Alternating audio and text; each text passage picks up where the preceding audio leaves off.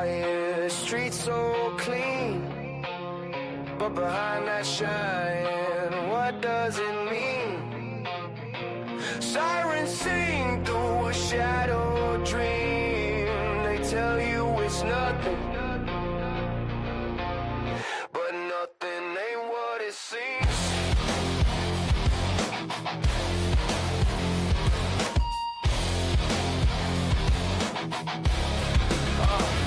Nothing ever happens, that's the mantra they preach. But the truth hides deep, out of sight, out of reach. Smiles painted thick like a code of the sea, while the ground stays steady, but the air smells of heat. 4 lives gone, whisper sharp as a knife.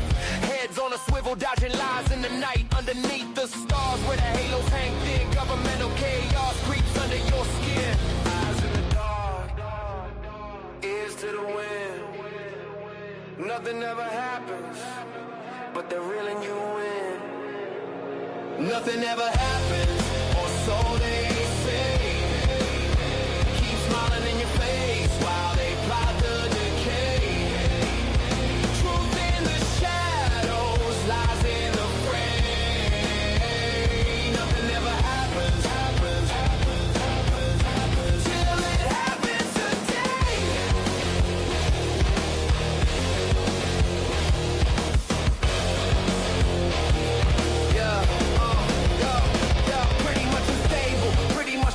They play chess with our lives while we're pawns in the game. Heads roll, metaphorical, sometimes for real. A knife in the back's just part of the deal.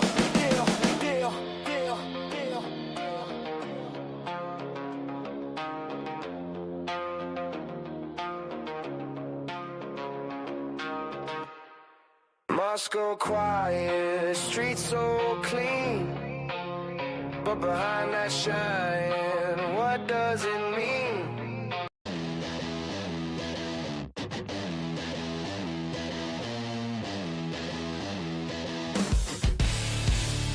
Pretty much at 4 a.m. brains a busted circuit. Bethany said I'm dumb, but I ain't one to word it. She the funk, I'm the liar, tangled in her prior. Super nice people, dust clouds when I fire. Don't know what happened, dream or disguise.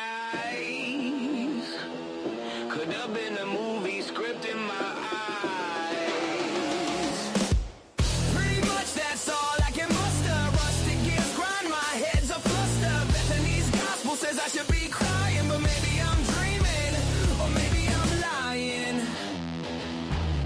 Clock tick-tocks, heavy like my boots on gravel. Thoughts unravel, demons dance and I travel. She a preacher of pain, I'm the choir of blame. Burn bridges like my nights, no two flames the same. 4 a.m. truth's a whisper in the haze. Dreamt or lied, can't tell in this maze. Pretty much that's all I can muster. Rusted gears grind, my head's a fluster. Bethany's gospel says I should be crying, but maybe I'm dreaming, or maybe I'm lying.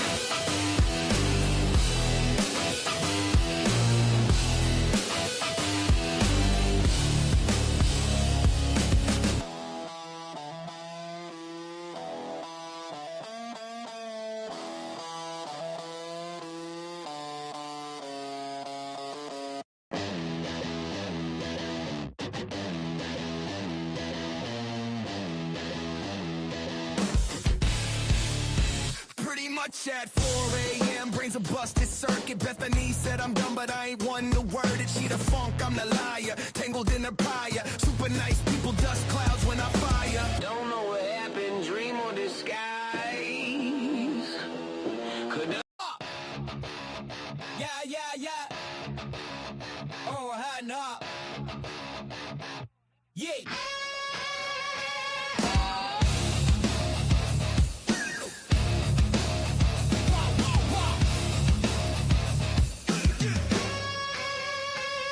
Police sirens screaming, chaos in the wind. Drop D grinding, the bass kicks in. Miley Drake's playlist, sassy, classy charm. Moonlit vibes, tomboy tough, alarms in my arm. Seahawks rapping, tomboy flex. Cat K laughing, got Randy perplexed. Rags with the Zelda game, Lucy Morning Star bright. Busy popping wisdom, brandy in the fight.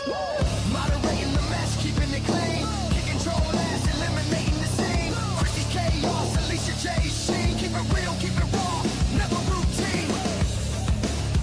Never routine.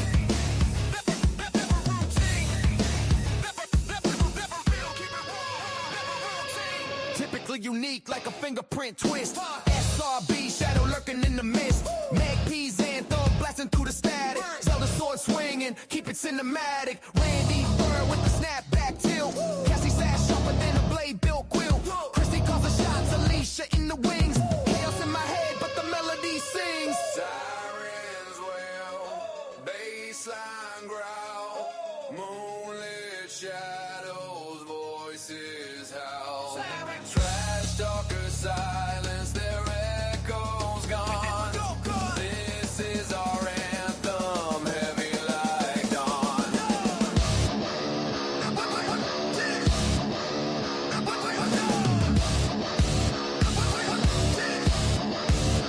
routine.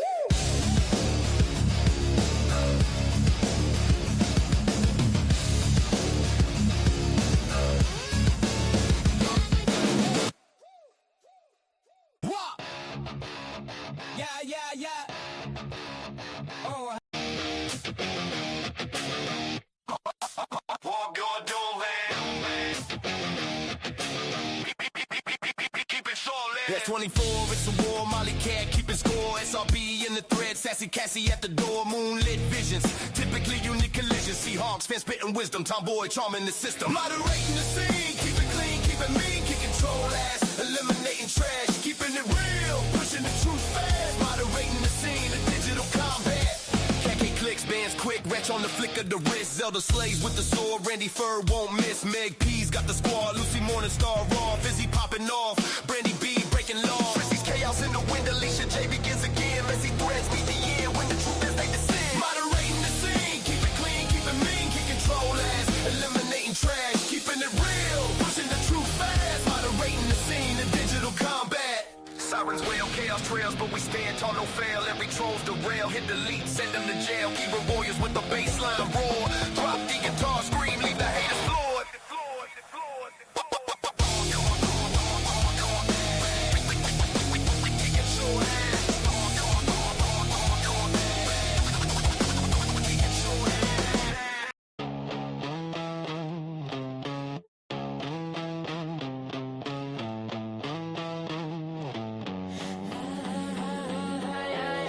$19.60 on the clock face, 4 a.m. bleeding through the blinds. Phone glow, floor cold, heart race. Can't tell the truth from the lines. Bethany says, can we go home? I laugh, but I'm not alright. Everyone kind, everybody jokes. Nobody sees frostbite. Pretty much at 4 a.m. My brain says it happened, I don't know when. Thought it was a dream, but I knew it was a lie. Only thing I don't know is why. Can't tell right from wrong tonight. Bethany wants to go, I hold too tight. Everyone is super nice, but nobody knows my soul is cold as ice. Fake crying in the bathroom glass. Red eyes, but I'm still dry. I talk big, then I walk it back. Can't look myself in the eye. Pretty much friends and such around. Must have been drunk, but I ain't trained. Hate the way my words fall down. My lies hurt people, I think.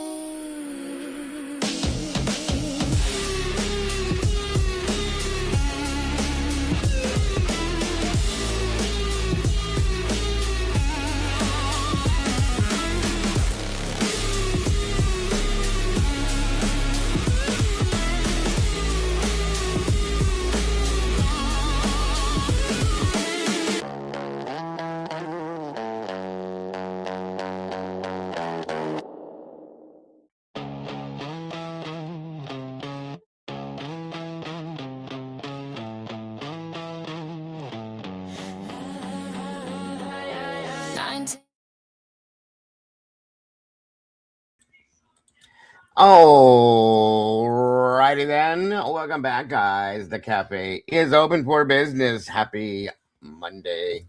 I hope you all had the most absolutely nothing but the best amazing Christmas you possibly could. And it's great to be back with you guys. I missed you all so very much. 2 days is too long. 2 days is 2 days too long. I'll be honest with you guys. We are having a wide open discussion today, catching back up with some of the things going on down and around in the Idaho situation. Surprise, surprise. Great to see you all again. Thank you for joining me. I've missed you all so very much, guys. Please make sure to hit that like button and share this out and let everybody know what we be doing over here at the cafe, if you will, if you could, because you know you should. Thank you so very much, guys. That being said, you know what comes next. Let's do this thing and get this show on the road.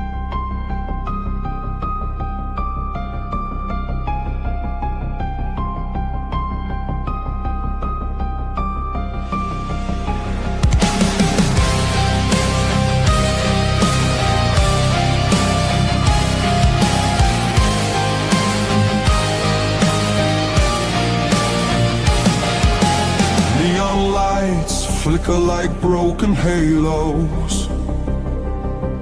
Whispers gather in the smoke-filled air.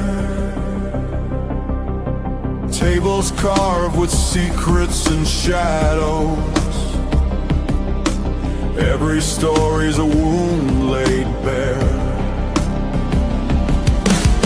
The kettle's boiling with restless rage. Justice written on an unseen page. I sip the silence, bitter taste, waiting for the ghosts to show their face. At the True Crime Cafe, we serve up the pain they try to hide away. Pour another cup of the truth you crave. Raise your glass to the names they betrayed.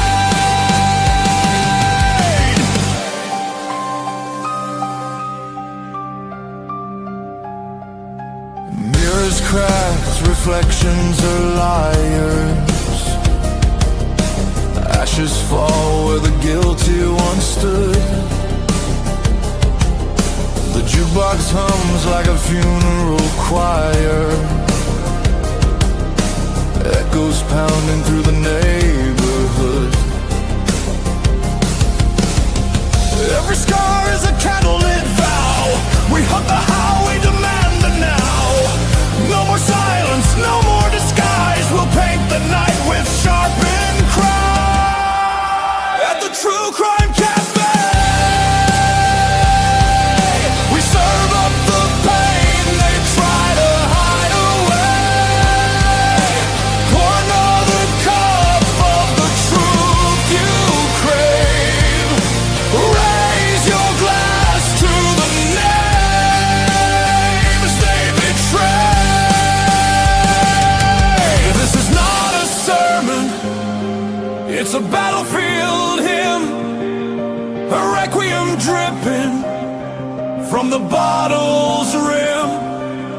The guilty write stories in invisible ink, but we'll drag it all up from the edge of the brave.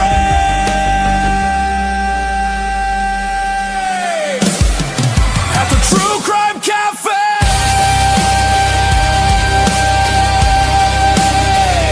the reckoning burns like a black bouquet. Every shadow will pay.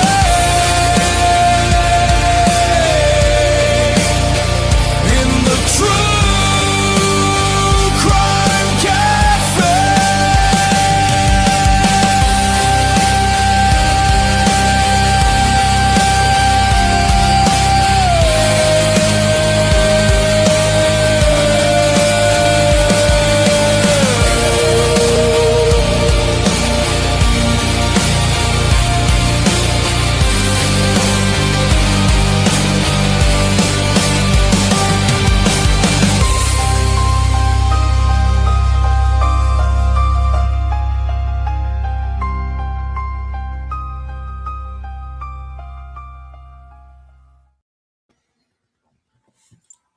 All right. And yes, I said Monday. My apologies. It's Saturday. It don't need to be Monday yet. So my deepest apologies. I've lost some days, guys. I'm losing my mind. I am old. We did just have a holiday. It is what it is. It is Saturday, not Monday. Please don't think it is. And don't make it Monday either, because we don't want to miss the weekend. So welcome back. Welcome back. See? Happy Saturday. Welcome back. Welcome back. Great to see you guys. And again, it is great to be open for business. I missed you guys. 2 solid days is just too many without you guys. So again, welcome back to the cafe, guys. And yes, it's Saturday, not Monday. You guys aren't crazy. I am. Come on in, grab a seat, get comfortable if you will. Make sure you got a full cup of whatever it is that you have to drink. Plenty to talk about, and if not, we'll make it happen. That's for sure. I know there is, though. I know there is. Let's see who we got joining us so far today already. Carol B, welcome back to you. SRBBBB, great to see you. Michael 007, that could be why I thought it was Monday. Seeing SRB in here. And, of course, Lucci, my Lucci Lou is in the house. Lucy Morningstar, good to see you, dear. Thank you for joining us. Reninger, welcome to you. Speedy, welcome back to you. And yes, thank God Christmas is over. The Tomboy flying in from Texas. Great to see you, Tomboy. Crime and Chaos, welcome back to you. Miss Lori, great to see you today. RJ Anderson, welcome back, my friend. Miss Kimberly, always happy to see you. Thank you for joining us. Don Caps, welcome back to you. Great to see you today. Ms. Momikins, hello and welcome back. Great to see ya. Crime and Chaos. The last 24's in the house. Mikey, great to see you, brother. Thank you for joining us today. Fizzy's fizzing around as always. Thank you for being here, Fizzy. Living Dead Girl. Miss Christy, good to see you. Thank you for joining us. Right Turn, Clyde. Great to see you. Thanks for joining us. Miss Joanna. Great to see you. And no, I didn't hit the valley over the weekend, guys, because the weekend just started. So totally no. I don't know what happened to my voice or why it happened, but it did. Ass-tastic. Welcome back to you. Great to see you today. Thank you for joining us. Let me see. Melly Mel. Good to see you, Melly. Thank you for joining us today. Michelle F., welcome back. Always wonderful to see you. Jessica Dahlgren, welcome back to you. Great to see you. Thank you for joining us, and I hope you had an amazing Christmas. All of you. Brandy B., our OG, welcome to you. Good to see you. Miss Positive, Paula Fitzhenry, wonderful to see you. Thanks for joining us today. Doc J., wonderful to see you as well. True Seekers back in the house today. Great to see you, too. Thank you so much for joining us. We got quite a bit of white in here, guys. Let's see how much of that we can turn green. Senior Wazowski, welcome back, brother. Good to see you. Miss Rach, welcome. Always happy to see you guys here. Thank you for joining us. Let me see if I'm missing anyone. Lady Speedwell, hello, and happy Christmas to you. And we're coming up on the new year, guys. The new year. Hey, Murky's in the house. Good to see you, Murky. Thank you so much for being here. Too fast for fleas. But not for me. Good to see you, Too Fast. Thanks for joining us today. Come on in and grab a seat. Our friend Michael 007 back in the house today. It was great to talk to you the other day, Michael. It was a wonderful conversation. I miss doing that. Great to see you again, my friend. Always happy to have you in the house. We love all our friends joining us from over the pond and from down under and from everywhere around. I love it, love it, love it. And speaking of the Canadian cat ladies in the house, good to see you, dear. Thank you for joining us.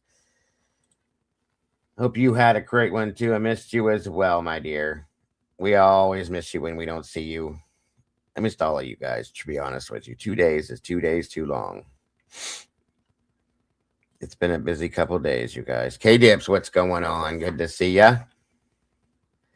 Christine Hurd, welcome back. Good to see you. 92 peeps in the house, guys. And it looks like we got 53 likes. What is going on? Did you guys quit liking me or what? Is that what it is? You don't like me no more? I understand. I can leave.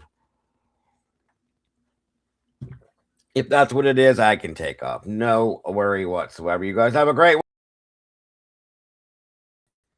Just kidding. I can't do that. I miss you guys too very much. Come on now. Just hit the like button. That's all you got to do. Then wake them up. Tell them, Dago said, it's time to wake up. 3:41 in the afternoon here.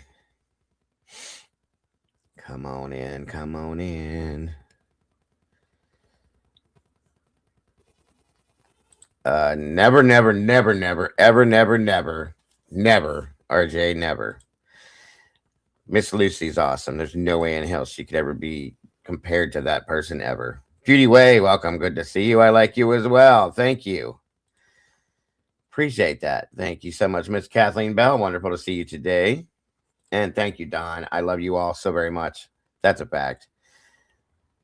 Mittens, good to see you. Thank you for joining us. Feels like I've been gone a week. It's only been two days. Well, thank you, Catley. I missed you so very much. That's a fact. I'm so sorry, guys. I had to do some family stuff. It took all day. Scary. Am I scary now? Ooh. Come on in, everybody. Grab a seat. Let's see how many we got. 114. Elliot, my friend. Wonderful to see you, brother. I hope you're doing well. Hope you had a wonderful Christmas. And the amazing and sweet Miss Noni's in the house. Good to see you, Noni. Thank you for joining us. Good afternoon. All right, guys. I'm going to fill up my coffee cup. Wait just for the rest of us to jump in, and we'll get this thing moving. I'm excited to be back here. That's a fact. I'll give you guys a song to listen to while we're waiting. This is a new one I just put together. It's probably not the greatest, but I like it.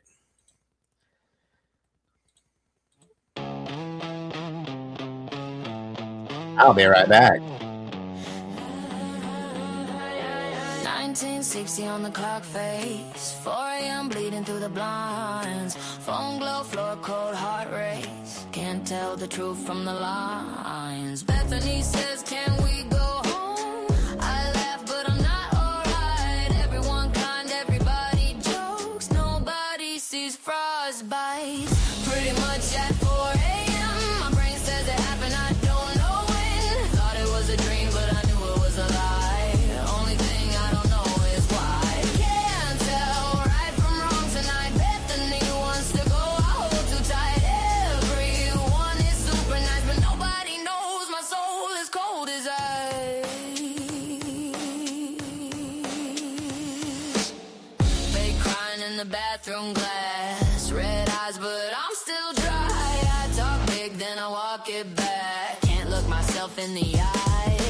Pretty much friends and such around. Must have been drunk, but I ain't trained. Hate the way my words fall down. My lies hurt people, I think.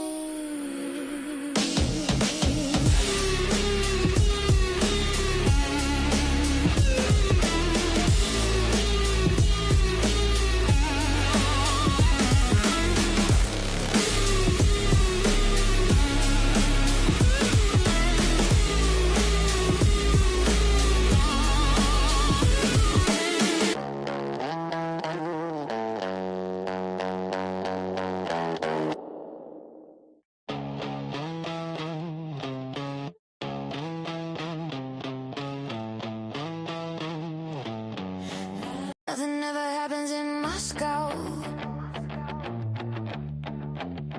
That's what they say. Beautiful days and sunshine shows till it all flips in a blink.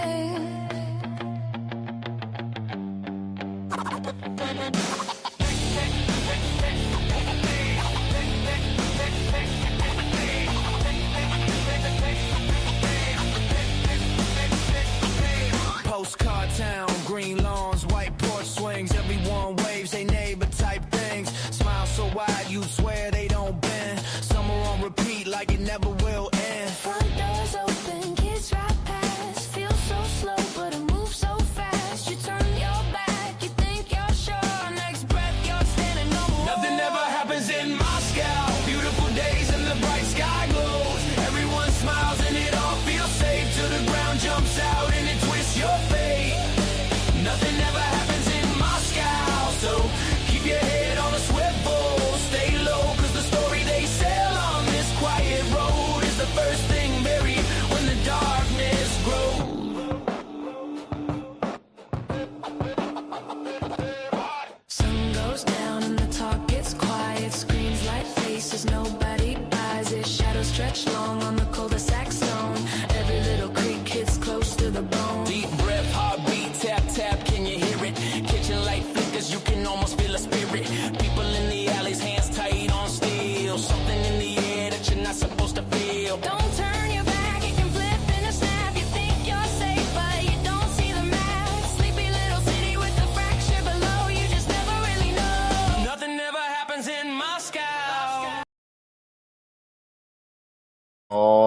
I'm back. Sorry about that, guys. It takes a few minutes to brew this coffee, and I drank it too fast, so I'm back. Welcome back. I hope you enjoyed the music. I'm not that great, but I try to make it entertaining at least. So there you are. There you are. And I did realize something too this morning. I missed something yesterday. Yesterday was the day after Christmas, I do believe. I hope you guys had an amazing Christmas. But if I remember correctly, so one of the most important people in this community, one of my amazing moderators, had a birthday that I missed. Oh my God, I missed it. I missed it. I missed it. And you guys know I can't do that. Welcome, Kent Corbett. Good to see you. Thank you so much for being here. But yes, yesterday, if I'm correct, if I remember rightly, I think it was yesterday, it was SRB's birthday. Oh, but it is necessary. It's so very necessary, my dear, because we love you and we appreciate you. It is your birthday, dear. It was your birthday, and you're 1 year. And you forgot to just, you thought because I wasn't here yesterday I was gonna not do it, and you got away with it. But guess what? No, it's not gonna happen. It's not gonna happen. And like Rach said, it's so necessary, so necessary because we love you. So make sure you guys tell SRB happy belated birthday. She deserves it for sure, for sure. And it's just for you, SRB, just for you, from all of us here at the cafe.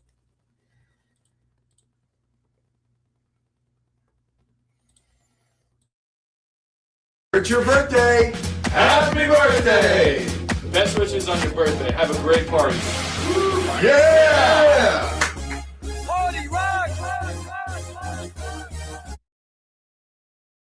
That was a special message from them gentlemen to you, for you, just for you.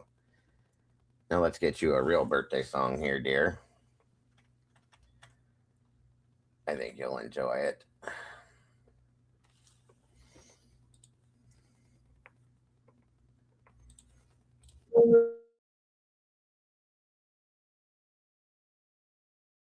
You got to have the music, you know.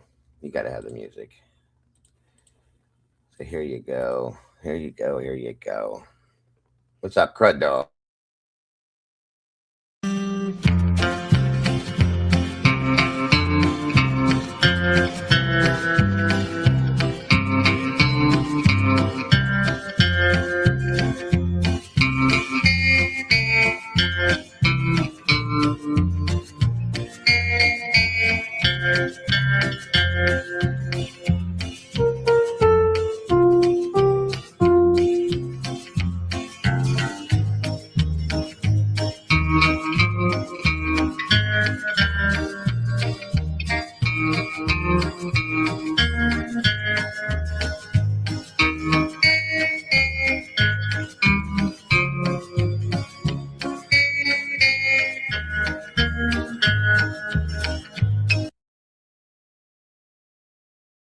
All right. Happy birthday, SRB. I hope you had a great day. I hope you had an amazing Christmas. I hope everybody treated you the best that you deserve on your birthday. I hope you have a great year leading up to next year, because you know what I always say, so we can do it all over again.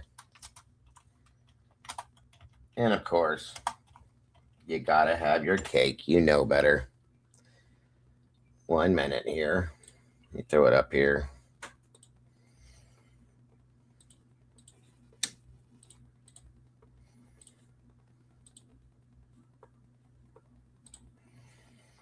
All right, dear. Make a wish and blow out them candles.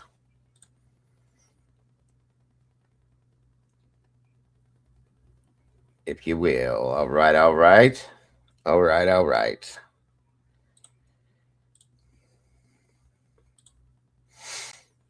Happy birthday, Miss SRB. We love you and appreciate you so very much.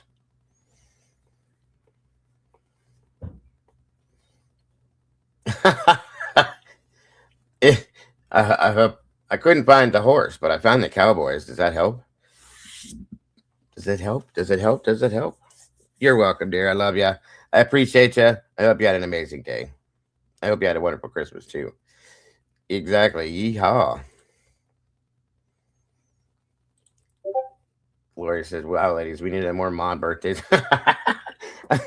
Yeah, I kind of thought I'd get that reaction. I kind of thought. It's all good. You guys deserve it. That's for sure. Come on in, grab a seat, get comfortable. Pretty much, if you will. Who we got? Let's see. Cocaine's back in the house. Let's see. Anybody else jumping in here? Murky, Rach, SRB. Let me just cram chaos. Jeremy Pearson, welcome, my friend. Crud Dog got the Crud Dog music.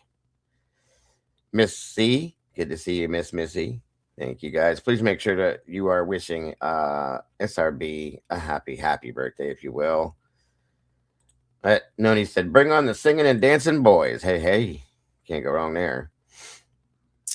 Wonderful to see you guys today, guys. There's 124 of you beautiful peeps in the house. I did miss you all so very much. It is great to be back with y'all. Yes, Michael. Always happy to have that conversation with you, my friend. Sam Panther, welcome. Good to see you. Satire, welcome back to you. I hope you did as well, Cocaine. I do. The megastars in the house. Miss Meg, always happy to see you. I hope you had a wonderful Christmas. Thank you for being here. Let me turn the background down.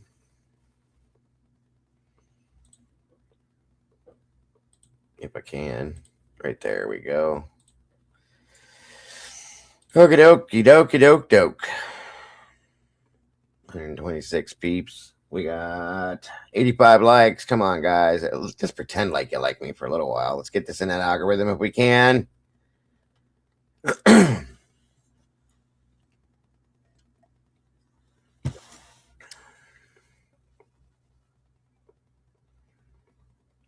think next year I'll just send them cowboys to her house. That'll be even better. Sound like a plan, SRB? Come on in, everybody. Oh, and I forgot again. Miss Pamela, welcome. Good to see you today. We're already looking for spring. Holy hell in a handbag. All right. Your Christmas is over. I don't need anything that even resembles snow now. I'm good. That's a fact.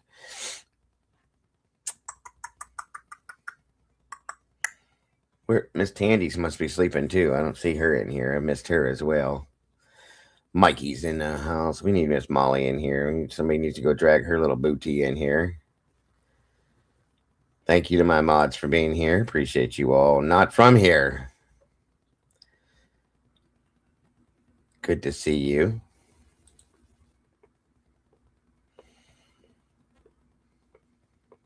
Hello, my friend. How are you? Let's see here. Oh, yeah, we'll probably get some too. I don't want to see it, but we'll probably get it.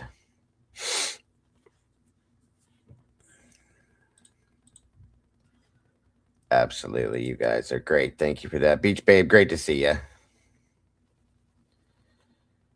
SRB, could you put the Discord link in so we can, anybody wants to jump into Discord is welcome to. Please.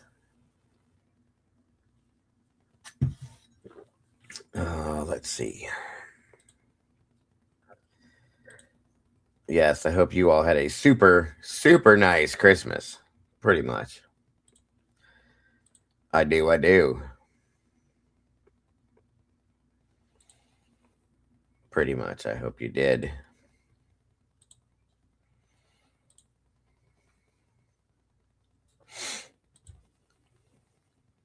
And if you didn't, I'm sorry, but hopefully it will make it better. There's the link right there for anybody who wants to hop into Discord. Thank you. Thank you, SRB. Hello. New name, longtime subscriber and fan of the work. Thank you so much. Very much not from here. I appreciate you very much. The Moonlight Baby's in the house.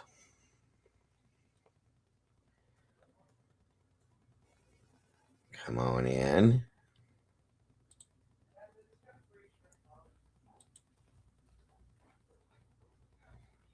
There's the link.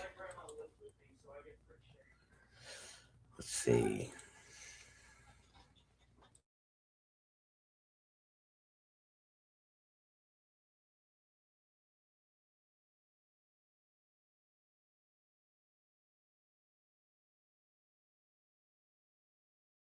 I do have a new bit of information.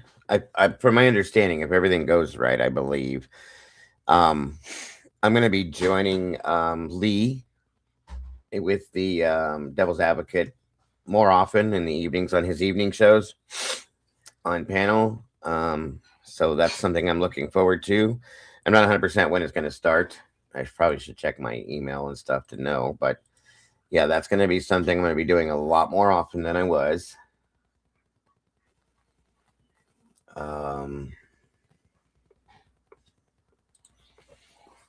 On a regular basis. I'm looking forward to it. I love going over there and hanging out with Lee and the advocates.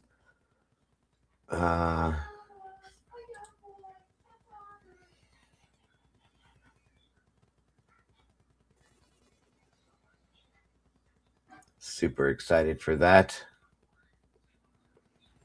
So I hope you guys will be tuning in for that. Yeah, I'm thinking it's going to be a regular thing. That's how my understanding was. So trying to be, at least.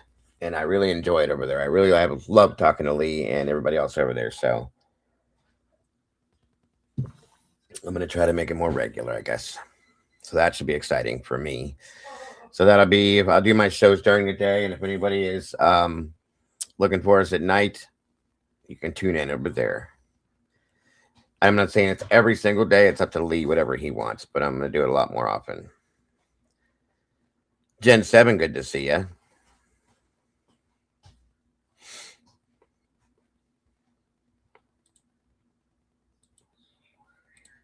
That's awesome, Astastic. Thank you, guys. I'm looking forward to it as well. Thank you, SRB. I thought we did too.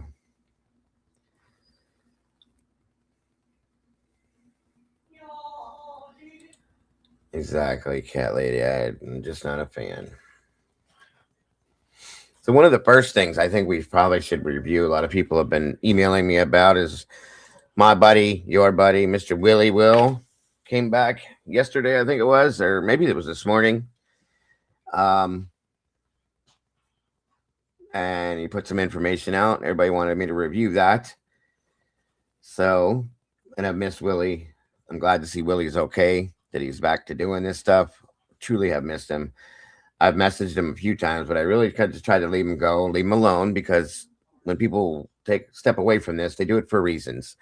And I don't want to interfere with people, okay, when they're doing their thing. So Willie will reach back out to me when he wants to reach back out to me. So either way, he's I consider him a good friend. I respect him. I really appreciate Willie, and I would do anything to help him out. So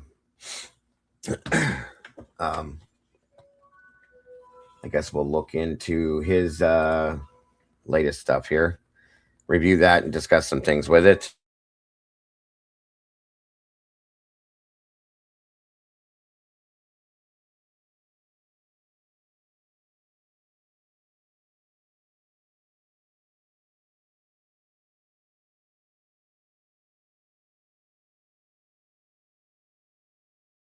He has been through a lot. That's why I haven't really repeatedly tried to. I've left messages here and there, and I know he's been busy with things. So I'm glad he's okay enough to be here.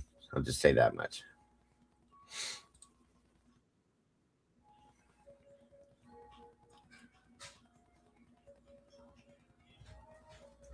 Last night's show, from what I understand, was very interesting in regards to where Willie lives and his relationship with that area and things he knows about Mr. Koberger himself and conversations, stuff like that. We're going to review that, break that down, and everything else we can today.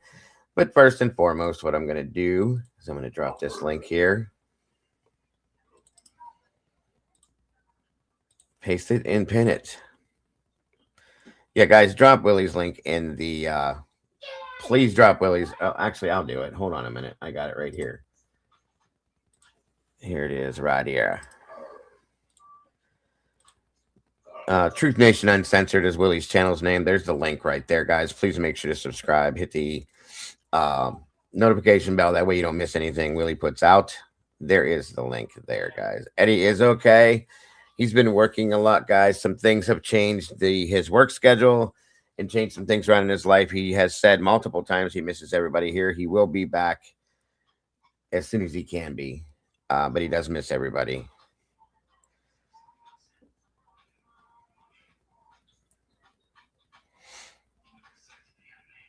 Let's see here. Oh, you're okay, SRB. No problem. I already had it right there in front of me, so I didn't need to worry about it. But she did it anyway, and I appreciate her because that's why we love her, because she's so good. Thank you, ma'am, as always. Yes, and I have that as well, Jen. I was going to share that with you guys today. We have a petition I'm going to be dropping in here. And thank you, Jen, for sending it as well. We looked at that a couple days ago. I haven't been live to be able to share it, but thank you, Jen, for sending it over as well.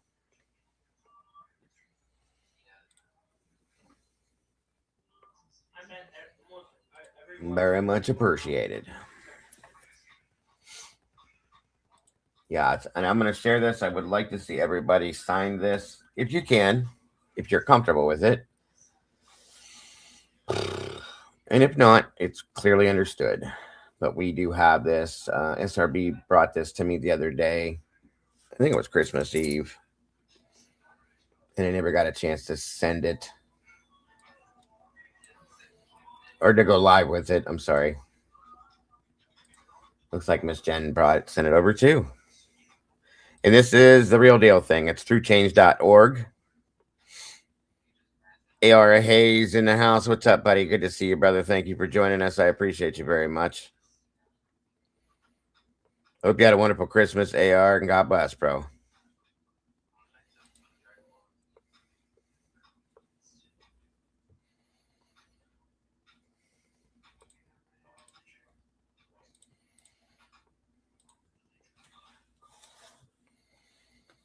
Oh, you know what I forgot? As always, 1 second, you guys. I'm sorry. Hold on.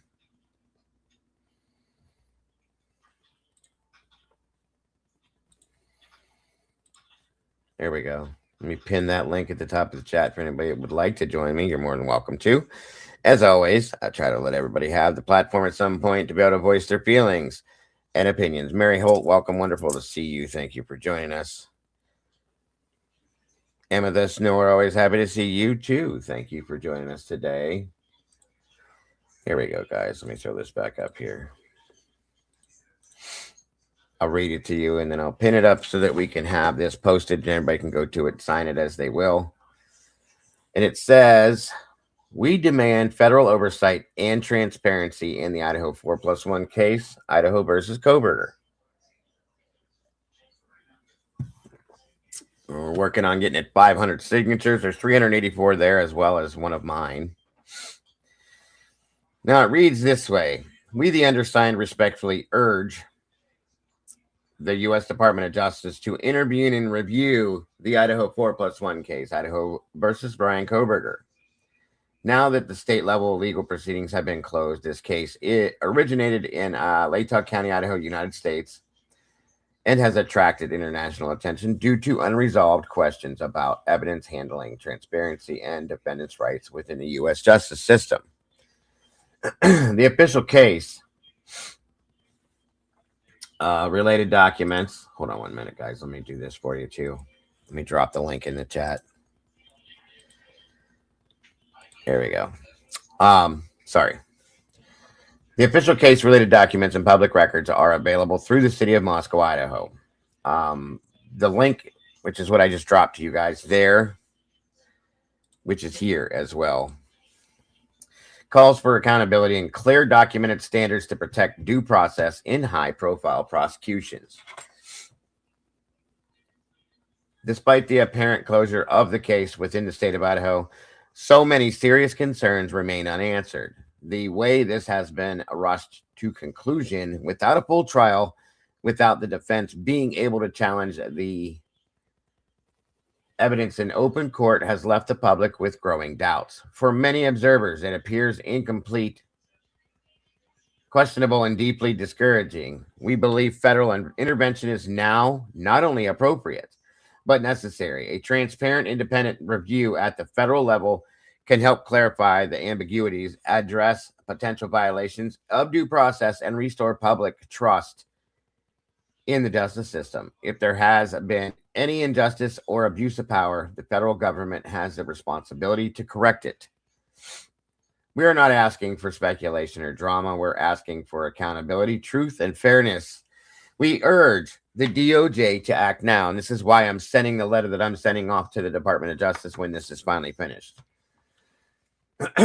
As the people who care deeply about justice and truth, we urge the Attorney General to ensure federal oversight of this case. The pursuit of justice must never be hidden in darkness, and the public deserves to know the truth. All right. And they're waiting on a response from Pam Bondi. It says there's some comments there you guys will be able to read. Again, the link is in the chat, guys. Please take a moment to click that link. Pull this up. Sign off on it if you will, guys. Please and thank you. Again, I want to thank SRB for bringing this to my attention the other day. And for Miss Jen for sending it over to me in my email as well. Come on in, guys. Wade Bird, good to see you. Wade says, Jules made a great point for us to remember. WSU footage was used in the PCA, but through motions, etc., we're shown that prosecution did not intend to present a trial. How? That's a great point. Thank you.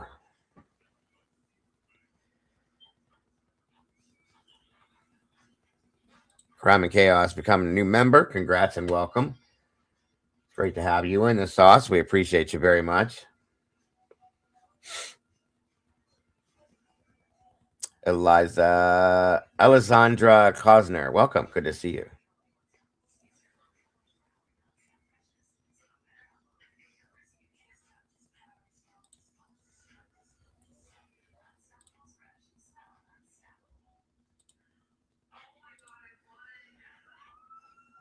I hope you had a wonderful Christmas, AR. For truly, my friend.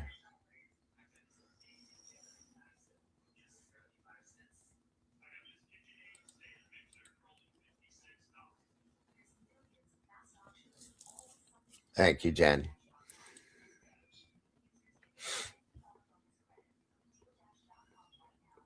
And let me see real quick.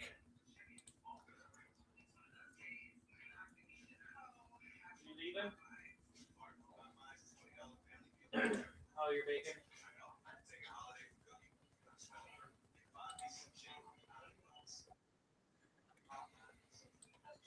Okay, I see we got. I have this too, so I'm gonna throw this up here too. Eva 22. You guys familiar with Eve? I'll play this. Eve does great things. We love Eva. Can't remember. Oh, here we go.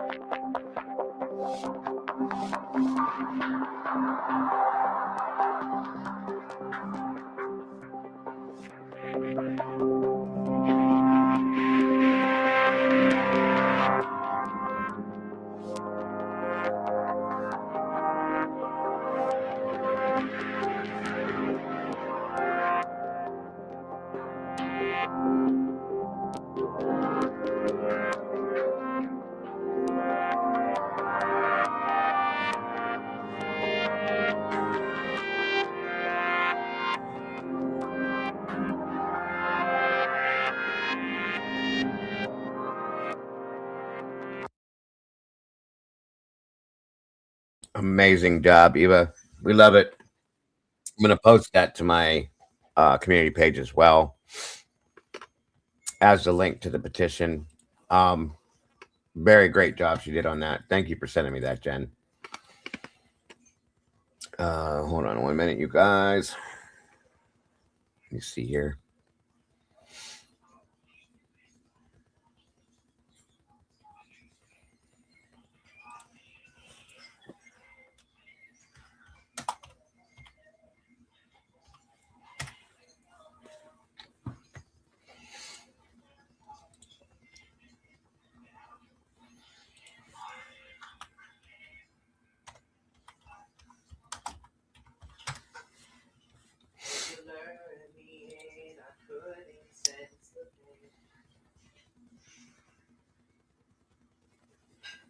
Fall Star, great to see you. There's the link again for the petition. Sarah D, great to see you. By the way, that link, when we post it in here, everybody's welcome to Discord that wants to be in Discord for a good reason. Anybody that's trying to get into Discord just to cause havoc, you're going to be bounced immediately. So don't even, it's worthless. Anytime you pop in there, you will be bounced right back out if you're in there to try to start trouble and havoc. So just be ready.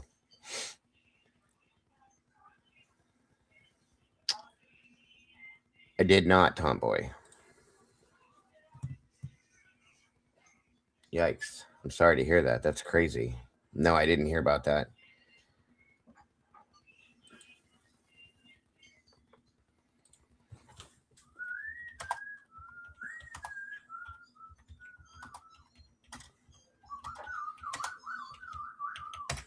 Let's see here.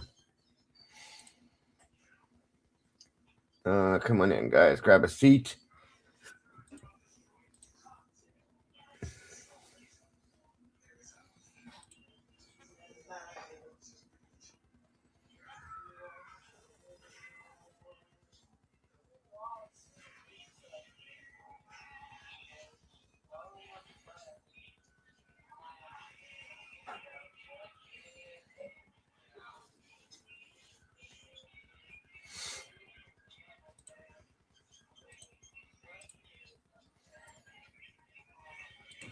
All right.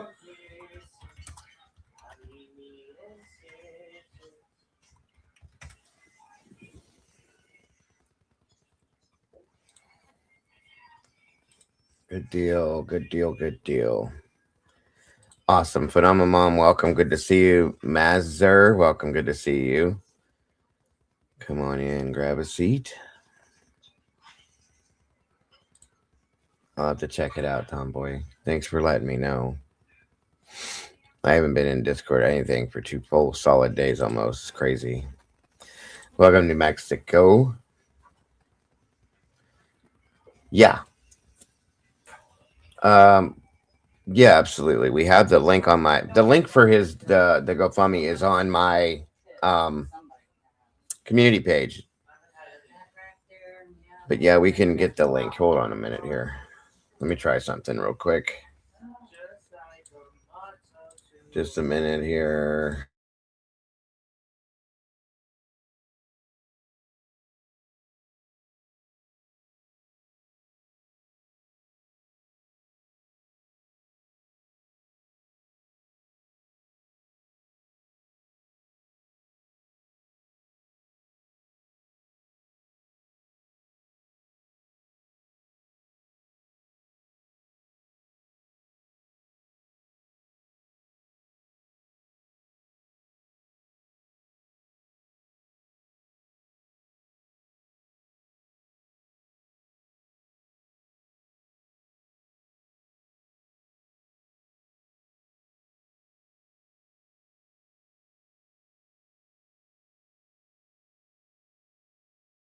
By the way, we are still continuously growing, guys. Quickly, too. I'm very impressed with it, and I thank you all so much for that.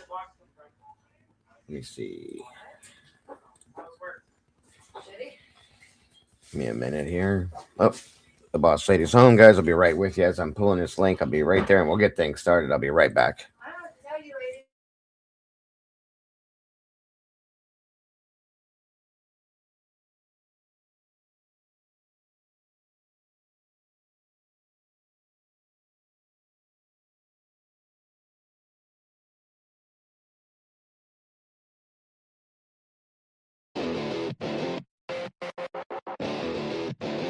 Be right with you.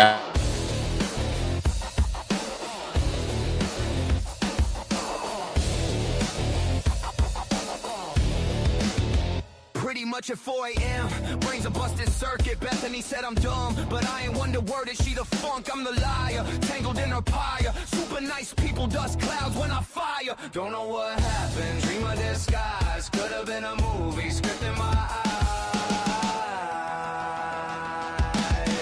Pretty much that's all I can muster. Rusted gears grind. My head's a fluster. Bethany's gospel says I should be crying, but maybe I'm dreaming or maybe I'm lying.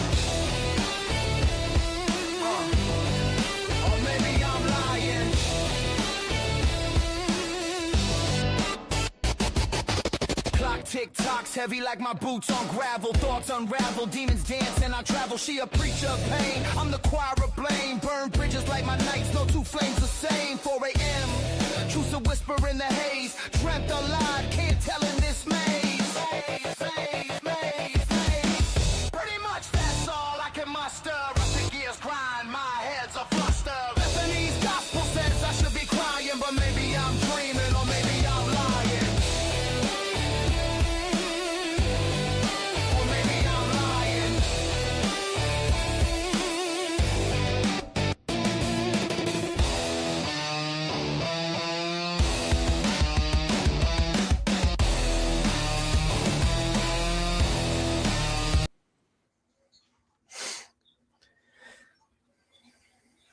All right, I'm back. Sorry about that.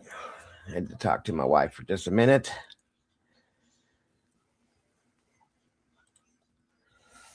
There's Robert's link. Thank you, Christina. Good to see you. Robert, good to see you, sir. All right.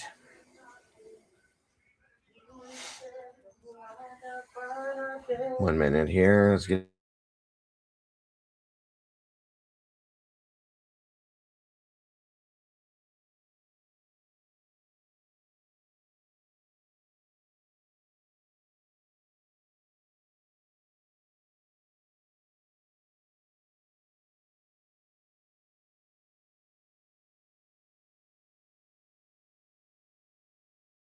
Just trying to pull the right.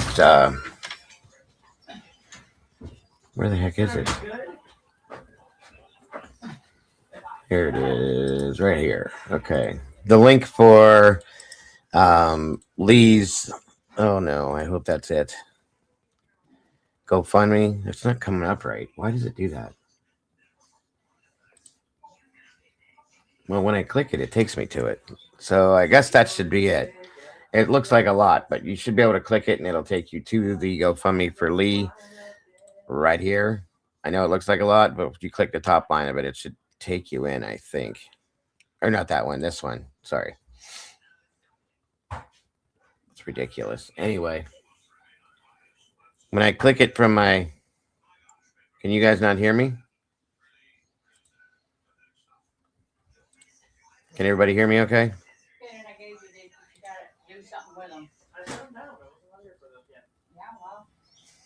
What's up, Pennywise? Can you guys hear me okay?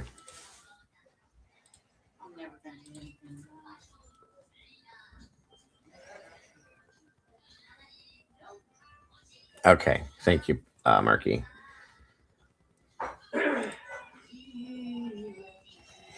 Good stuff, good stuff, good stuff. If you're having Icebox, welcome, good to see you. If you can't hear me, CZ, good to see you. Maybe go out and come back in, guys. It might help. Let's get started here. See what we got going on here. I think the first thing we should do is review.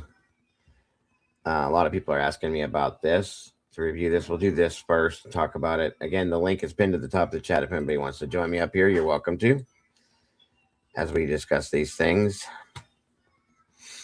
This, again, is Truth Nation Uncensored. Our friend Willie come back last night, put a video out. We're going to review that real quick. I have to probably scrub through a little bit of it, but gee, Angel, welcome. Good to see you. That's all I needed to hear. So I was up in the Poconos, so you guys know where I'm from. I don't have anything. StreamYard stripped me of everything. I don't have any banners. I don't have any presets. I don't have nothing. We're going here bare. We're going here raw. I don't give a fuck. It's what we do. It's what we're made for. Nobody's better than our fucking crew. We'll go with anything. Bravo, E Bravo. Anyone. How's everybody doing? How's everybody's fucking holiday? Everybody ready for New Year's? Everybody ready for a new year? I feel like this world's been healing a little bit. Just a slight bit. I feel like this country's been healing. Now, some people might not agree. That's fine. But that's my take. I feel like the world's been healing just a tad bit. I've been through a lot in the past couple months, so I haven't been on. Yeah, I quit all social media about 6 months ago. Last thing I had was Facebook. Not that I had anything else. The only thing I had was really Facebook, and I told everybody on my Facebook that I was kind of happier without it. And yeah, so I don't really exist online, which is great. It feels great. It's a great feeling. Yeah, but I miss everybody. And I hope everybody's having a good night tonight. Let me see who's all here. Gina, what's going on? Welcome back. We're back in this motherfucker. Jackie. So yeah, so who's all here? Hester, what's going on? Hess. Yeah, so let me just Jesse, what's going on? Long time no talk, huh? See, I'm feeling good. I wish it wasn't. I don't ride like that. I'm going to scrub through it, guys, to get to different things, but it's great to see him back in here. I'm sure a lot of you guys were happy as well. See, it was Casey was walking, Brian was there. Brian was walking, Casey was there. Always. It's been feeling right now. If he, you know, because if he was okay with it, then, you know, I might have been okay with it, but he's not okay with it. So I'm super not okay with it. But yeah, he was in CBS a few days before Christmas, and I was in there with Leah and shit. So he's talking about Brian's dad, just so you guys understand. And yeah, I had a quick conversation. It was quick because the pharmacist I know that works there, she knows him very, very well, and she got the word out to him. So he's straight up not okay with his son being locked up right now on some bullshit. What do you mean, what? There's no what. His dad knows there's some bullshit going on. His dad's not, oh, my son pled guilty to, this and this. He's a murderer. No. He knows that they fucking screwed him over. Backdoored him. That's why Ann said, if you remember, again, people don't just say shit for no reason. If you remember, Ann said straight up that, Your Honor, Brian was chosen for this way long before it happened. No attorney just says that. Like I've had public defender before I fired my public defender for my case and shit. My public defender would never stand up and say some dumb shit like that. Like there's a reason that shit was said. The stuff that defense found was not allowed to be broadcasted on national television. That's why there was no trial. Think about it. Think about it for a second. You're trying to tell me this is him on video, speeding away, yet we have post-mortem wounds? Who's inside establishing post-mortem wounds? So we have multiple people. One. And that's huge. We have somebody cleaning up. Two. We got an unknown DNA male that has nothing to do with Brian on the sheath that's mixed with the blood. Fact. Like this is 10 times worse than making of a murder. 10 times worse. This is sick. This is straight sick what they did to Brian. And it pisses me off and shit because, I walked the halls with him. He walked around with Casey everywhere he went. Casey was walking, Brian was there. Brian was walking, Casey was there, always. Casey was in 20 of my classes, maybe more, should tell you. Casey let me cheat off every fucking test we had, off every homework he had, everything. I had one of the best grades in the class because of Casey. I was able to play baseball because of fucking Casey in some classes. She's smart. She was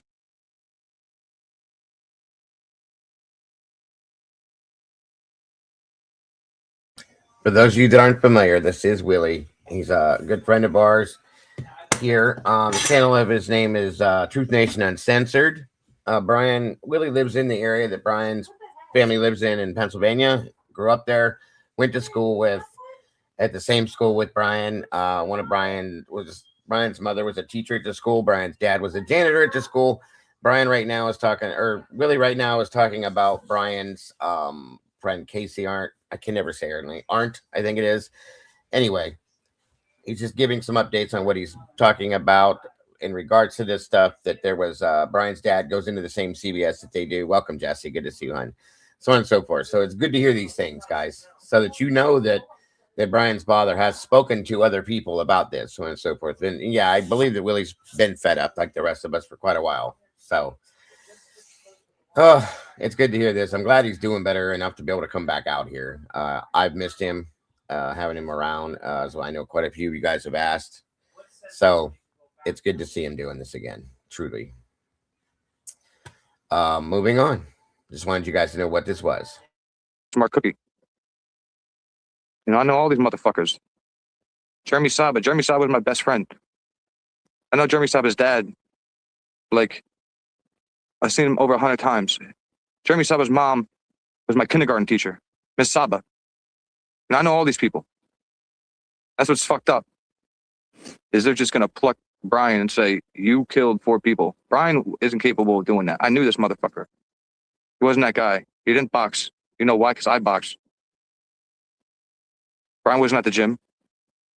I'll call 3 people right now that box as well, and they'll tell you flat out, Brian wasn't at the gym. When they closed it down and they brought in Muay Thai, Brian wasn't in the gym, but everybody wants to say he's a boxer.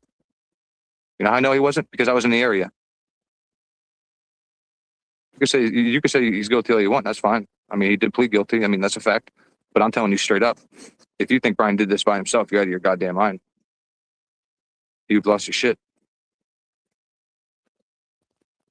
There's no way in hell Brian did this. Yeah, you're mad, Ledge. You're mad because they fucking stomped on all over Oklahoma. 17-0 ain't shit coming back. Boom, boom, boom, boom, boom, boom. Like it never happened. Like it never fucking happened.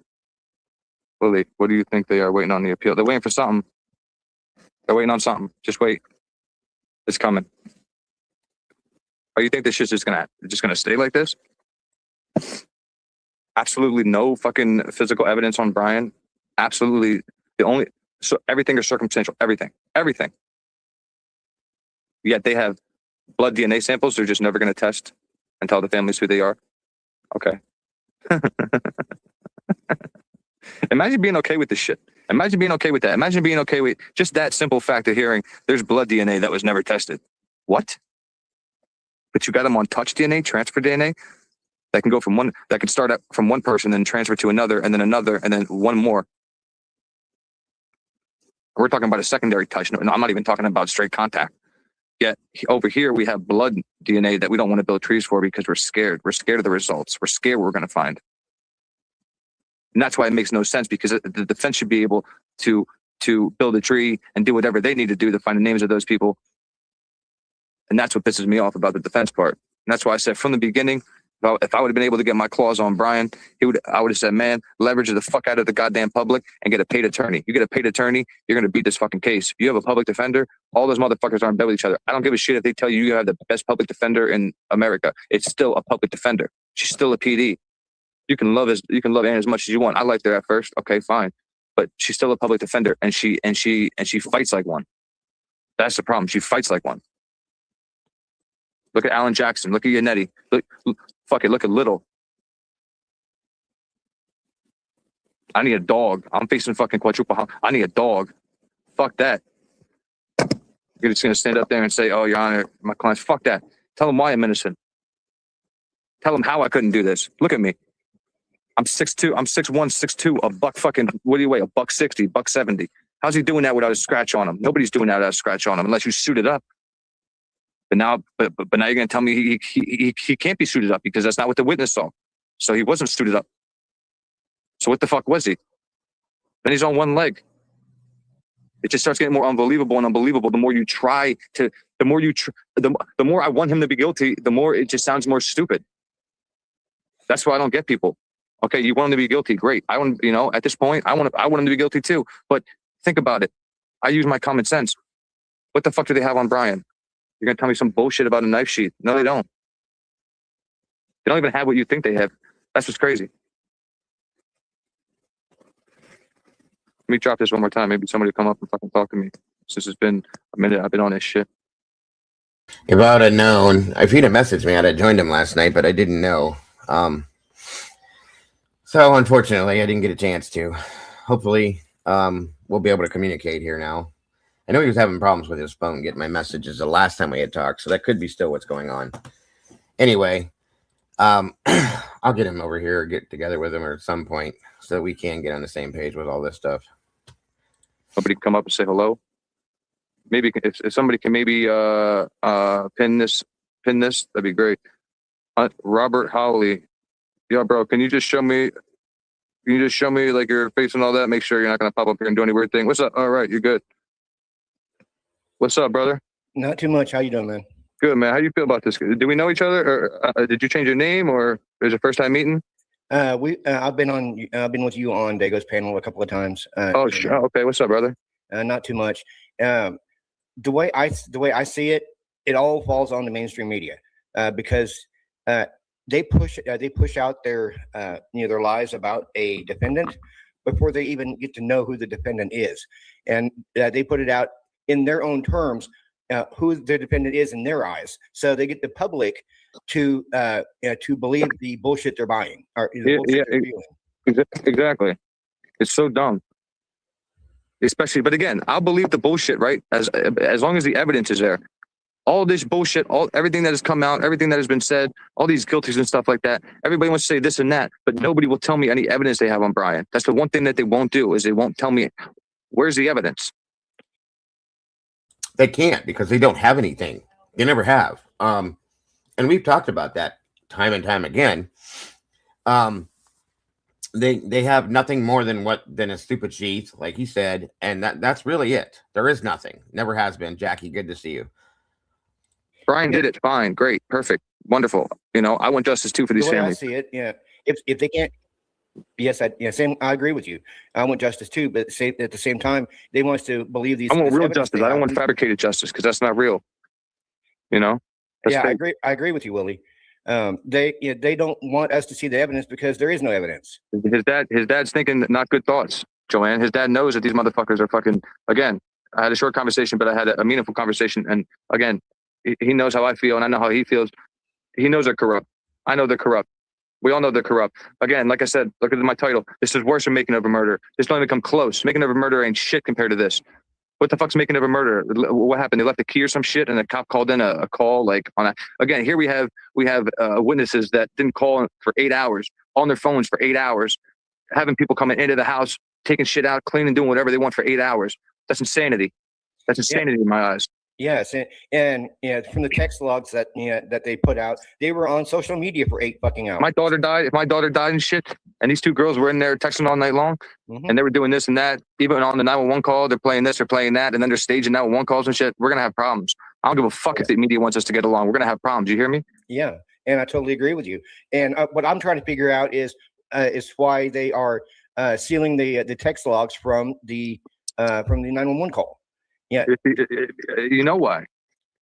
You know, again, if they had nothing to hide, then they would show us. Yeah. You know, where's the fucking full body cam? Brian's in jail. The bad guy's away, right? All that, everything's supposed to be done. Where's the full body cam from start to finish? You going in and you finding this and you finding that and this, that, and the third. Where is it?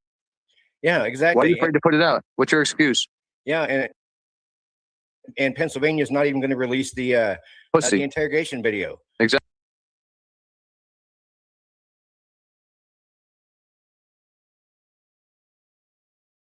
Sorry, I was muted. I'm not going to run Willie's entire video on here. I'll let you guys go to his channel and watch it.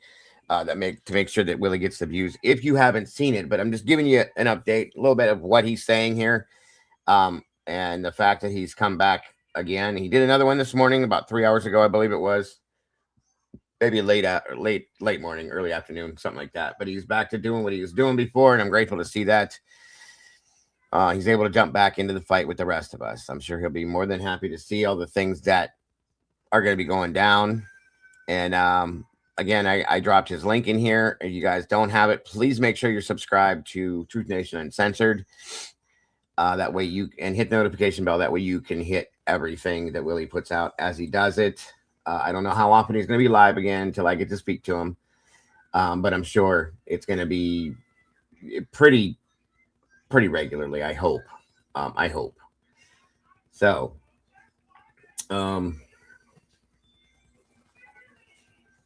again, I'm pretty sure the link is pinned to the top of the chat. If anybody wants to join me, you're more than welcome to. Please feel free as we discuss this stuff. And 1 minute here.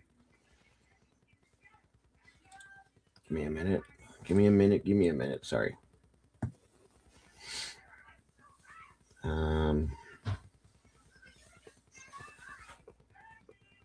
There's people that are talking. I got 2 emails that I opened up yesterday from 3 days ago. So I'm sorry if I just looked at them late and I'm just now addressing them. People talking about, did they steal Brian's DNA from somewhere? How did they steal Brian's DNA? That people believe they stole his DNA to put his DNA on the sheath per se. This is a lot of people's thoughts on this. Is it possible? Of course it is. Anything's possible. We know that. Did they do it? I don't know. So there's that. Now, I will tell you this, guys. I wanted to throw this one up here, and we may go through this entire video because I just wanted you guys to review it in that sense. Christie's Chaos again. Guys, please make sure. That sounds good, Truth Shaker. Good to see you, by the way. Make sure you guys put Christie's Chaos, her link in here.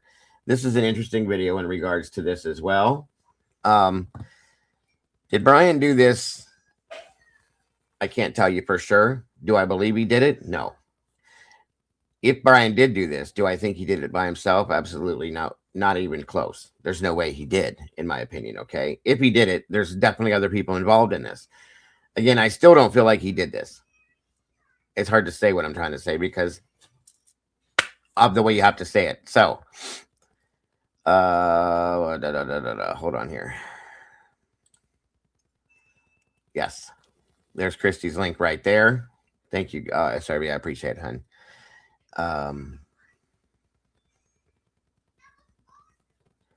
Just checking chat real quick, you guys. All right, guys. So let's check this out. This is Miss Christie's video, most recent, I believe. I thought it was kind of interesting. I did get check this out this morning. And there is her link, guys. Make sure that you are subscribed to Christy's channel. So hit the notification bell. That way you don't miss anything. And please share that stuff out and hit the like button for her over there as well. Much appreciated. Follow those instructions for me. We just want to make sure you're safe, that's all. Can we agree on that? Okay. What I'm going to want you to do, have nothing in your hands, okay? I want you to slowly open the door. As soon as you do that, I want you to put your hands in the air and follow officer commands, okay? All right? Okay, whenever you're ready, go ahead and open the door and do what I just told you, okay? By the way, this is about Brent Kopacka. A lot of people have been asking about him lately again. And a lot of people have been wondering about him again. So this is just another quick look at this, guys. Hands out, hands out, hands up. Both. I want to see both your hands. Drop whatever's in your hand. Both hands up. Both hands up. Take a step outside from me. You're under arrest, Brent. For what? Hold the air. Felony harassment. Brent, please just step outside. Sir, I'm not coming outside. Just come outside, please. The date listed down here in the timestamp of this is, it says 12/14 of 22, 22:31 is the time. Tomboy's saying there's something not wrong about this, and I agree with it. So, Nothing wrong. Brent, if you can just come outside, we can get everything handled real quickly. I'm not coming outside. I'm not going. I did nothing wrong. Well, we can get all that settled after we get out of here. Let me just see both your hands. Listen to right here. Yeah. Just come outside for me, Brent. I'm sure I'm not coming outside. I'm not surrendering to be arrested right now. I've done nothing wrong. No, I understand. I appreciate you talking with me, but I really need you to just come outside so that we can handle this right now. Sir, I'm not coming outside. The faster you come outside, the faster we can get it handled. We don't want to be out hanging out here all night, man. We don't want to keep you up. I've got Doors closed. the date on it says that it's December 14th at 10:32 p.m. Okay. This went on till, I believe, 3 or 4 in the morning before this ended. It may be later. I have to look into that because I forget. So I'm telling you that the problem with this with me is I don't see Brent Kopacka's face. I don't recognize his voice, so I don't know. Okay, that's all I can tell you. I don't know. Okay, he knows exactly where we're at, though. Yep. He came outside, saw us, talked to us, and went back inside. He said he's not going to surrender.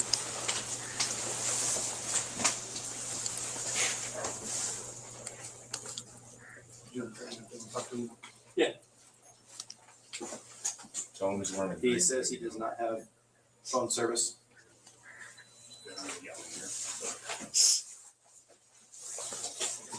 Ruben, Alex, if we could get a... Hey, Brent, this is Dylan. Can you still hear me? Hey, Brent, can you hear me?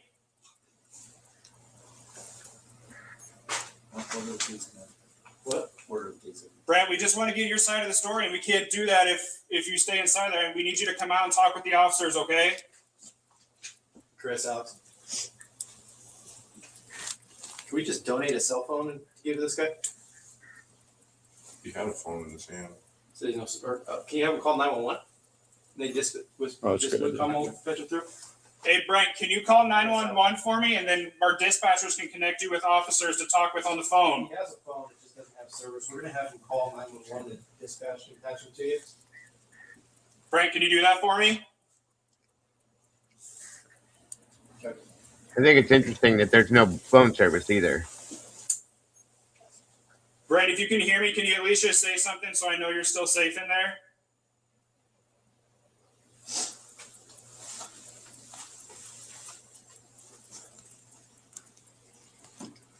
Brent, if you can hear me and you're not responding, can you at least call 911 so our dispatchers can connect you to some officers to talk with and we can figure something out? Great. I thought he said he changed to a green hoodie. That's right, Love. Yeah, he's in a green hoodie now. Brent, I just want to help you come to a safe conclusion, but I can't do that unless you talk to me.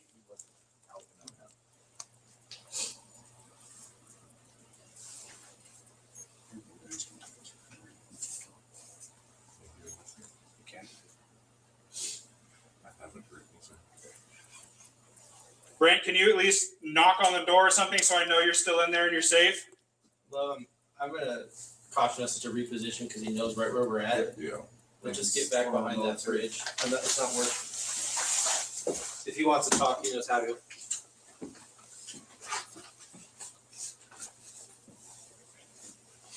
Brent, can you call 911 for me so that we can connect you to some officers to talk with and we can come up with a peaceful solution? But I just need you to call 911 first. We can start from there.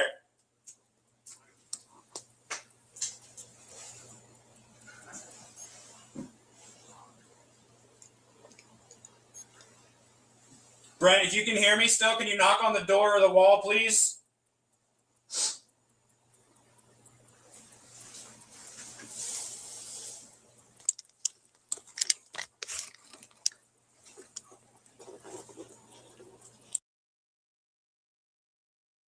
I'll be honest with you guys. I've been thinking about this a lot lately. These guys lived so close together, like within a stone's throw of each other. Their apartments were that close. I think the odds are bigger that they knew each other than that they didn't know each other. You see what I'm saying? That's all I'm saying. That's all I'm going to put out there as far as that goes at this point. But I don't know. Okay, I don't know that. It's not a fact. This is just a theory. It's just interesting to me. Very interesting. Brent, we just want to get you out of here safely, but we can't do that unless you cooperate with us. We need you to either call 911 or let me know when you're ready, and we'll get you out of there safely following officer instructions.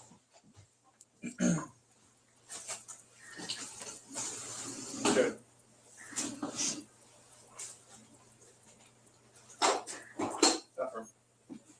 Brent, if you can hear me, just knock. You don't have to open the door. Just knock on the wall or the door so I know you're safe and still in there.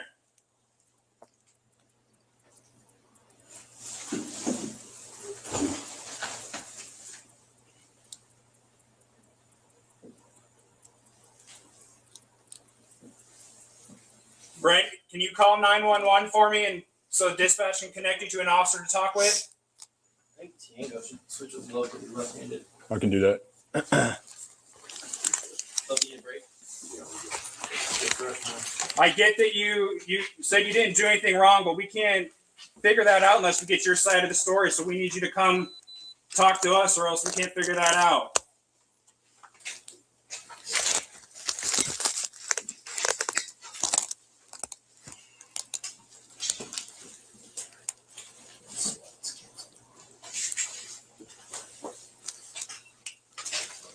Hey, Brent, if you can hear me, can you knock on the wall for me?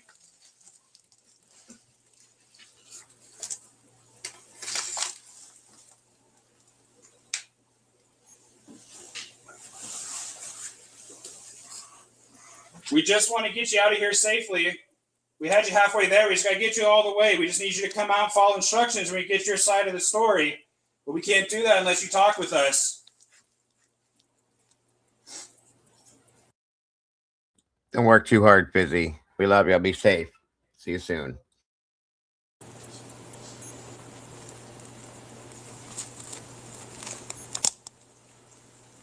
We can get you help if you need it. You just got to let us know what help you need, and we can start on that. But we can't do anything unless you come out and talk with us.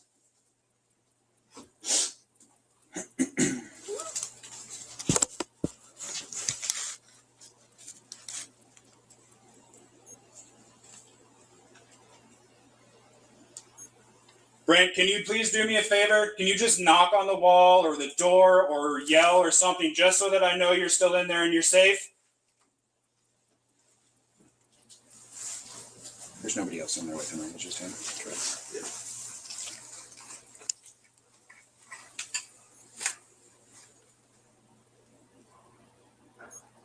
Yeah. Hey, Brent, if you're next to the door, can you just knock on the door for me? Just want to make sure you're safe in there.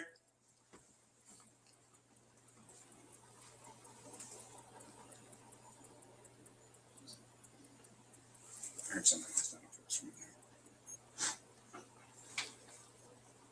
Brent, I just want to make sure that you can hear me. Can you say something just so I know you at least hear me?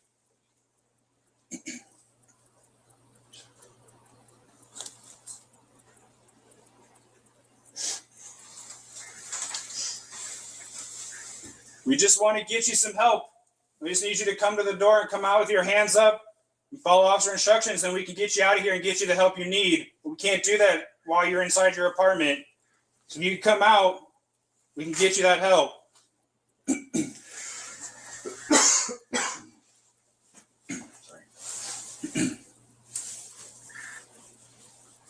So we can go a few rabbits.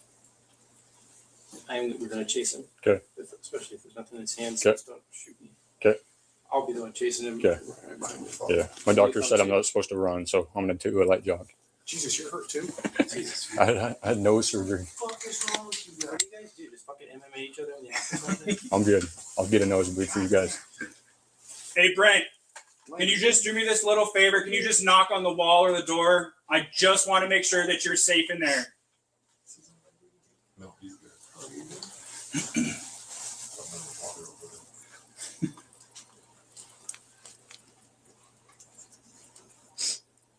It's interesting how they were worried about how safe he was, and then they took him out. That blows my mind. Brent, if your phone has any power, can you call 911? I'll get you to our dispatch and they can... Now, I want you guys to hear something. Hang on. I want you to slowly open the door. As soon as you do that, I want you to put your hands in the air and follow officer commands, okay? All right? Okay, whenever you're ready, go ahead and open the door and do what I just told you, okay? Hands out, hands out, hands up. Both. I want to see both. Now, I want you guys to listen to the voice that is supposed to be Brent's voice for me. Both your hands. Drop whatever's in your hand. Both hands up. Both hands up. Take a step outside for me. You're under arrest, Brent. For what? Hold the air. Felony harassment. Brent, please just step outside. Sir, I'm not coming outside. Just come outside, I please. did nothing wrong. Brent, if you can just come outside, we can get everything handled real quickly. I'm not coming outside because I'm not. Why can't we see him on the body cam? Isn't that part of the reason for the body cam? Just saying. Okay. I'm not going. I did nothing wrong. Well, we can get all that settled after we get out of here. Let me just see both your hands. Listen to the record. Yeah. Just come outside for me, Brent.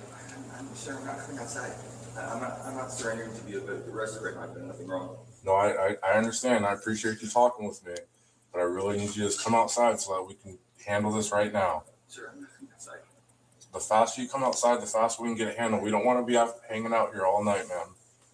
We don't want to keep you up. I've got Doors closed. Okay, now hang on a minute here. I'm going to try something, guys. Give me 1 minute.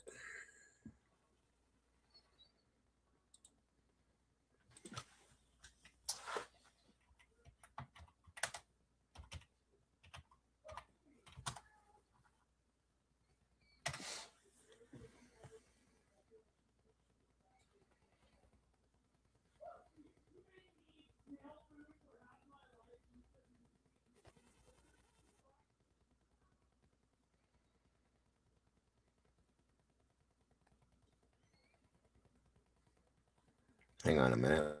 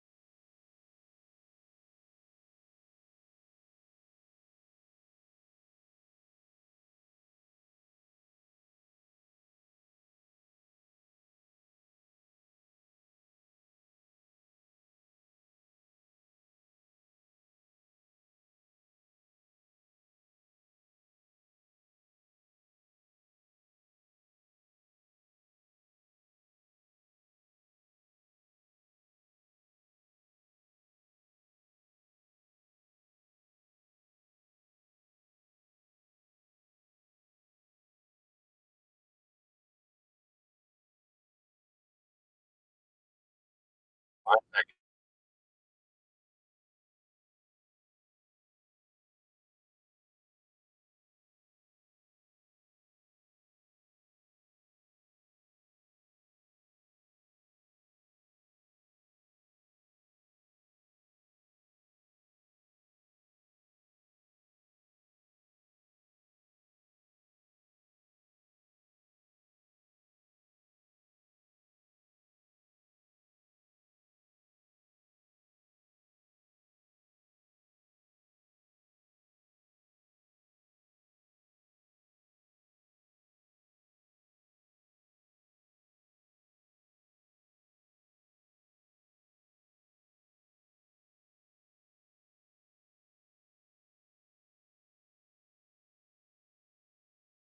Trying to find this other video I have of Brent.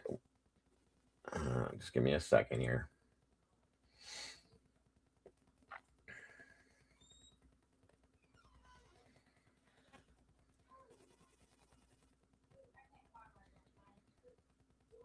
Just a minute.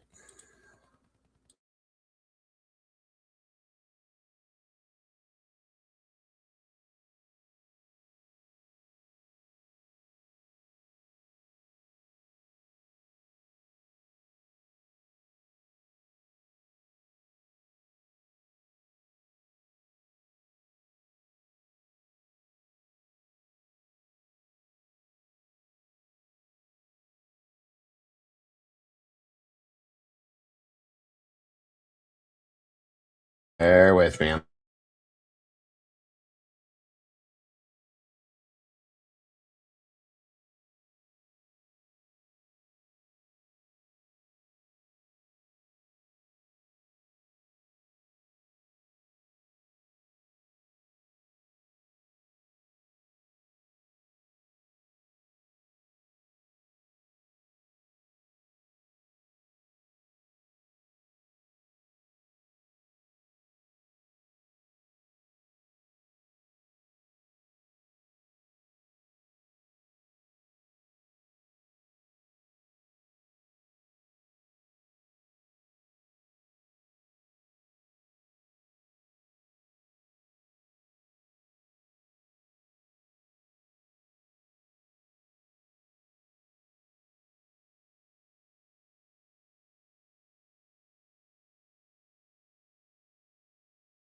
Well, I can't find it right now. Damn it. I know I had it. I don't think I deleted it. I should have it. Let me see.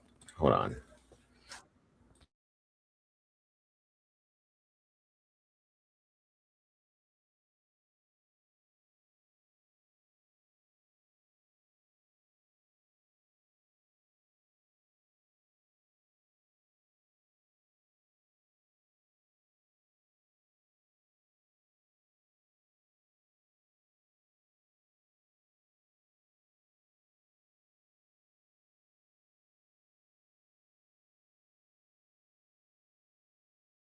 Now I do have something. I can't find my other video of Brent when he's talking to this, but I'm gonna show you this though. It goes along with it, it's enough. It's an interview with a neighbor. Okay, I want you guys to hear this. I thought this was quite interesting, and you gotta love Lana. Truth and transparency. She does her shit. So 1 minute here. I think this is about right.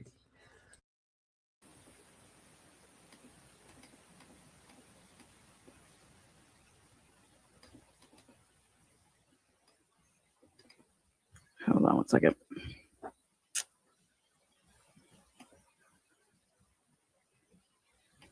So, okay. Let's just start with this. Crystal, tell me where you live. I live at 1000 Southeast LaCoste Street in apartment number 301.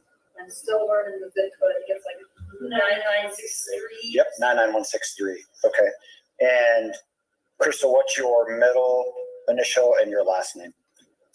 Middle initial is L, last name is Roberts. Okay. And what's your date of birth? 227. What's up, Matt? And a good phone number for you? 509 572 5316. Okay. And so tell me what happened yesterday. Just start from the beginning. And We were in our living room in 301 to the right of the stairwells from the 311 apartment. And at about Again, this is Brent's neighbor. Okay. Look at the date on this. December 15th. This is at 8:52:29. 8:35-ish, we heard a loud sound that was not so much a fireworks sound, because we hear a lot of loud things that we think are fireworks and stuff.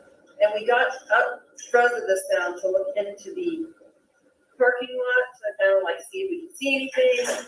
that back parking lot? The back parking lot is the only way to get in those apartments. Yeah. So our balcony's on the left side facing the stairs there. So we looked out and like didn't see anything, didn't see anybody. And then we went back into the living room and sat down and we were like, it's a weird sound. That's not a good sound. I don't like the sound. Don't know what it was, but we didn't call because we're like, we don't want to be those people that call. Okay, so Crystal here, key time is 8:30. This will be before any call was made to, let's see, I want to put the exact time. Okay. Thank you, Meg. Crystal's the slam. Crystal had a ring. Crystal actually had 2 cameras in her apartment that looked right down onto the parking lot. And these were cloud-based. And she would have had video from November 13th, 12th, 14th. Okay. And when the cops find out that she has this, I mean, you would think it would be of an interest to Moscow Police Department, okay, to say, hey, let's just take a peek at do you have any footage from November 13th or 12th or, so yeah, no. But Crystal here makes it very clear that she said it was not a firework, okay, it was not a firecracker, it was a gunshot. And in the police report, when it was written up, they put that Crystal said that it could have been a firecracker or a gunshot. That's not what Crystal says at all. Nope. And say it's a gunshot when it's a firework. And so. But you thought it was a gunshot? We thought it was a gunshot, but we just didn't want to be like. Do you see that right there? We thought it was a gunshot.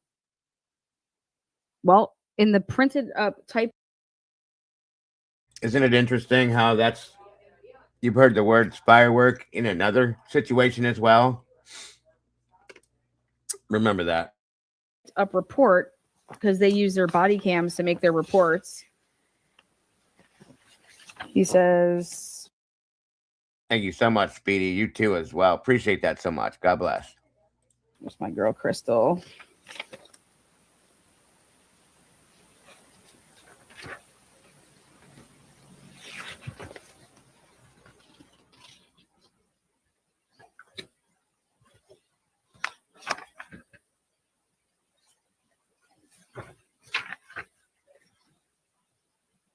Crystal.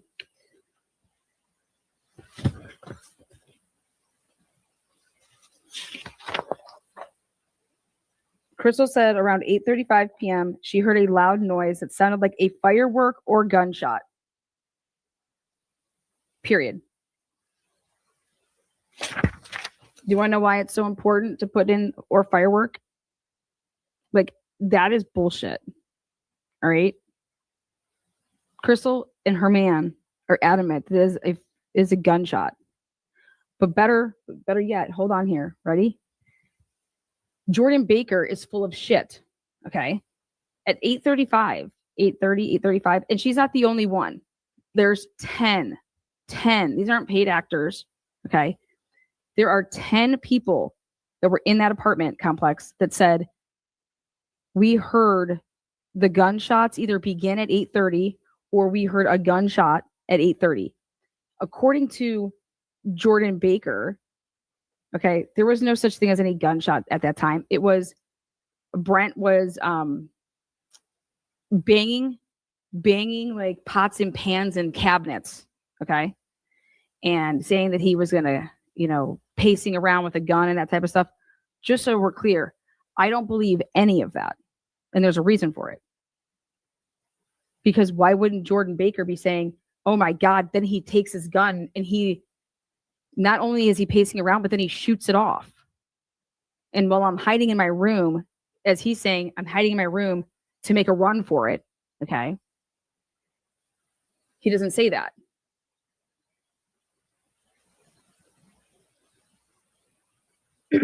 Also, Lamley, Harris, and Weingartner, they're the 3 cops. They're the ones that make entry into that apartment off the rip. And as you can see, when you go and you pause it perfectly, you see that there is no furniture in there. Okay. And thanks to Lamley's report, the room that supposedly Brent Kopacka was in, the door wasn't even closed. It was opened. Okay.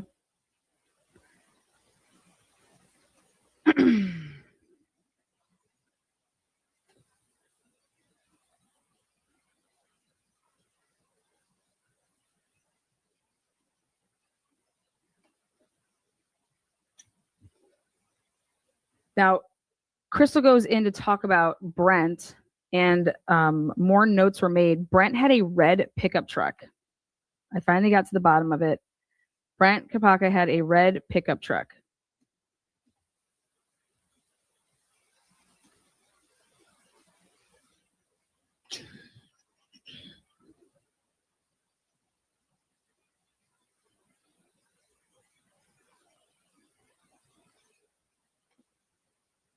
Freaked out people kind of thing. That's why we kind of wanted to call early.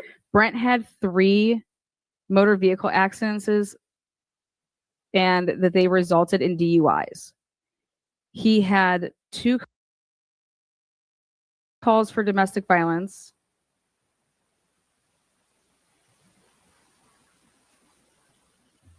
And Darren Duncan was called the night of the incident at 9:30 p.m.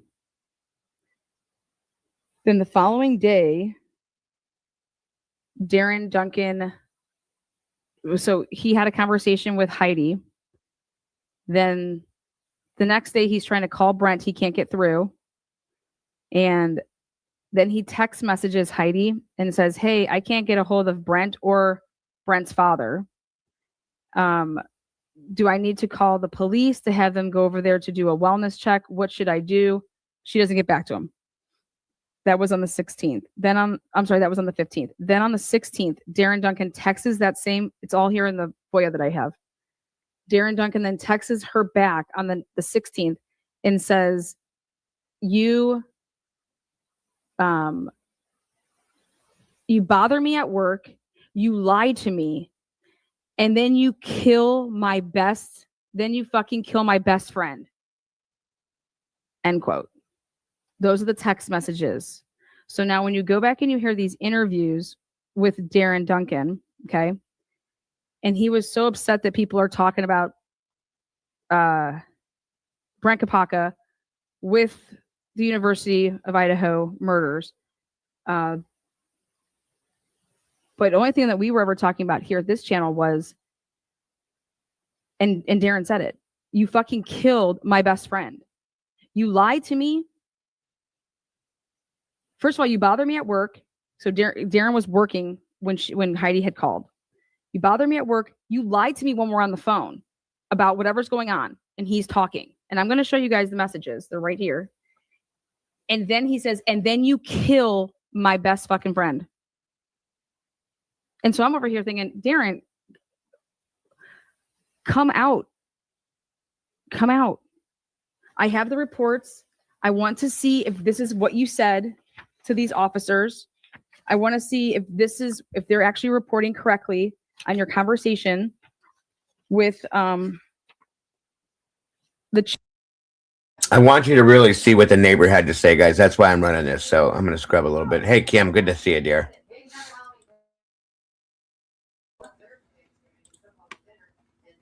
Popping in for just a few. Okay.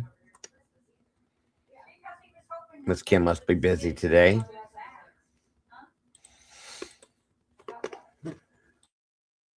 Chick. But you clearly says that Jordan Baker reporting that Brent said that he was going to kill the roommates. Then his story starts changing.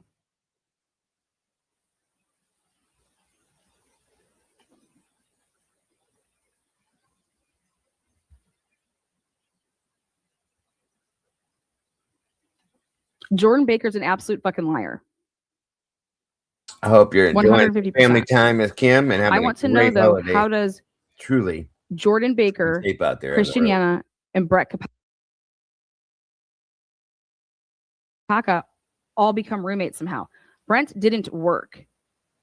Brent didn't work.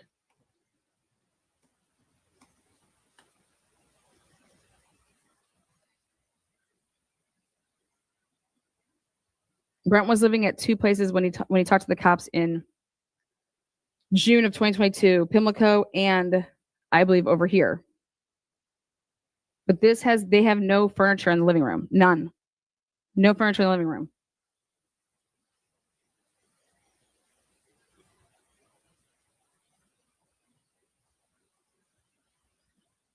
Gunshot around 8:35 p.m., which had been before even 911 was called. Okay. Crystal said she looked outside but did not see anything. Crystal said about 5 minutes later, she heard police yelling, Pullman, police, open up the door, show your hands. Crystal said she heard a loud noise again. Crystal said that she went out to her balcony and saw the police running away with a dog. Crystal said that she has seen the dog from the apartment 311. Crystal said that within 10 minutes, she saw a police officer in the parking lot with a gun watching the balcony of apartment 311. That's not what she said at all. She said that it was behind the vehicle it was a rifle. Okay. So then that got me thinking, if there was a rifle, okay, behind the vehicle in the parking lot,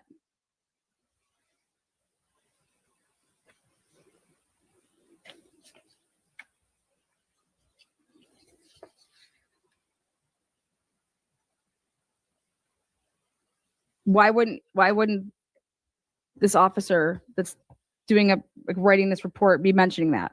Why is he saying it? Crystal said that Crystal said that within. Yeah, that's absolutely false. That statement there, where they said that they people said that they saw Brent and Brian doing cocaine together. Stop it. It never happened. It never happened. If they knew each other, it was in passing, you guys, in my opinion. Love and Other Habits, good to see you. There was none of that stuff. There was a rumor going around that they were sitting behind the 1122 house doing cocaine together, waiting. No, come on. No. That's ridiculous.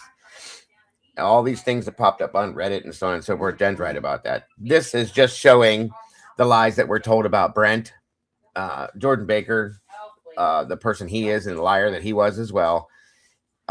Elena put this out a while back, guys. I'm just showing you this to relate to, because people were asking me about Brent, so on and so forth. So this is all ridiculous stuff that people are saying, even now, from way back then. So yeah, I agree with Jen on that one. They destroyed this situation. Is this related? I don't know. I'm just showing the people that want to see how and why, okay? And basing it off of what Christy's putting out, to show you the relationship here. It was what the neighbor was saying, okay? And it doesn't match up to what was told. In 10 minutes, she saw a police officer in the parking lot with a gun watching the balcony of an apartment 311. That's not what she said at all. Crystal said that she could hear the police in the hallway asking if the remaining person, Brent, was okay and if he was armed. So let's listen to see what she says. And it kind of was like that for a good hour. I think it stayed pretty calm. There's just them in the parking lot. Anytime someone came down the stairs, they'd run to the person. They're like, you live here or not? You live here. This is what the situation is. And I know they saw at 9:15, I think a girl showed up and they let her go into the first floor, but that was within the first 15 minutes of it happening, I think. Did you see anybody come out of 311? No, I didn't. That's why I saw them have the dog, but I didn't see anybody in 311. We didn't like, we were trying to like open the door to see, but we didn't want to like stick our heads down. Could you still hear somebody in 311 though? We couldn't hear him. He was very quiet, but then when the negotiator came up, and we could hear the negotiator, Brent, if you're in there, knock on the wall, please respond. I need you to talk to me. I need your side of the story. We need to know what's going on. Brent, I want to help you, but I can't help you if you're not talking. And it was just a bunch of that. And they brought I heard them say, like, oh, he doesn't have a phone. You need to bring the phone. So they put the phone there and they started dialing the phone. And every time he's like, Brent, the phone's ringing. I need you to open this door, pick up the phone. So I think they put it in front of the apartment because they didn't just put it in there. But they did open the door once when they first got there. I forgot they came up after they had got the dog up. And I think it was a negotiator and a guy from what I was hearing, but the negotiator said that if you open the door, you listen to the police officer's instructions, we can get through this. And I heard him say, hands up, what's in your hand? I need to see what's in your hand. And then it just kind of ended from that. So I think he opened the door and went back in, but I don't know. And then That's the part that's not on body cam.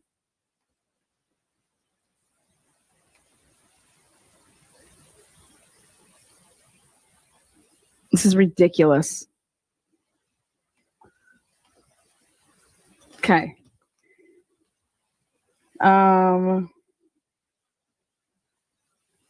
Crystal said after a while, it sounded like Brent opened the door as the officers were saying, now when you open the door, you need to listen to what he tells you. Open the door, hands up where you can see them, and hands up what is in your waist. What is in your waist? Did she say that, guys? Did she say what is in your waist? No, she didn't. Hands up, what is in your waist? What do you have behind you? Did she say that?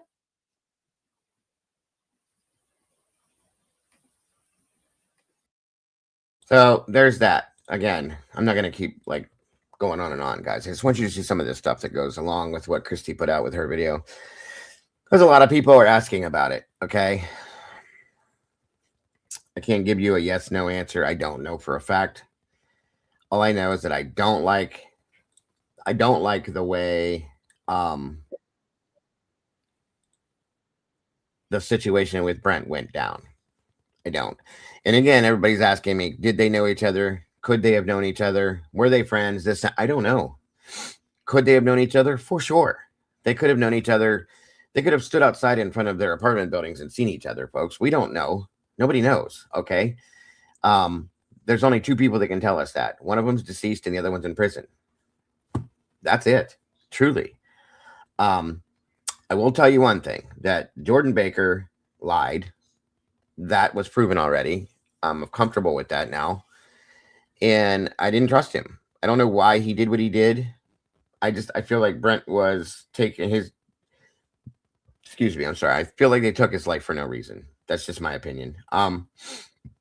Or for their reasons. I'll put it that way. That's how I feel about it. To play back into what, with what Christy put out in regards to that, so on and so forth. There's a reason why she's looking into it. I think a lot of people are at this point because a lot of people refuse to believe that. Let me put it this way. People out there do believe that Brian did this. Period. Whether I do or I don't, there are people that do. There are people that believe that Brian could have done this, but by himself, no. Okay. There's three different versions of this. There's one, Brian didn't have anything to do with this. Two, that Brian was completely responsible by himself. And three, that Brian did this possibly with the help of other people. Your choice as to what you perceive it as. I know how I see it. You guys all see it your own way. Of course, and I respect every one of them. So to look at it in all three variations is very interesting. Now, I see it completely different than other people do. Hey, Creamy, good to see you. If Brent had an involvement, okay, let me put it this way. This is what my theory on this was. And this is purely a theory. absolutely a theory and nothing but a theory based off of what has been shown to us. Okay. And the theory is that if Brent had any involvement in this, I think that maybe a theory, remember this, maybe that he was supposed to be the one that was going to go down for this. And then this happened because he was talking about it, maybe. Okay. And, you know, something he knew about it, very possibly. I don't know. But, and he had to be shut down. That's just a theory I have. Okay. It doesn't mean it's a factual statement. It doesn't mean it's really what happened. It just means that's a theory.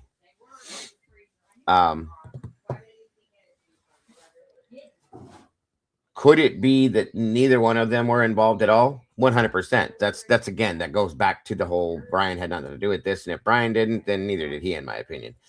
It feels like, you know, if you hear what was stated about Brent, he made a statement that they're going to try to put this on me or something like that. You know what I mean? And he starts going crazy about it, so on and so forth, flipping out. They're trying to say, but I don't know that any of that even happened, guys. We watched the video and it was very odd to me how that video played out. I don't know. I don't know what to think. I don't know what to trust, obviously, because I don't trust it. Just saying. I don't know. I don't know. I truly don't know. I'm not going to claim to know. I'll give you theories and opinions on what I think, but that's as far as I can go. I don't ever want anybody to take something like that I give you as a factual statement, because it's not. I don't know the fact.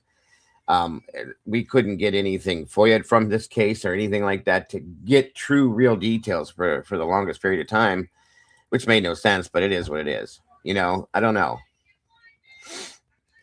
Let's see. Jen says it stems from the other rumor about Brent being a security guard, right? Which is, there were so many different rumors that weren't true. Somebody even went in and posted on Brent's memorial page as Brian Koberger. He was in jail. He couldn't have done that. So think about that. That'll tell you that there's people out here that are doing all sorts of crazy shit. Okay. Trying to create their own narratives and stuff. What's up, Fact Digger? Good to see you. So for everybody that's questioning the Brent Kopaka scenario, there's many options that there could be. There could be something. There could be nothing. It can be either way. We have no proof of it, guys. And until we can get some real, like, viable proof, that's it. And I'm glad Christy put that out, because that way you guys can actually see what went down with that situation. Because there's rumors all over it. Like it's something, it happened this way, and this way, when it truly doesn't, when she shows you the video. You know what I mean? That's all I'm saying. So I'm glad she did that. Now, what else was I going to review? There was people talking. I told you earlier, I'm sorry, I'm kind of jumping around. I'm just trying to catch up. Isn't it protocol if a cop shoots someone that they go on paid leave until they have to be? Well, Senor's right there. He can answer that question per se. If you have the ability, Senor. I know that they have to talk to somebody, and I think they hand over their weapon temporarily to have it checked or whatever. And then they go speak to somebody about, I don't know if it's a counselor or what, about the situation. And then they look into it to make sure it was a clean shooting. And I don't know if that I believe they might be put on, like, not suspension, but on leave for a day or so or something like that. I think. Don't quote me. I'll see if Senor has an answer to that. Let's see. Moving on.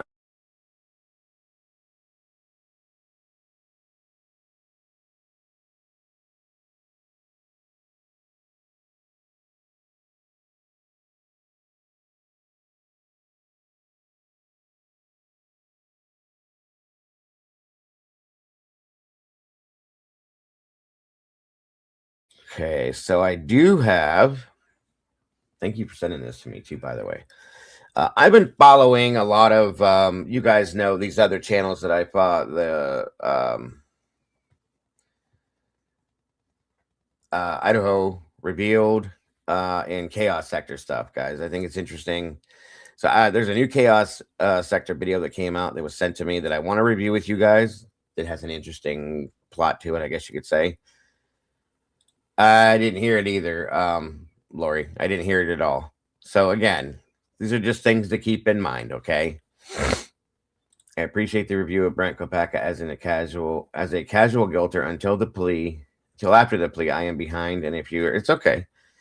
It's okay. It just keeps it a little bit warmed up. So I thank Christy for that. That way it's something we can always go back to if we need to look into it, that angle. So, there's that. And I would have you guys go watch Christy's video. Okay, please, the full thing. And anything else she puts out too, because she does put out very good stuff, guys. So this next thing came from, hold on here. And it's very interesting. Like I say, I'm just catching up today on stuff, different things that I've been looking at. And I want to discuss with you guys to see what your thoughts and feelings are, of course.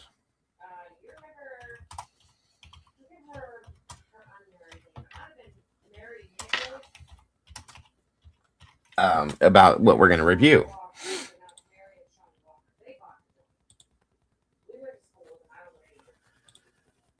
So let's check this out.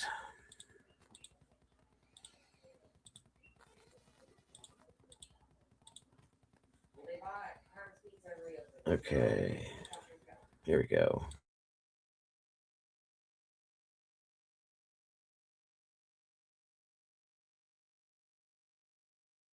This is actually pretty interesting, as most of their stuff is.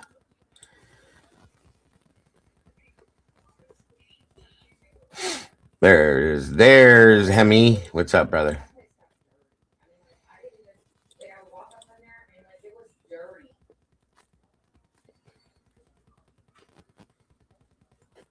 All right.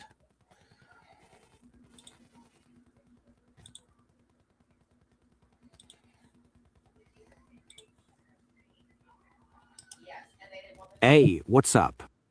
And if nobody has subscribed to Chaos Sector yet, here is the link, guys. Please go check it out, if you will. Right there. We have a problem. We're already looking into it. So you know about Molly snitching? No, wait, what are you talking about? What were you talking about? You weren't talking about Molly. No, we've already interviewed her. Of course we know she's a liability. What are you looking into then? Well, if we're not talking about the same thing, then you don't know, and at this point I'd like to keep it that way. But what's the problem with Molly? What did she say? I don't know who the hell told her to do what she did, but she had an interview with some detectives. I've never heard of them, but apparently they're investigating the murders. What? Did she provide details about them? Nope, but they called her, so obviously they've been tracking her. She's weak. I know. Maybe we need to... What did she tell the investigators?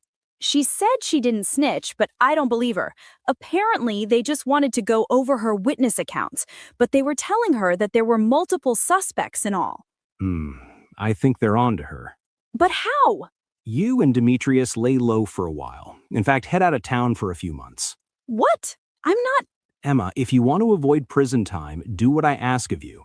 I'll talk to Molly. In the meantime, you and your little boyfriend don't need to make matters worse. That's bingo. What SRB just said.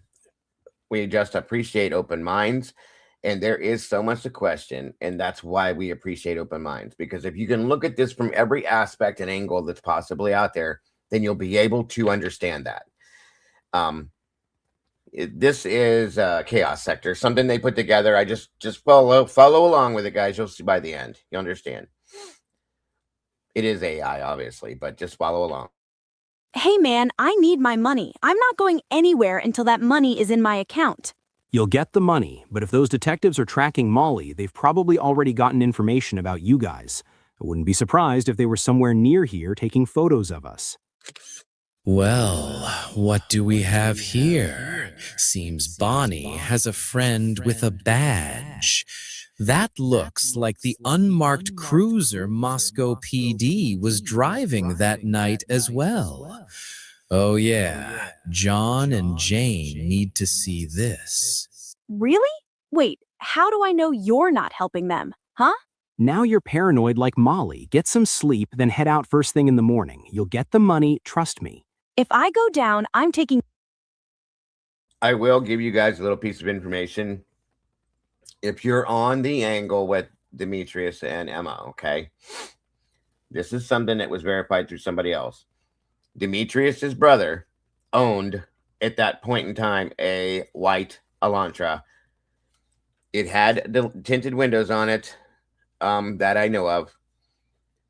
That's all I can tell you. That Demetrius's brother owned a white Elantra that he used occasionally from time to time. I'll just leave it there. You with me, you fucker. Have a nice night, Emma. Did anyone ever tell you you'd make a great model? Those detectives sure like to take photos of you. I see how it goes. You fucks never change, and we're labeled the criminals. Fuck off. Touché. John, take a look at this. What do you got here? These are a few notes that Dan sent me. I think it's quite revealing. Really? Hopefully those notes make up for that interview performance. Yeah, he's a bit rough around the edges, but has great intuition. That's why he's on the team, right? Yeah. He's your... Yes. Yes. It was in the driveway, his brother's driveway, and Kim verified that for me 3 years ago as well, that she knows for a fact that he owned it. So there you go. There's two versions of it. Prodigy. Enough of the jokes. What did he find? Well, he reviewed the witness accounts from Emily and Hunter. All right. What's the review? It's about the knife that Hunter had. Apparently, the knife was moved prior to Moscow PD entering the crime scene. Emily stated that she saw a knife on the steps heading towards the second floor as she came upstairs from the first floor. But when Moscow PD arrived and encountered Hunter in the home, the knife was on the table. That definitely doesn't look good for those peers. Emily's interview with Payne, she states that a knife was near the stairs. I thought about the setting, and is it possible that Hunter dropped the knife there after leaving Zana's bedroom? It's possible, but then again, if he had dropped the knife, based on what he observed in Zana's bedroom, I would tend to think he would keep the knife. If he went to the kitchen to grab a knife to potentially encounter the masked man he was notified about, surely he would need that knife after seeing his deceased friends. If he was startled, then he would have dropped the knife near Zana's bedroom in disbelief, not near the stairs. Dropping it near the stairs, there's more of a conscious decision to drop it there, as opposed to being startled upon discovering the deceased peers near the bedroom. Something seems off here. And of course, he never described that bloody scene. None of them did. But it was something pointed out about Emily's accounts prior to the murders that caught my attention. Emily said that she woke up around 1:30 a.m. and was up till about 3 a.m. Now, Dan researched the lady known as WSU Kim and her accounts.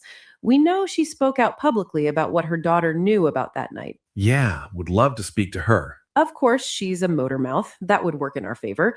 But Kim stated that her daughter was notified about the attacks and murders from someone else who had been in contact with one of those surviving housemates. Emily stated that her, quote, little had called her that morning about the previous night. Now, which one would it be? Well, little in that sorority, I'm assuming it was Dylan. And if we align Emily's accounts of being awake around 1:30 a.m. to 3 a.m., is it possible that it was Emily who had been notified about those murders around that time frame? One of the survivors obviously notified someone in the wee hours. Interesting. What if they went to that home that night? The body cam footage showed several individuals running from the neighborhood around 3:12 a.m. Could this be the same group that was at the home later Sunday morning? If Emily was up around 1:30 a.m., I think it's safe to say that she was in communication with Xana, who was her best friend, right? The same with Hunter and Ethan, but according to the audio from the Linda Lane apartments, Ethan was in danger around 2:20 a.m. as a female is heard screaming and a male is heard saying Ethan's name. Could this be Emily and Hunter witnessing Ethan being attacked? You know what? I think that's highly likely. In that audio, Ethan's name was clearly heard, so whoever that male was knew Ethan, of course. I'll brief Dan. We need to perform a voice analysis. Of who? Hunter and Emily. Let's retire for the night. It's been a long day. Yeah, I am a bit tired. Let's start fresh in the morning. We need to make sure we have a line of communication with Molly, though. I think she's willing to talk. I'll be in the office a bit late. Have a few issues to deal with. No problem. Have a good night. Same to you.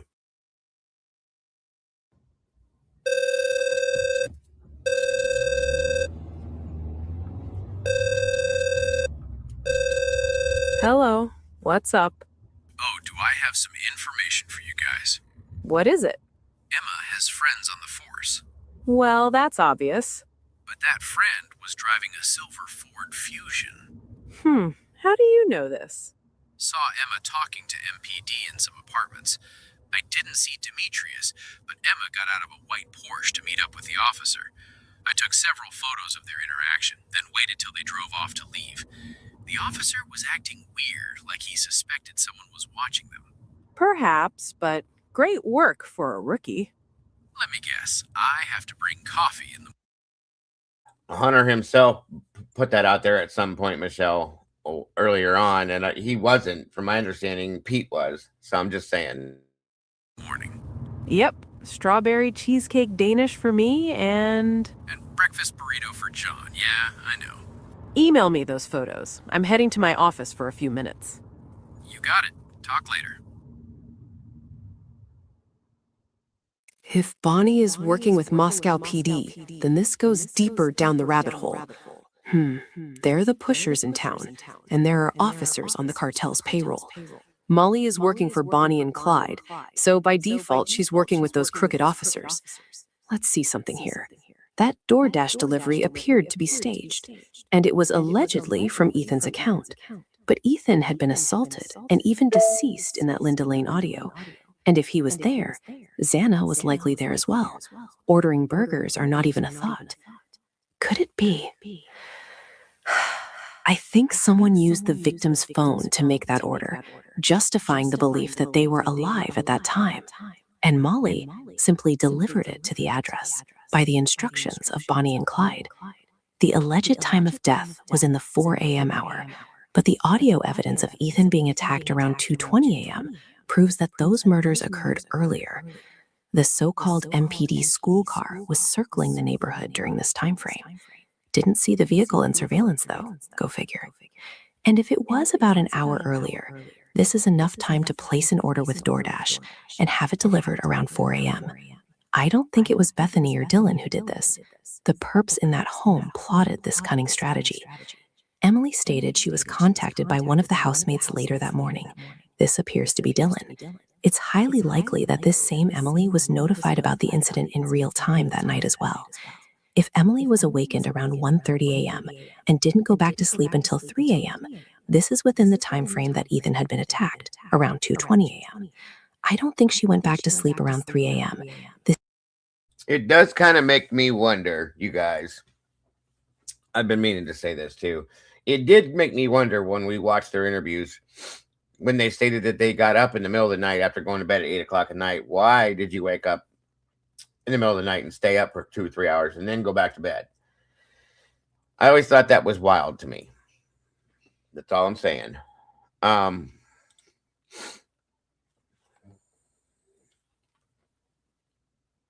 Yeah, agreed, Mike. Seems to be an attempt at an alibi. Emily claimed that her little called her later that morning. Now this would be Dylan. As the reports prove, she was the one who had called about the housemates and the masked man. So Dylan was Emily's little in the sorority. But according to the accounts of WSU Kim, her daughter had been notified about the incident, who was also a member of the sorority. The sorority sister contacted the boyfriend of a sister, and that news got to WSU Kim's daughter at some point. Now, she claimed the surviving housemates were texting each other in real time during the attacks, but this was not revealed until the text messages were released, and that was years later. So how did WSU Kim know this? The only way she would know that is her daughter knew. Wait a minute. It was the boyfriend of the sorority sister who had been contacted. Hunter. Oh yeah, the boyfriend of Emily, who was a sorority sister of Xana, Madison, Bethany, and Dylan. It all makes sense now. I think those text messages are bogus. The real communication occurred around that 1:30 a.m. to 3 a.m. time frame. Ethan had been attacked. A male kept calling out to him. A female is heard screaming, OMG. This would be the time frame Emily and Hunter had been called, and they headed to that area. And this would prove with the high probability that they knew those housemates were murdered before sunrise. I need to get some sleep. There's a lot on the table. Emily stated she saw a steak knife near the stairs on the second floor. If this was the same knife Hunter had, then why was it so far from the bedroom? I don't think he was startled and dropped the knife that far away from the bedroom. As soon as he saw the bodies, he would have dropped the knife near the bedroom. He came into the home, went upstairs, and he would have witnessed those bodies as soon as he turned to the west, heading upstairs, meaning he hadn't gone into the kitchen at this point to grab the knife. This doesn't add up. That knife was moved. The question is why. Let's see here. I went to Officer Nuna's location at the west bedroom on the second floor and passed a male in the living room, later identified as Hunter Johnson. Officer Nunes advised the female and male in the bedroom had blood on them and appeared to be beyond help. Yeah, Hunter would have witnessed this before even getting closer to the bedroom. As he arrived upstairs to the second floor, he saw Xana lying in her doorway. But there's also a report that had Ethan lying in the doorway next to the bathroom. Another report has him discovered deceased in Xana's bed. Was he dropped off in the doorway and the body was placed in her bed? Seems likely, and I think Hunter had something to do with that. The officer goes on to say he walked out of the bedroom toward Johnson and saw a clean steak knife on a beer pong table. According to Emily, when she went upstairs, that steak knife was on the floor near the stairs. Interesting. The officer goes on to inform Nunes that there was a knife on the table. Hunter told them that he got the steak knife from the kitchen because he arrived and saw the female on the bedroom floor covered in blood and did not know if there was anyone else present in the room. Johnson said he checked the room with the knife for protection. So after checking the room... Here's what my thing is, and I've actually thought this for a while. Thank you to Vivian. She says, didn't make sense. He thought the perps were still in the house. So if he goes over there at noon, roughly 11, whatever time it was, and she tells him that this went on at 4, why would he think they were still inside the house, the perpetrators? That doesn't make any sense, okay? That's kind of been on my mind for a while. Why would you think anybody was in that house that far along after that situation happened that you need to grab a knife and go through the house? I mean, honest to God, that doesn't make sense to me. It just absolutely doesn't. I'm sorry. So thank you for pointing it out, Vivian. And I'm finally going to say that I think that, okay? Because it just doesn't. It's one of the dumbest things I've heard, you guys. 8 hours later, they're going to hang around. Anybody that's going to commit a crime is not going to hang around for 8 hours and make sandwiches and take a bath, okay? They're just not. Hey, Sluther. So it's a very good point, guys. And it doesn't make any sense. It's almost like it's being used as an excuse, is all I'm saying. For protection, he then drops the knife on the floor.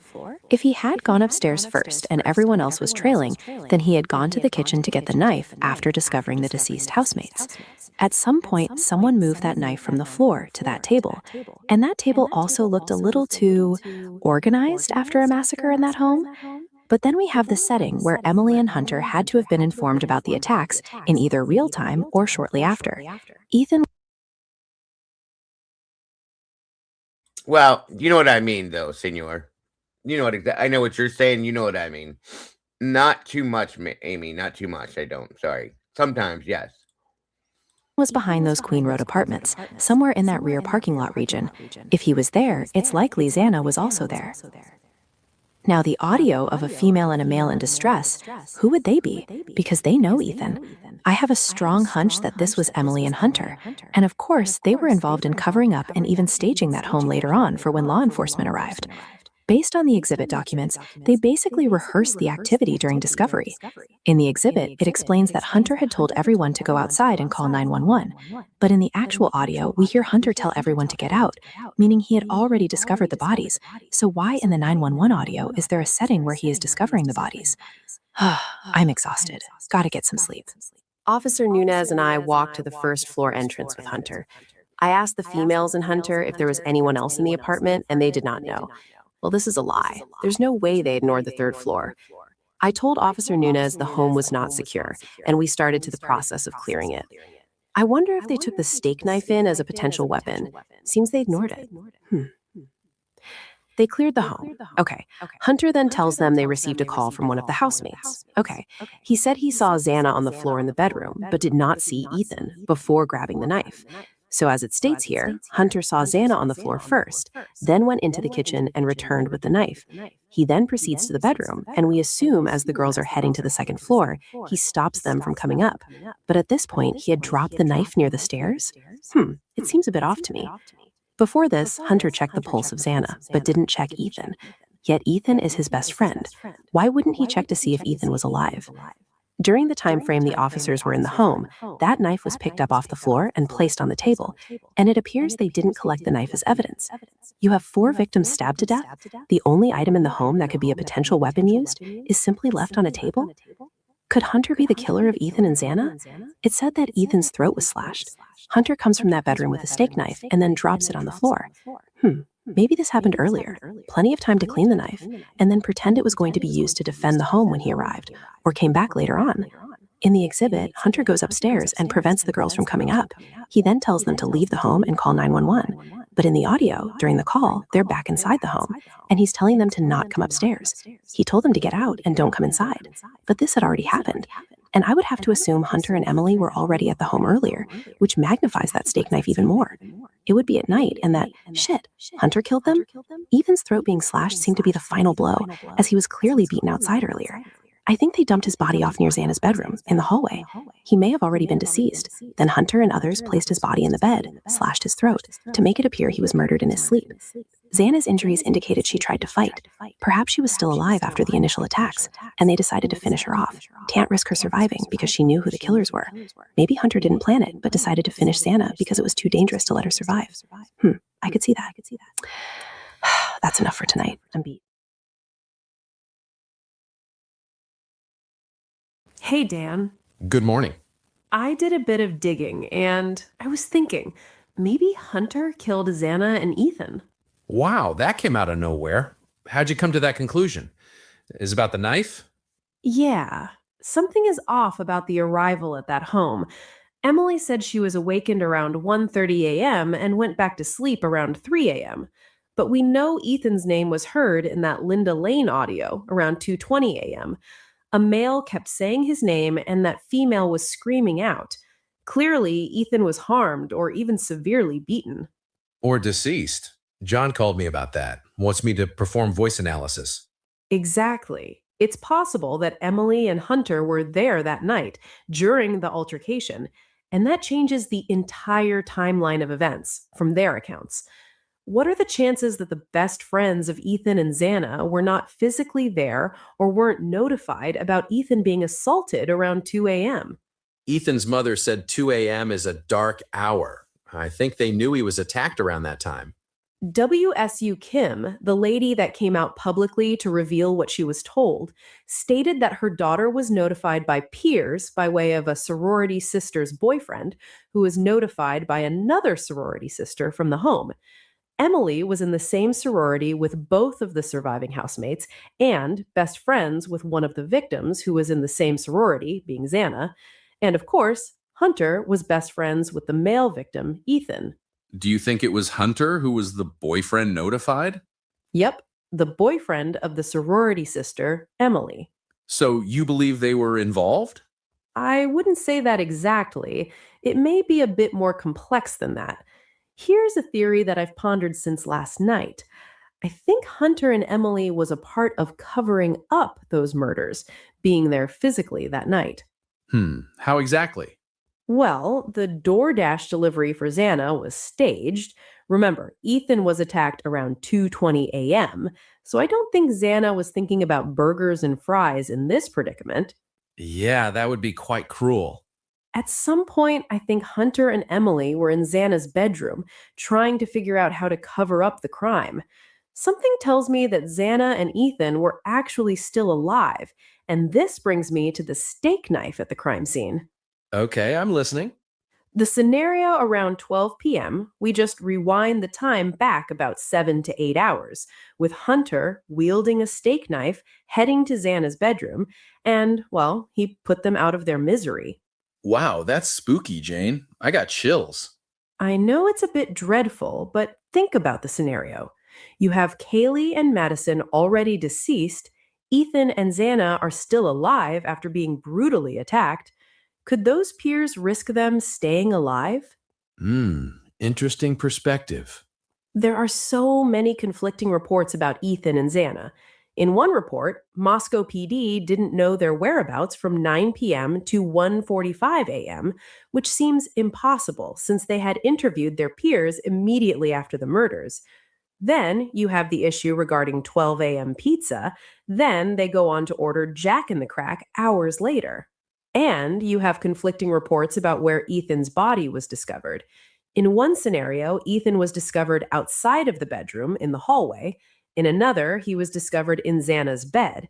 This indicates that his body was placed in that bed. So they would stage it like he was murdered in his sleep. Exactly. Quite cunning. And we also have to factor in that group that was spotted running away from the neighborhood around 3:12 a.m. So do you think Hunter and Emily helped bring Ethan's body back to the home and then what? They decided to take them? That's the general scope. But of course, this is just a theory, Dan. Sure. So how does Bethany and Dylan fit into this equation? Do you think they were involved? Bethany, not sure about her. The jury's still out on her. Dylan seems to be involved in some manner. At least the information suggests this. But the reason I come to this theory is due to the oddity regarding the time of discovery by Hunter and Emily. In the excerpt, it states that Hunter went upstairs with the girls trailing him. He had gone into the bedroom, then told them not to come up and everyone should get out of the home and call 911, right? But in the actual audio of the 911 call, they apparently have the same scenario, as Hunter tells them to get out, as dispatch had asked them to check the pulse of the victims. But he had already checked Xana's pulse, which is when he told them to get out of the home and call 911. So what? Was that like some sort of reenactment or something?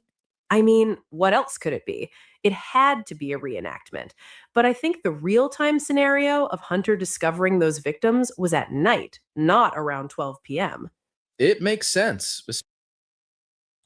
So I'm gonna say this. I have to agree with that, Serbia. I can't get on board with Emily either for two reasons. Hunter, I could almost see is in some fashion for a couple reasons, and I'll explain those here when this is done. Emily, the way she explained seeing the knife when she went upstairs bothers me. If her and Hunter were involved in something together, I don't believe she would have done that. That's all I'm saying, guys. Okay. And I like I said, I like the stuff that Chaos Sector does. I like how they put things together. I don't always agree with them, but I respect what they do. So understand that's why we're watching this, because there's pieces of this that are interesting and there's pieces of it that I disagree with. And you guys know how I am. So like, we don't need to be rude to them. They're doing a good job with what they're doing. Not a big fan of AI, but it's not their fault. I'm just saying, bingo, SRB, get out of my head. If anything, Emily made Hunter look like a liar. That's what I'm going at. Thank you, SRB. God, we think alike so much. It's crazy. Anyway, that's the point that I was going to show you guys here. It's almost done. So let's finish it up and then we'll talk about it. Especially to help cover up the murders. Ethan suffered a slash to the throat. Do you think It's possible. to make it appear someone else did it? But then Hunter would have literally murdered them then, right? Yep. Sad, but possibly true. Where's John? Oh, he had to take care of a few issues. More than likely something to do with his daughter. She's going through a divorce, you know. Damn. Hopefully everything works out. What about Molly? Should we attempt to reach out to her again? Maybe, but knowing her, I'm sure she told Bonnie and Clyde. Hey, you should get started on that voice analysis. John might take the day off anyway. Sure thing. Need anything? Oh, wait. Lunch, right? Yep. All right. Be back in about an hour. But hey, keep your eyes open. I get the feeling Moscow PD may have the feds tracking us now. Thanks for the heads up. When Bethany called 911, dispatch wanted to know if Xana was still alive. This required them to go back into the home, but honestly, it sounded like they were already in the home. Nevertheless, Hunter is heard in the background telling them to get out.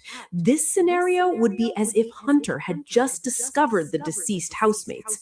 And in this scenario, he wouldn't tell anyone to call 911 because they're already talking to dispatch in real time. So, what scenario is the exhibit depicting then? It has Hunter arriving upstairs with the girls trailing. He discovers Xana on the floor, checks her pulse, and prevents everyone from coming upstairs, then tells them to leave the home and call 911. In fact, his face was described as pale, as if he had seen a ghost. Now that's in the exhibit scenario, which contradicts the 911 audio scenario. The only conclusion here is that the same chain of events were simulated, or replicated to be more precise. This introduces the element of suspicion because there would be no need to replicate the discovery unless there is something conspiratorial. Hunter finished Xana and Ethan off. Yes, he took the knife from the kitchen, finished Xana off, and slashed Ethan's throat to make it appear he was murdered in his sleep. Ethan was beaten earlier, around 2 a.m. Then his body was dropped off near Xana's bedroom. Those individuals running from the neighborhood around 3 a.m. either were the ones to drop the body off or involved in some manner. The timeline of events match. The audio clearly depicts a physical altercation or even a one-sided altercation. In fact, the way the male was pleading out to Ethan and the female heard screaming OMG, it's possible Ethan was already deceased or unconscious. So that time frame to when those individuals ran away from the neighborhood, well, it's highly likely they were involved. The security camera picked up a loud thud noise, which was deemed to be heard around 4 a.m. I think the time was actually around 3 a.m., the same time those individuals were spotted running from the neighborhood, dumped Ethan's body off, then ran away. But everyone knew it would look suspicious for his body to be there while everyone else was discovered deceased in their bedrooms. So they placed his body in Xana's bed. If he was discovered in the hallway, then he was clearly attempting to protect Xana, which would contradict the physical activity in the home. Could the male's blood DNA discovered on the stair rail be Hunter's? I believe this friendly fire occurred overnight, and then they literally planned how to deal with it later Sunday morning. Bethany and Dylan were definitely not asleep. Dylan had an outgoing call around 4:27 a.m., and there was no information who the contact was. Yet all other calls later on, the individuals were identified with initials. This appears to be to her big sister, Emily, that is. But they wouldn't identify it as Emily or Hunter around the time the murders had taken place. That would magnify the suspicions around the delay of calling 911 if Hunter and Emily were notified and at the home that night. And there we have it. They come to the home soon after. This would be shortly after the attacks, which Ethan and Xana had survived. We can't leave them alive. They're our friends. We can't do this, Hunter. We have no choice. It's a bad situation. At least they will be together in peace.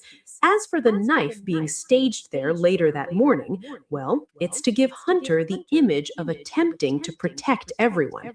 It would be intentionally left at the crime scene. It justifies his so-called defender character to law enforcement. Moscow PD didn't even take that knife in for forensics analysis. A knife discovered on a table, 4 victims stabbed to death, and a male is the only one in the home claiming he used it in case the intruder was still inside? Hey, I used the knife to protect these girls in the home. Oh, okay, great job. You're a great friend. Whoa. I have to send my notes to John. This is definitely possible.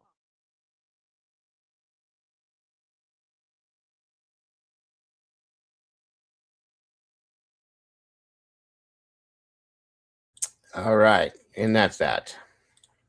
Interesting. The echo is part of their video, you guys. It echoed for me too. It has nothing to do with that. It's supposed to echo. I don't know why, or if it's not, that was how they set it up, but it doesn't echo. It echoed for me as it was being played too. So I have no control over it. I tried changing everything up, and I think it's supposed to come off that way for some reason. It's weird, but just saying.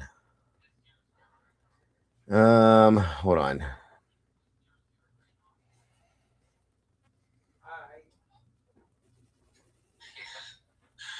Give me 1 minute.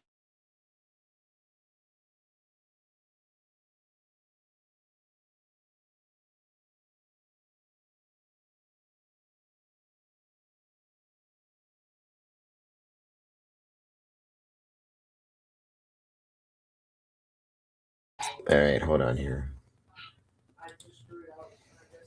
Just want to check something. All right, so again, the link's pinned at the top of the chat if anybody, and my mic was muted, you guys, unless I unmuted it the whole time. So it was echoing through their video. I don't know what the deal was, but the link's pinned if anybody wants to join me. You're more than welcome to.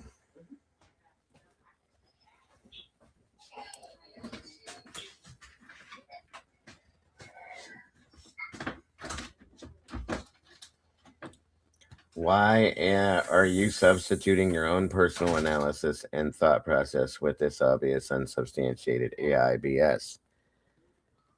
Why am I? Because that's what I wanted to do, because it's my channel, and that's the whole reason why I played it. So, and if you're something you're not okay with, then of course you don't have to listen, obviously. That's not the right link, huh? Okay, then let me remove it.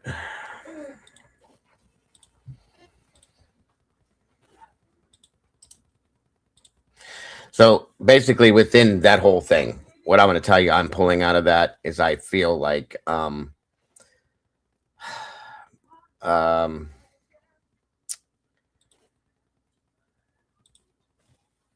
knows more than what he has put out.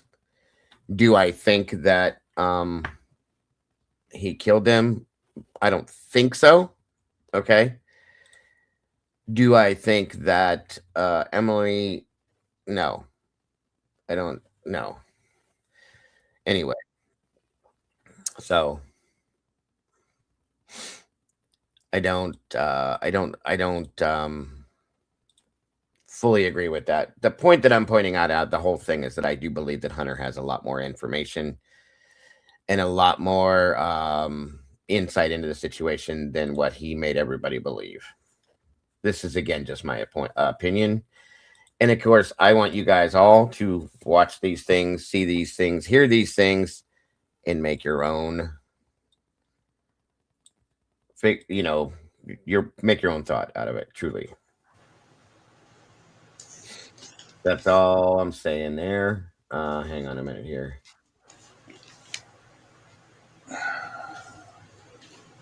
Oh, Dago. Welcome back, bro. Oh, Dago, brother. I hope you had a good Christmas.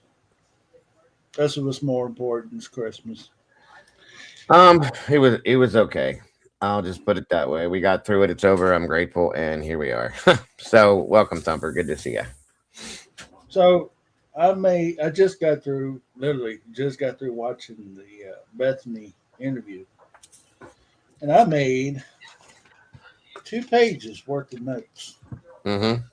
And I didn't even bother to. I guess I need to go back and do the last part where she was doing the 911 call. I stopped right there because my main objective with this interview was to get a timeline for Xana and Ethan.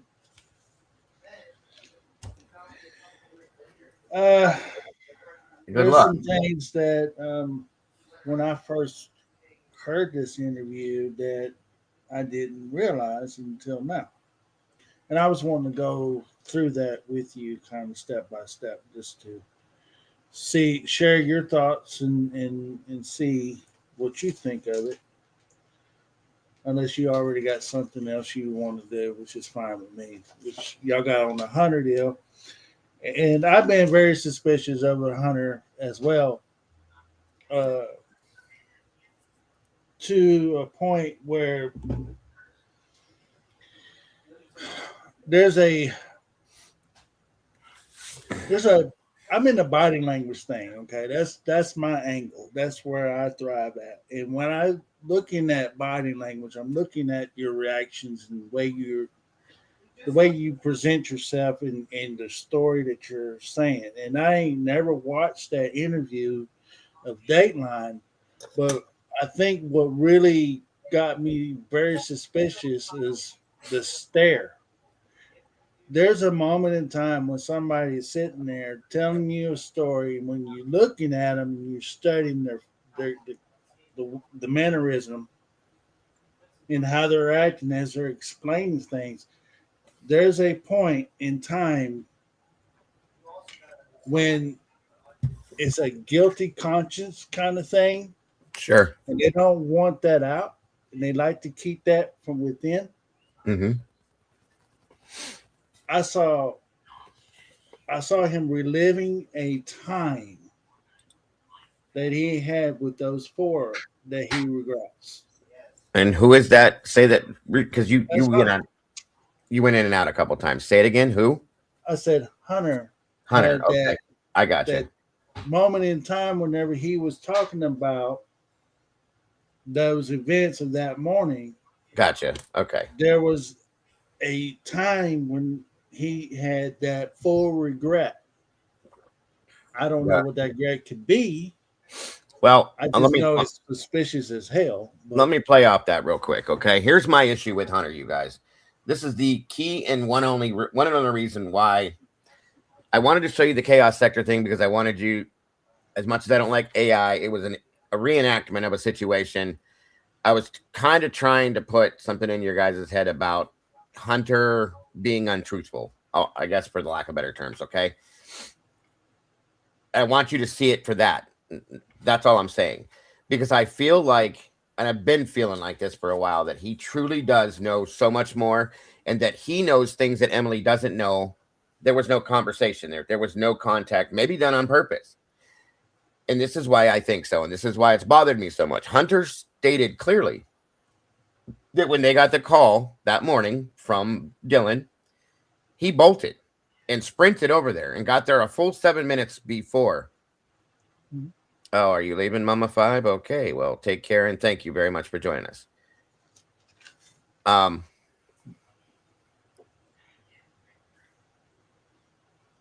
Hold on a minute.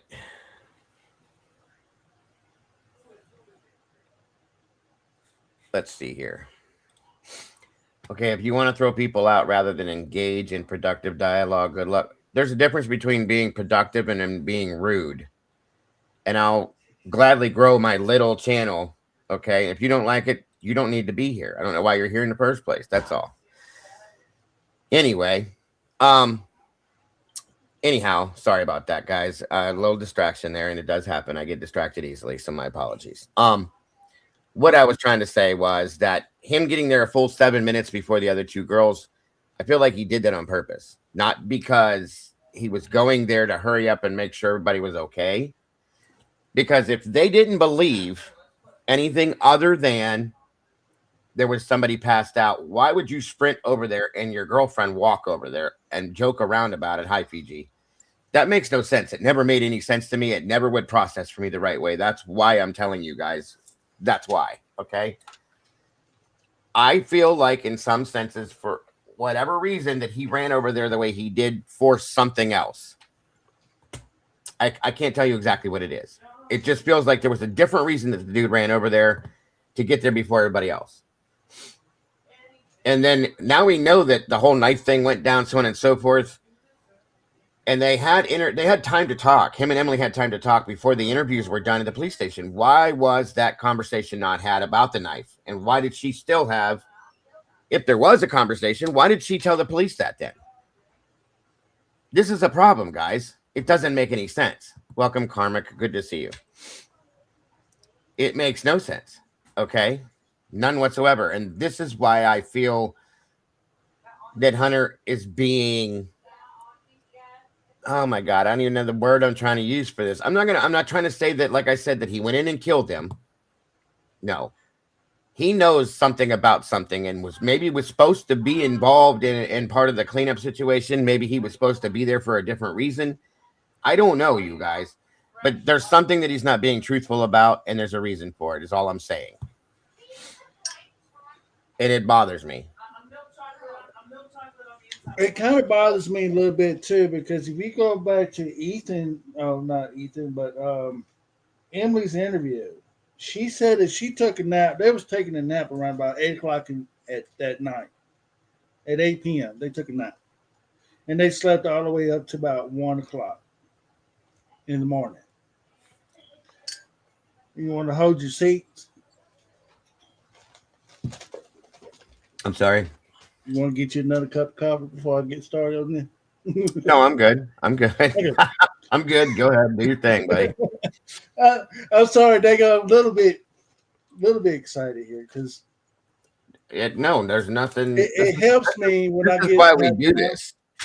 when I have time to look at an interview like that instead of listening to it, just kind of from my own self, just break it now down and write it No, down. that's what it's all about. And this is why we do it, bud. This is what it's all about. That's why we have the conversations we do and the think tanks and the live dives and all that other stuff. Like I said, productive conversation is what this is. Being rude is a whole different situation than productive. We're trying to tear somebody apart because they do something you don't like. It's a whole different thing.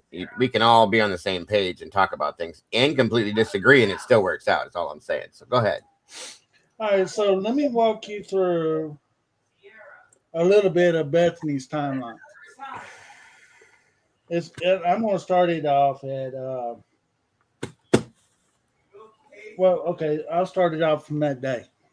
It started at 11 o'clock in the morning. She woke up at 10 or 11 a.m.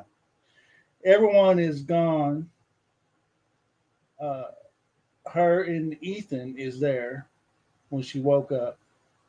She tracked them all down so that they find a friend out, and they was all at Taco Bell. When they got back home, so they all got ready. Can I say something real quick? Yeah. You just pointed something out that I think is super important about the entire thing. I'm gonna repeat it real fast. Back up and say she tracked them all down, all of them down through the Find a Friend app, didn't she? Yeah. So why didn't she use that the next morning? When she claimed she had no idea where they were. Oh, you're gonna love that. Okay? Just saying. Just saying. You're really gonna love what she had to say about that. Absolutely. There was an incident. There was an incident a time before all this happened where she heard a lot of screaming, yelling in front of her window. And she called. It was like 1 o'clock, 1 to 2 o'clock in the morning. Now, this is not the night of the murders or anything. This is something totally separate. No, that's when she called Jenna McClure and had her come pick her up because she was scared. Yeah. Yeah. But she called everybody in the house before she did that. Now, that's the reason why she's using an excuse. Well, I called them. They don't answer. So I'm just thinking maybe they just asleep. That's her excuse for what she did. Okay. But again, you obviously still had that Find a Friend app, right? Yeah. Okay, go ahead. Okay, anyway. So anyway, she said she found him at Taco Bell. And when they got back home, they all got ready to go to the White Apartments to a friend's house. That's where they were going. Right. For game day. They was I kind of find myself I had to wait a minute because she kind of dressed something and then she kind of skips it, then she comes back to it. And it's kind of hard to follow sometimes, but I think I got it. See,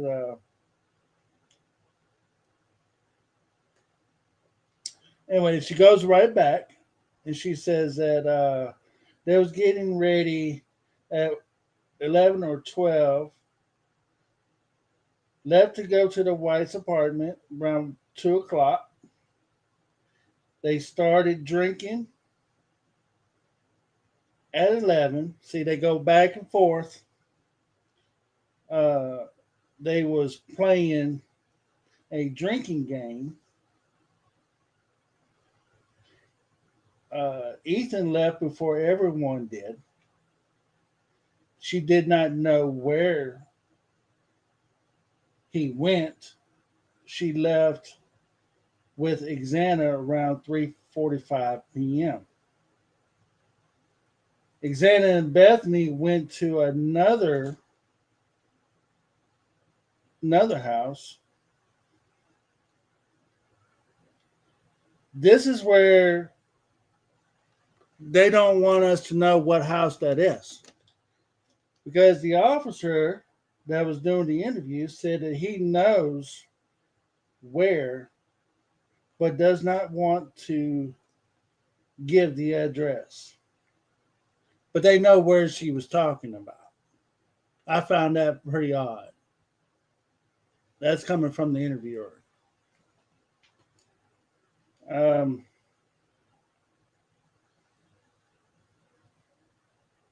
Yeah, I agree. That's odd for sure. Have a good night, Tandy. Yeah, I found that very odd. But I think it just goes to show you that they was trying to make sure that all their little ducks in a row, so they can come up with a pretty good narrative for her to make sure she's, what they say, coherent whenever they go in front of the judge, to make sure their stories line up, and it's going to be in case they might go to a trial and be held up in court, whatever. Okay.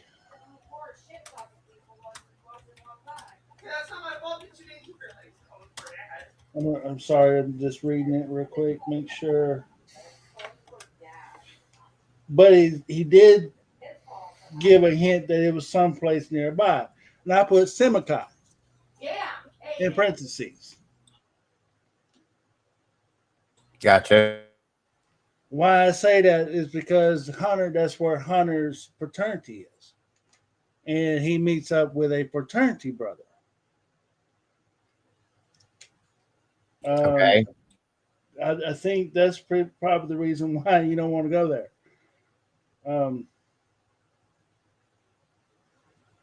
So they went home at 4:51 p.m.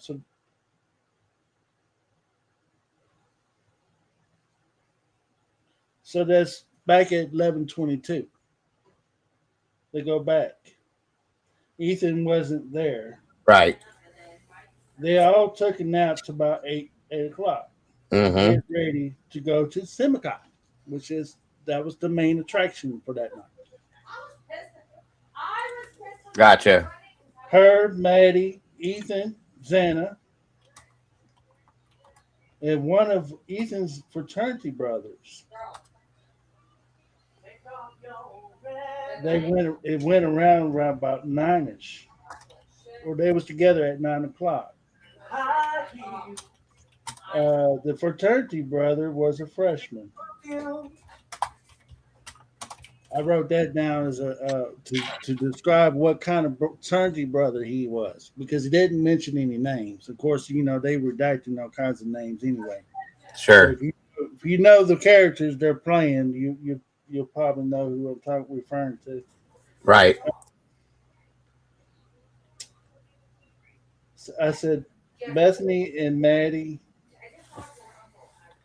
went to a friend's house, friend's room, to pour drinks.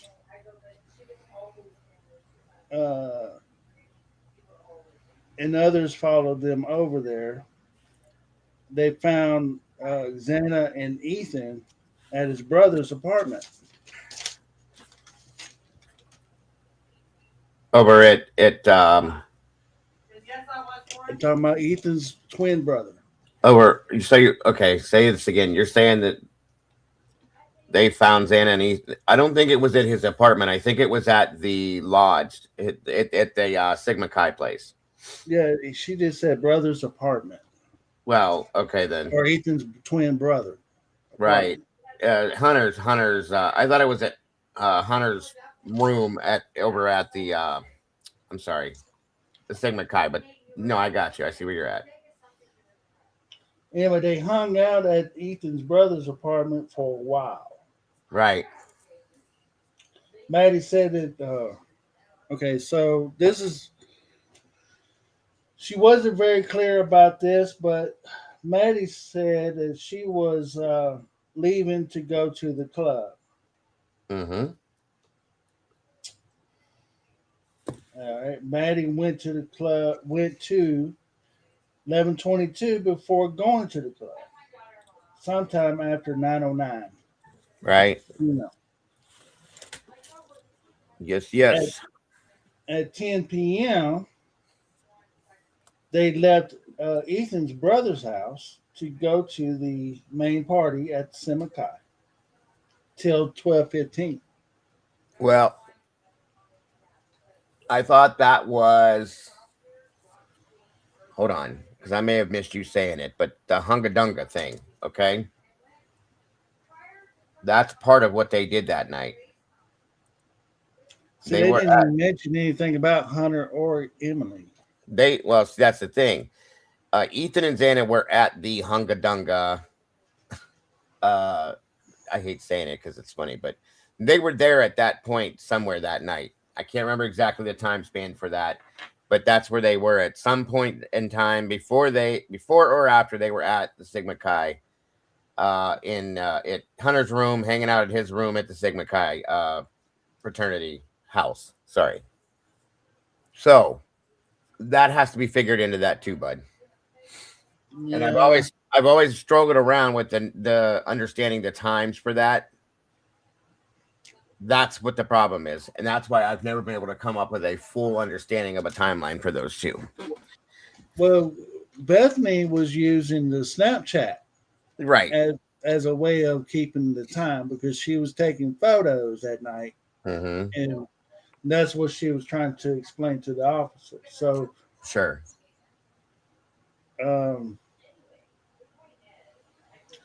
I didn't really fully understand this part because she mentioned 12:15. I don't know if she meant that she left the Sigma Chi party at 12:15 or what, because the next thing she's walking home by herself at 1 a.m. Mm-hmm. And when she got home, Dylan and a friend of hers was sitting there watching Vampire Diaries at 1 o'clock. Whoever, something McCoskey, yes. Welcome back, Jesse. I'm sorry we put you to sleep, dear. Yeah, agreed. Hunter Chapin, Ethan Chapin, and hold on, Jippa. Hunter Chapin, Ethan, and Maisie were at the Hunga Dunga, then dropped Maisie off. That's it. Thank you. Around 8:30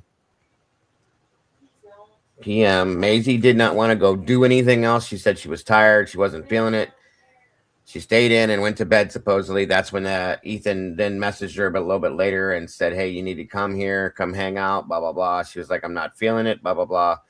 That's when he said he loved her, okay, and he would see her soon. And she said that was weird, and then moving on. So, yes, that's true. Thank you, JP.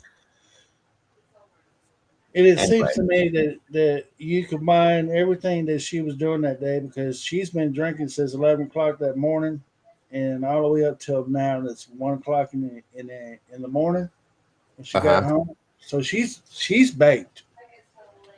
She was saying that when she saw Maddie, she said that was about as drunk as I've ever seen Maddie. I think she was about as drunk as Maddie was. And you're talking about Bethany? Yeah. Right. Bethany, yeah. Gotcha. Okay. Because as far as the timeline with, because when she left Sigma Chi, she said Xana and Ethan was still on the couch at Sigma Chi. So they were still at the sorority house. Fraternity house, yeah. Or the fraternity house, yeah. Right, I got you. I'm guess that's the part where the timeline ends for him, because the rest of it is pretty much they go up to Maddie and Kaylee comes home at 1:21, or no, I'm sorry, at 2:02, because she got a snap picture or whatever it's called, of them sitting on Kaylee's bed eating grub truck. That's pretty much it for Xana and Ethan. So whatever happened, they must have got in a fight, or something happened at the fraternity house. And that's right. That's the theory, is that there was a fight between Ethan and David Loach, I believe it was, that Jasmine, Xana's sister, Jeff had verified, as well as Kara Northington, Xana's mother, verified as well that happened. But here's the problem with this. Every interview we've watched, everybody is asked, did anything strange happen that night? Did anything weird go down that night? Can you tell me of anything that happened that was different, that was off, that was strange, that was weird? And guess what? Nobody, not one person says anything about a fight. Not saying it didn't happen. They're covering it up for whatever reason. Okay, maybe because they're supposed to, maybe they're not supposed to talk about things like that because it could make the fraternity look bad or whatever. Okay, but they do not talk about it. Nobody does. But Jeff, Jasmine, Kara have all verified that it happened. Kim told me that it happened, that she had known that it happened because of her daughter. Jasmine received a message from one of the friends in the Snapchat. Hey, your sister's over here fighting, and Ethan are over here fighting with Dirty South or Loach or whoever. And therefore, in turn, Jeff calls Xana to check on her. She says, yeah, Dad, we're fine. We're at home eating pizza, watching movies, blah, blah, blah. And, do I need to come there? No, you're fine. Jasmine said, no, Dad, you're not going anywhere. You've been drinking too much. Let it be. They're good. That's how that all went down. Supposedly. Okay, this is what we were told. Jeff reiterates this in his Dateline, or one of them shows. He reiterated it along with Jasmine. It was reiterated in the final statement he made at the sentencing. There's a lot of it, a lot of places that has where it's kind of reiterated. He says it again. 12:30. They were sitting at home eating pizza, watching movies. They didn't say which home. They just said home. We don't know. Were they at her place or were they at Ethan's place? I'm guessing her place. That's my thought. We're supposed to think that. So that's what I'm saying. I don't know. But that does, if it's true, that gives part of a timeline. But then where the hell were they the rest of the night? Again, I told you guys early on when that statement was made that could just be trying to appease their father, saying, yeah, Dad, we're at home eating pizza. We're fine. Don't worry about it, when they really weren't. We don't know. We don't know if it's true or not true. If Jeff would have went there, it could have been proven or not proven. Maybe it could have been stopped. I don't even know, you guys. I'm just saying we don't know the absolute truth on that. That's a problem. I would love to have Xana's phone data. I think Xana's phone data would give absolution to an exact timeline to her. Same with Ethan's. Where they were at specific times is what I would like to know. Because I think that would change some of this. It maybe give some truth to something. That's all I can say. Exactly, Norma. From between 12 and 12:30, that's supposedly when this went down. I don't know for sure. What? Check out Linda Lane dumpster cam at 11:17 p.m. Play for 40 seconds. Zoom in on Taylor and think of Santa Ethan home at midnight. Are you talking about the two people walking that was seen? Dumpster footage. I'll write it down, RJ. Sorry. Okay. Sorry, Hemi. Go ahead, bud. I was just going to say because I caught there's a few times in Bethany's interview that she caught herself because she just forgetting about little details, and she'll go off on one little topic, and then right in the middle of it, she'll stop and then she'll say, "Oh, by the way, I forgot to tell you."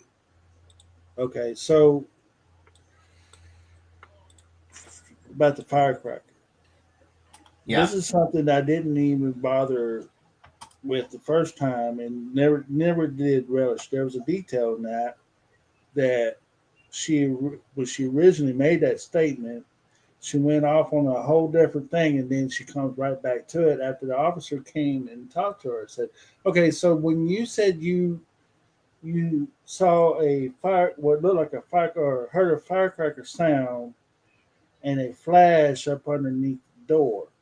Mm-hmm. Is there anything else that do you recall?"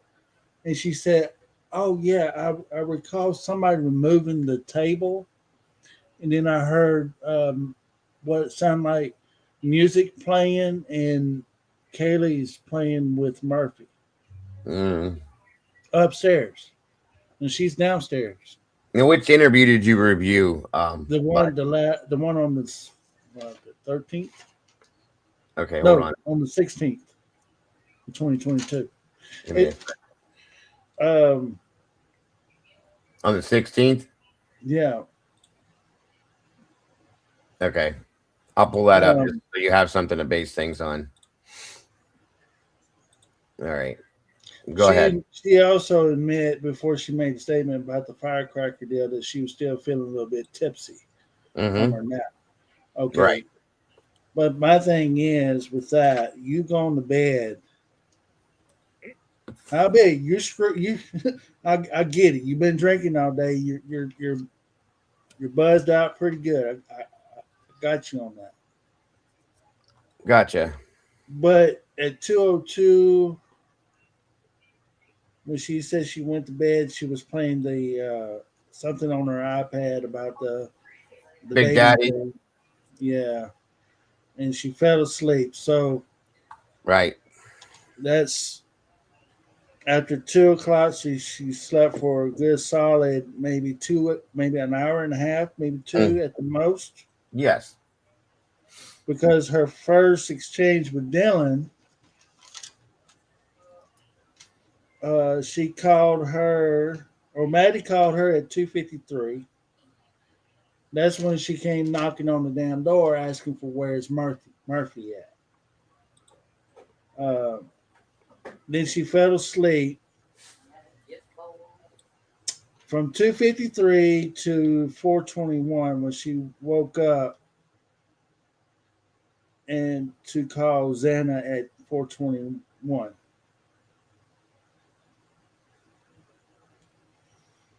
So if you're still asleep, you still hear people dancing up and down the stairs at 4 o'clock in the morning. I'm just saying.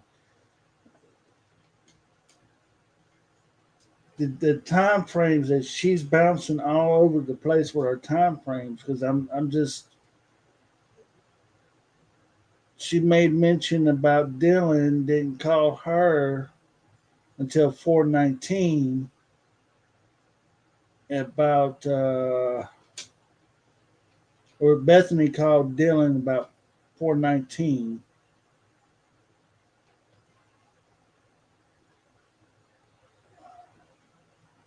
about that time, that whatever she heard about the firecracker stuff going off.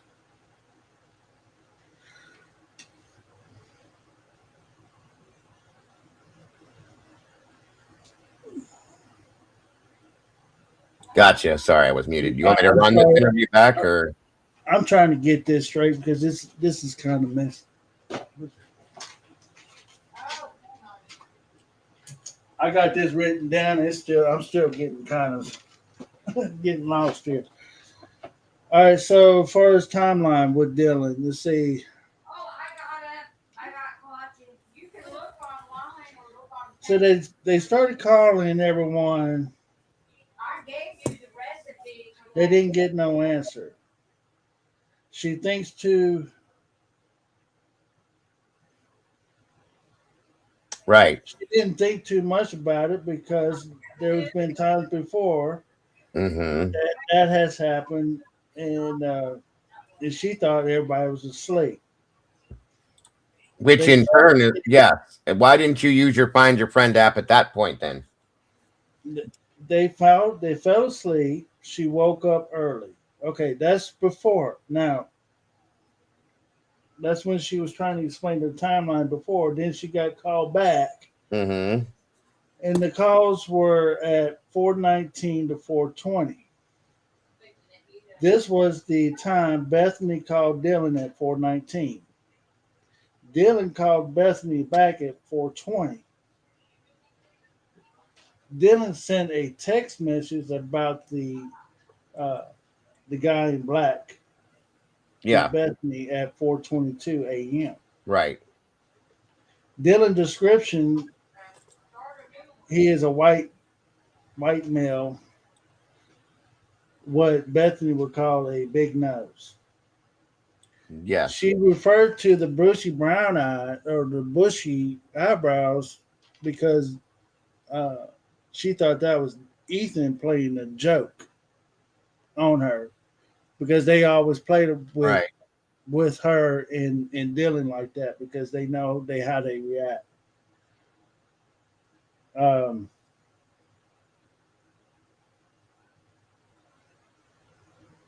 then she goes off and she kind of thought that Dylan was kind of crazy with her, thinking that he had a vacuum in his hand with a triangle or something. It was just being some kind of crazy.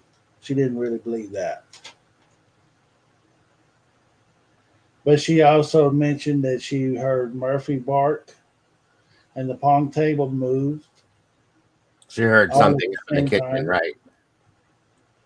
She saw the sparkle and flashing from the bottom of her door. Also, music playing around at 4 a.m. That's a lot of detail for somebody that's whacked out, drunk, and buzzed out, and all that. Mm-hmm. This is way too inconsistent, in my humble opinion. There's a lot of detail that there shouldn't be, just as much as there was with Dylan's story as she was telling on the body cam. Considering there, I don't believe there should be that much detail. That's just my opinion, Right. but I agree. Do definitely agree. Their Now, whole did you? story. Their Hey, whole Robert. story. Good to see you. Hello. Their whole stories is what's got me thinking. Are they really telling the truth at all? That's kind of obvious. I don't believe there was any truth. I think those whole thing, both stories were fabricated. That's my opinion. Um, I don't know. I can't prove it to you, unfortunately, but I definitely feel that those stories were fabricated, both of them. And I, at this point, I almost feel like almost the almost the entire stories were fabricated. The entire story, not just pieces of it. Almost the entire thing, in my opinion, is what I'm saying. In this part right here, this is the very last part of it. Is okay. So I told you, Maddie called her at 2:53. She called Xana at 4:21.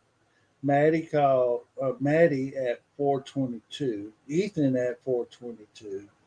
She says she did not hear a scream or anything. Uh,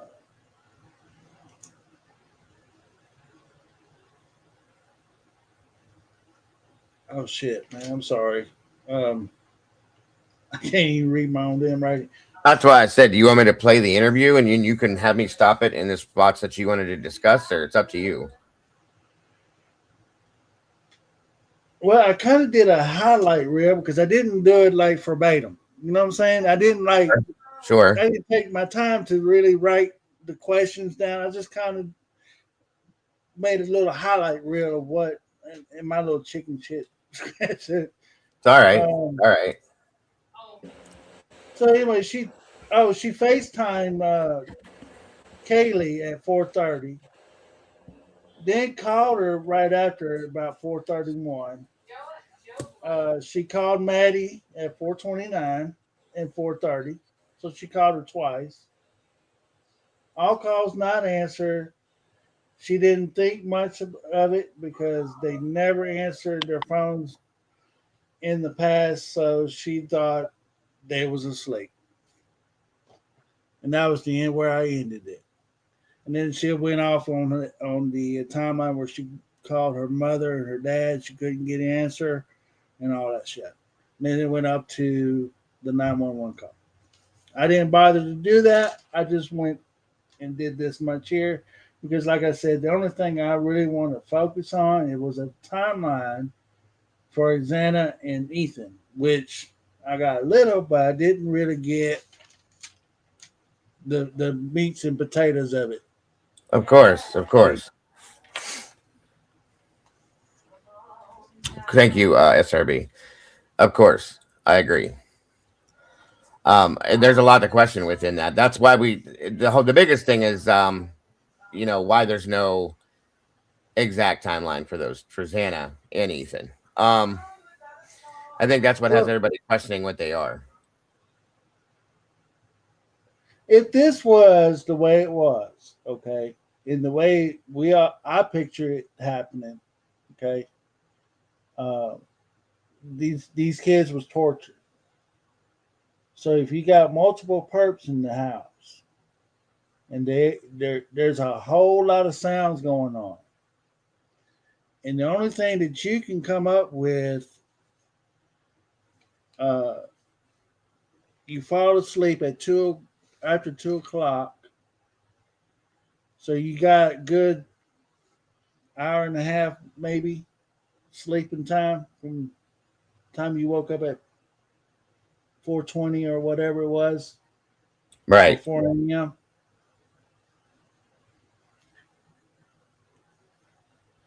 I'm just saying, it makes me think because Understood. That's got everybody thinking the same way. it don't add up.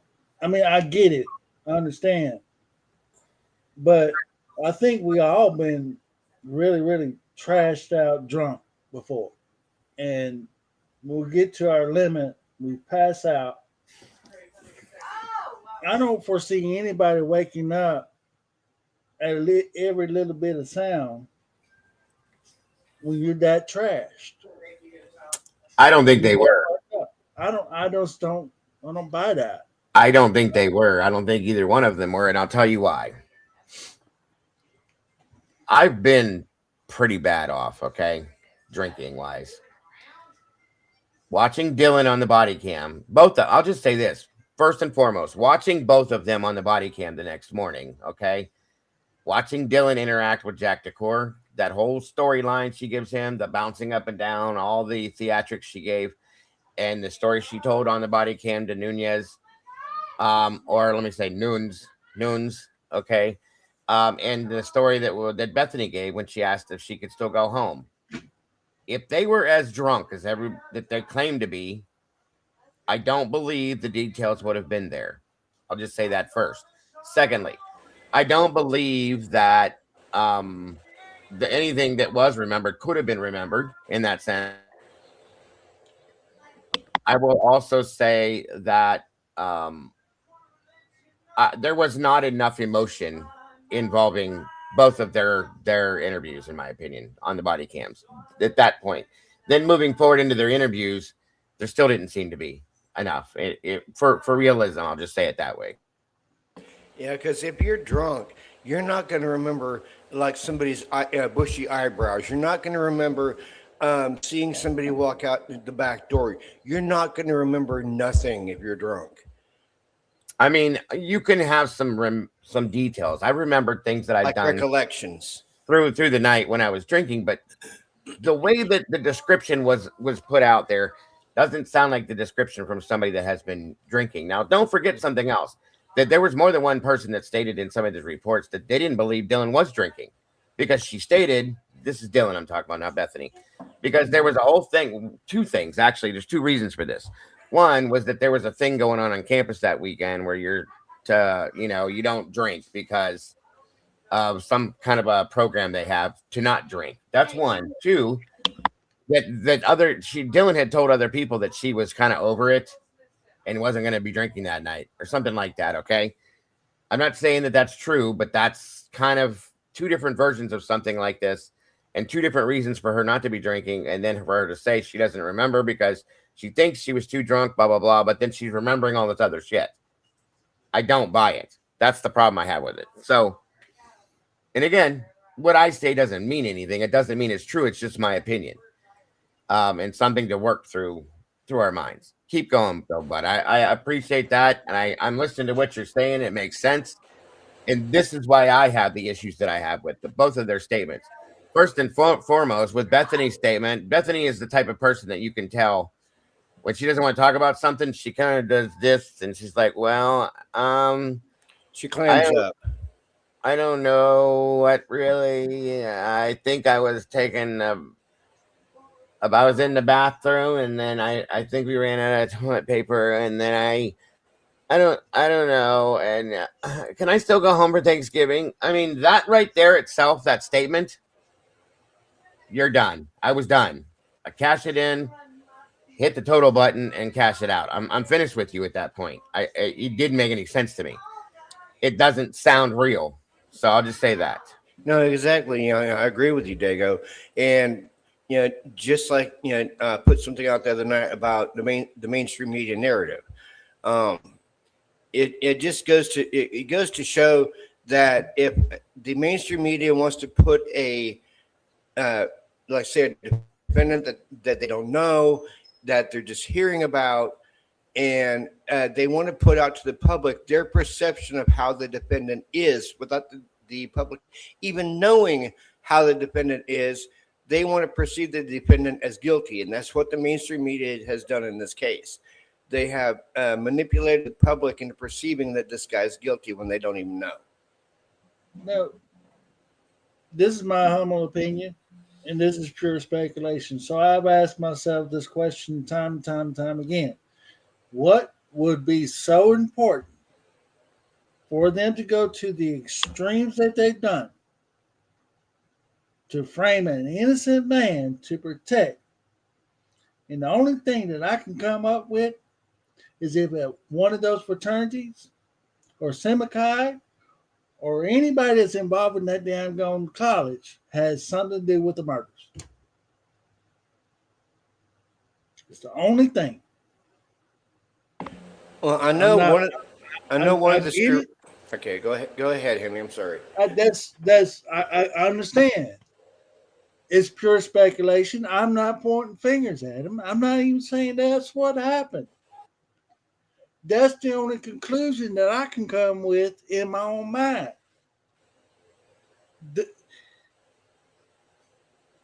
We hear about Loach. We hear about other players in the game. We ain't never heard about Loach much. Jack Showalter. There's a somebody she points at that she says that she don't personally know, but they refer to him as somebody who has very bad anger issue and is involved with some kind of a brown. She refers to that because people talk about that. She says she don't know nothing about that. She was watching the Grub Truck video to see if she can recognize anybody at the Grub Truck at the time whenever Kaylee and Maddie was there. She said she couldn't. She didn't know. And she was talking about Showalter. She didn't realize she was talking about Showalter, but that's who she was talking about. Because Showalter was there. So it had to be Showalter that she was talking about. Right. So we all know the players of the game that's on the game board. But who are we not talking about enough? Or who are we really talking about a whole lot? See, that's just it, Hemi. I honestly think that the players on the game board, the university doesn't want us finding out who the players on the game board are, even though we already kind of know, and that's why we've been getting fed table scraps the last 3.5 years, because they don't want us knowing the truth in this case. They don't want us knowing that they got the wrong guy and that the university is covering up for its own sororities and fraternities. And I believe it was either Pi Beta Phi or Alpha Phi was in serious trouble in that semester when Bethany and all of them were in there. They were getting in trouble for intoxication of underage drinkers over the weekend. So they were getting like heavy fines stacked on them by the university because they were breaking one of the sorority rules. All I'm saying, at the end of the day, this is what we know. Ethan has been getting constant fights at the fraternity house that he's at because he's making bad grades. And 9 out of 10 times when he's having a fight with Loach. I'm not saying that Loach did it. I don't know that. But I bet if we was to take and get names of everybody in that house, fraternity or whatever you want to call it, Seneca, and go, who could have done it? That's all I'm saying, Dago. I'm just saying. And yes, we've had players on the board this whole time. We've been talking about them. The Hunters, Jack Showalter, Jack D. Well, let me ask this. David Loach. There's a lot of players on the board. In any kind of investigation, I'm sure Senior Wazowski can agree with this, that if a name is given to you as a police officer, an investigator, whatever you want to say, if that name's thrown out there, floated out, talked about, put out by anybody, okay, rumored to be a person of interest or any of that, law enforcement will look into that person immediately. It's just like any tip that gets called into a tip line. And I went through all of the ISP reports, 2,000 some odd, whatever reports there were, all the Moscow reports. We read them all. I went back through some of them, so on and so forth. Does anybody ever remember seeing or hearing anything about David Loach? No. And that is odd to me because I guarantee you that they were talked about. Kara spoke about him in part in one of her interviews that she did out here on YouTube. Okay, she referenced him. She didn't really detail him, but she referenced him. So if a parent knows that name, why was he not looked into and interviewed like everybody else out here is what I want to know. University protecting the frats. But that doesn't make sense though, Robert, because Showalter was in a frat and other people were in frats and they did look into them. They talked to them. They interviewed them. They interviewed Peyton Rossi. He's in a fraternity. He was, he gave Jack a ride home with his roommates that night. They interviewed him. But why did David Loach not get brought into the investigation anywhere that I can see? And I'm not saying I think David did it. I'm not saying that he's the one, he's the answer. All I'm saying is, why were you not interviewed? Where did you go? What did you do? What went on the day of and for the week after that, the murders with him? Personally, brother, I think you left town. That's what I'm saying. That's what needs to be known. That's what needs to be looked into. And here's the thing. If nothing else, just to exclude him from this. But nobody did it. Nobody did it. I'm sure we've done it. We've looked into him to see as much as we can, and he deleted. I went in and looked. Okay, it even says it in the 4chan post that all of his social media stuff was shut down, and I still couldn't find anything on him for quite a while. So why did nobody look into him as they did with everybody else? Okay, Jack Showalter was listed as a person of interest, then a suspect. That's fine. Why not him? I felt something I have a very good suspicion sometimes, And whenever something really jumps out at me, and it might not even be the topic of concern or what we're talking about right now. And I did not get this to point my finger at Los. Like I said, I'm not pointing fingers at anybody. I'm just saying, is it possible with that question in mind of what or who are they protecting so much that they have gone through the great lengths that they have to frame a innocent man? When it had to be from somebody with a fraternity or somebody that's involved in that college. In that whole town, as we all know, will not survive without that college. Period. We know that. That being said, something was said and it kind of jumped at me. As long as you follow the narrative that we want people to know, you have nothing to worry about. You're scrubbed. It's like you didn't do it at all. We'll protect you. When I heard that coming from Moscow PD, that says a lot. I'm just saying. That's just me thinking out loud, Dago. Again, that's what this is all about. Senor says it doesn't matter how insignificant it might sound. You never know where a tip will lead you. If someone on that street said so and so is creepy, and then so and so is looked into until no longer necessary. That's exactly what my thoughts are, because that's exactly what I was told by law enforcement officers that I know personally. It doesn't matter, like you said, how insignificant it is. It doesn't matter how realistic it could be or not. It's a tip in a murder case that needs to be looked into, period. That's all there is to it. And they didn't do it. That's insane to me. Completely insane to me. I'm still beating my head against the wall about Steve G just opening up this daggone lawsuit with Washington State University when evidently his priorities are where they at. But we all looking at this going, if you put yourself in those parents' shoes, what would you do?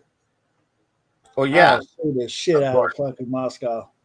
That's the thing. Is they're suing the wrong, in my opinion, the wrong side right now. Okay, so and Senor said, how many random tips turn out solving crimes? A lot.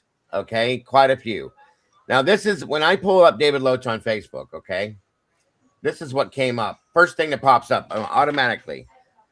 It says Sigma Chi involved in Moscow murders? Question mark. Read comments for more details. Rumors on 4chan claiming that Ethan was arguing with Sigma Chi brother named Loach at the Sigma Chi party a few hours prior to the murders. Loach was reputed to use steroids. Loach and Ethan had long hated each other. Loach also had beef with Maddie. That was in the 4chan post. We read that. The gist of the unconfirmed rumor is that Loach got angry, did the deed, perhaps with one or more accomplices. Facebook will not allow me to post a link. See more. Okay. It says Facebook. I assume Barney Fife at Moscow PD is aware of this information, but they cannot make an arrest without either physical evidence or else the snitch, which makes no sense because they arrested Brian with less than that. But okay. David Luis Baracoa, a nerdy Sigma Chi brother who was tutoring Ethan. It was besties with Loach and a possible accomplice. And then it's, hold on.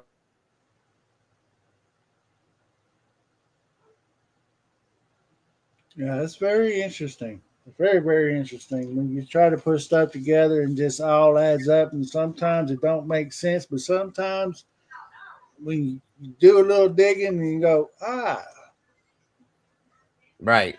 So because it's like, go ahead. Sorry. I want to make this the last thing. Something else that I didn't cover, but it kind of stood out to me in this interview was Bethany was asked when she was walking home, what route did she take? Did she go up King Road through where she could be seen at that famous uh, camera that we all been watching. She said no, that she cut through the uh, the white apartments or whatever. There's a little cut through that goes straight up to 1122. So they all know where the cameras are at. So everybody knows how to position themselves. So there you go. And avoid the cameras, basically, Hemi, huh? Right. So this statement here is connected to this as well. Okay. And all it says here is apparently the night of the murders, Ethan and David Loach got into a fight at the Sigma Chi house. Ethan said that Loach had shriveled balls from using steroids. Xana was talking shit too. This is again what was posted in 4chan. Loach had a long-standing beef with Ethan and apparently Madison as well. Barry and Loach were our butt buddies, who talked about murder fantasies before. Also something about Barry being Ethan's tutor and not doing well with it. So shriveled balls comment triggered the roid rage in Loach, and his little twink sidekick carried out their long-standing fantasy together, and this is at least what I gathered from the frat Anon thing. So hold on a minute here.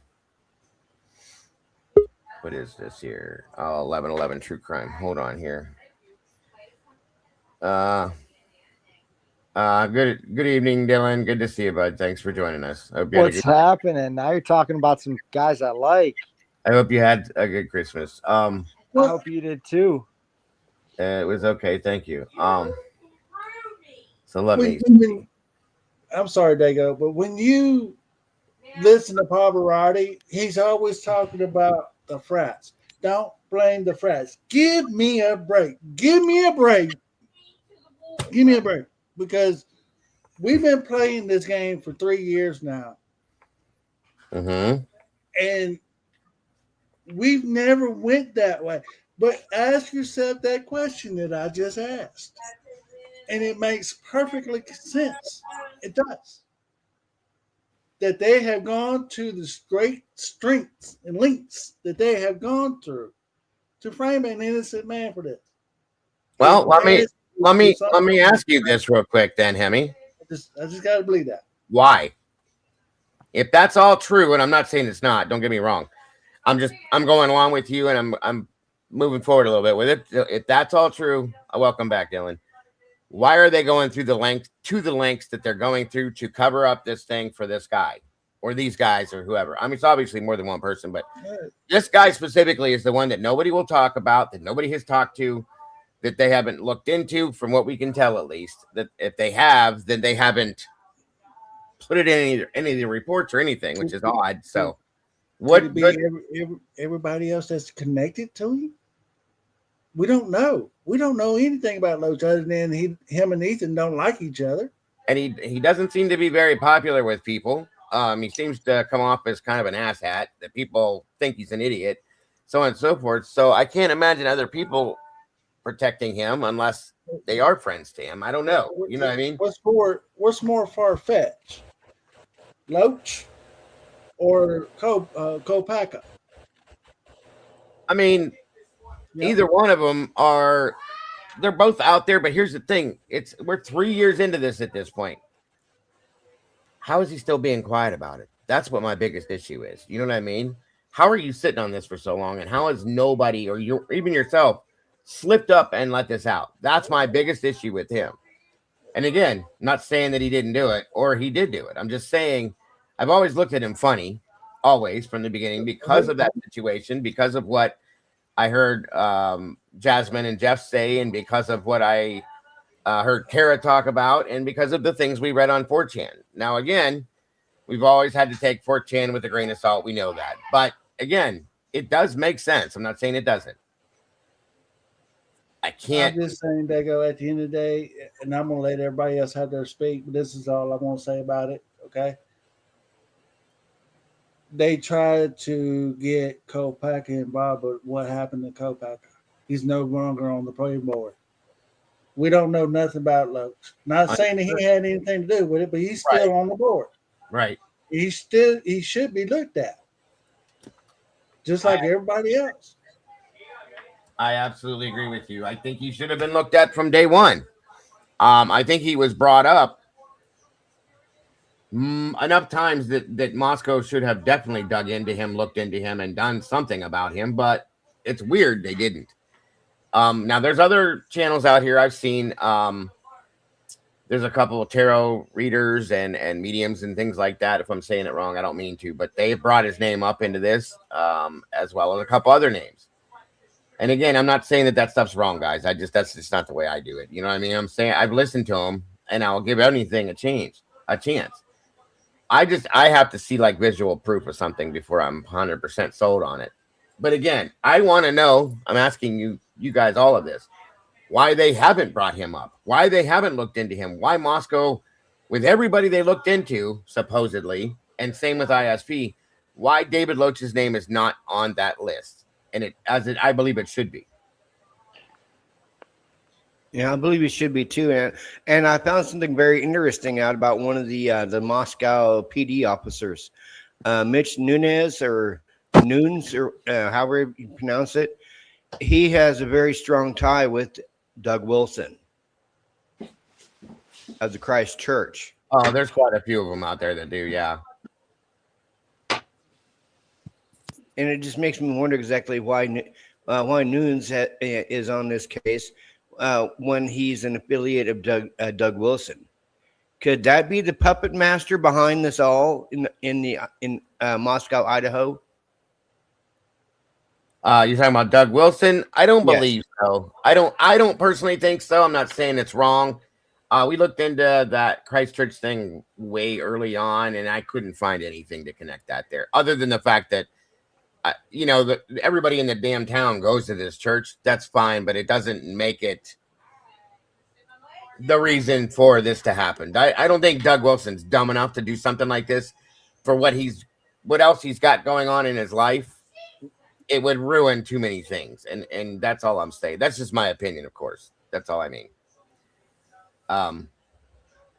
But it was just a thought, Dago. No. I absolutely understand it. I know everybody looked into that very early on, Robert, and we were all like, this church being the way it is and all the background from it. I think that's the first place everybody went, and we couldn't find anything. And I think they even stepped forward and said that they were questioning what the hell happened, that they have issues with what happened, so on and so forth. So at this point, I'm not sure. If there's any kind of connection whatsoever there, I don't see it. That's just my opinion. Like I said, hey, D-Dog. But I do see the college involved in it, though, in the cover-up. Well, the college is definitely an issue. Okay. Fraternities, I think, have issues. There's a lot of variations of reasonings that do make sense. I'll put it that way. Welcome, Christine. Good to see you. And I just got to thinking, oh yeah, real quick. That's the something president of the college. I'm sorry, Dago. I'm stopping. I just wanted to say real quick that Jen's right, because that's something that was rumored for a while now. They never visited Brian. That church did not visit Brian in jail. There was rumor that somebody from a church did visit Brian and or something like that, but it had nothing to do with the Christ Church. That's just another one of the rumors. So I want to say thank you, Jen, for putting that out there so that people don't believe that, because we try to correct as much misinformation as we can so that everybody understands, because there's enough confusion. We don't need more. Go ahead, Hemi. I'm sorry. I didn't mean to do that. I was just saying that I was just thinking about President Green. So how does he fit on all this, right?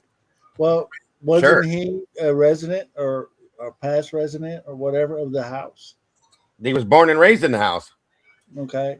So it wouldn't be far from me to believe for a second that he was part of the cover up in the fact that if Loach did do this, or fraternity or or whatever was involved in all this, that conveniently he just so happened to tear down the house. No, that's obvious. Yes. Yeah, that's obvious. Whether Loach had anything to do with it or not, that was going to happen because he doesn't want that attachment to the university. He had to get rid of it. in his mind, whatever. Just, I don't trust him at all. I'll put that there. Everybody knows that. I never did. That man was at every meeting that the police had with this about this case and had no reason to be there. And that told its own story to me. That was enough for me to know that there's something sideways and shady about Scott Green, period. So just saying that. And I'm gonna look and see if I can find that interview. But he had an interview right after the memorial was put up. I think they tore down the house. I think I might be wrong. And he was talking about putting a memorial up at the campus of the four. There's some Yeah, he stuff, stated that they were going to put some kind of a memorial up on the site of the where the house was. 100%. It was handed off to him as a gift, and then I believe when Robert looked into it, and then I looked into some other parts of it, that they were trying to sell it, and it just wasn't happening because he was asking, or he was offered to buy it, and he was asking a really high amount of money for that property, which makes no sense. So that either tells me that he's doing it because he doesn't want it sold. You know, if you don't want somebody to buy something, then you just put a price tag on it that nobody can afford, nobody would pay, that has any common sense. Or there's other things going on in the back. Now, I think he knows more about certain things than he's ever let on. I'm not saying that he was deeply involved in it. I'm just saying he knows more about things. Maybe that's part of what it is, that he's just covering up things to protect the university's integrity so that people don't look down on the university, because in turn they're going to look down on him. But there's also a lot of things he was scheming in the background that are financially going to benefit him. So I can't detach him completely from this because of those things. The financial aspect to it is all I'm saying. Yeah, like he mentioned in an interview that he wanted to put up low income student housing there at the 1122 site. And I'm thinking, well, at first you said it was going to be a healing garden or meditation garden, and then you want to build more housing there, low income housing for students, so you can make more money for the university. And everything about this guy is just is just like a greedy grifter. Mm-hmm. Just like the Phoenix University purchase thing, all of that stuff. I'm just saying, there's something dark. Definitely, there's a reason why money is the root of all evil. Of course. Saying. Did you have anything to add to any of this, Dylan? I know you've been sitting here quiet for a minute. I just didn't want you to think we were stepping on your throat, buddy. No, I like you guys just bashing low. Shit's cool. Just that sounds good. I just wanted to make sure you wanted to add something. You were welcome to do that. Keep on grinding. I'm looking at some stuff here now. But yeah, I'm very suspicious of the fact that and I have to stress this again. I know I've said it 3-4 times already. David Loach was brought up very early on in this case, very early on, almost like immediately. Okay, way earlier than anybody besides typically Jack Decor, stuff like that, Showalter, all them. But he was brought up almost immediately in this case, and I've not read one report that has his name, redacted or not, in it about anything. Even David Baracoa, or whatever the fuck his last name is, was talked about. He's talking about being out driving around as a sober brother, blah, blah, blah. They did an interview with him, but you did not cover David Loach. Why? I want to understand the reason behind that. I understand Moscow and what their job was in this entire thing. Okay, I get that too, but they didn't even blend him in to cover him up, if that makes any sense. I think you guys know what I mean. Like, they put people into this case that are involved in this, and they blended them in and then covered them up as well. They didn't even do that with him, and that's what bothers me so much about him. It's just like he disappeared. 100%. It just doesn't make any sense. And the 4chan stuff. I will say this, Dago, like I said earlier, as long as you go with the narrative that they set, you ain't got nothing to worry about. You good. Of course. See, this is one of my big things I've cited in this case. Anything they've ever given us, I kind of look at in the opposition, because they're not going to give us any truth. We already know that. Okay. So I kind of look to the other end of it to see what it would lead to. And sometimes it works, sometimes it doesn't. Hold on a minute. Did you see my message Discord before linked? And he's been in Georgia, so he was to find. Oh, no, I didn't. I'm sorry. I didn't get a chance to look at the Discord. Hold on.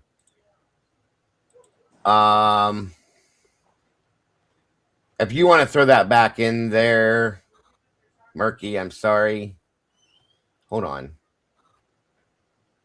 I remember slightly seeing it, but it's been a minute, so my apology. I think I got it here. 1 minute here. I'm not in there. I have been in there.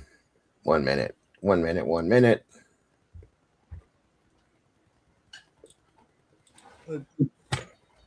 Hold on.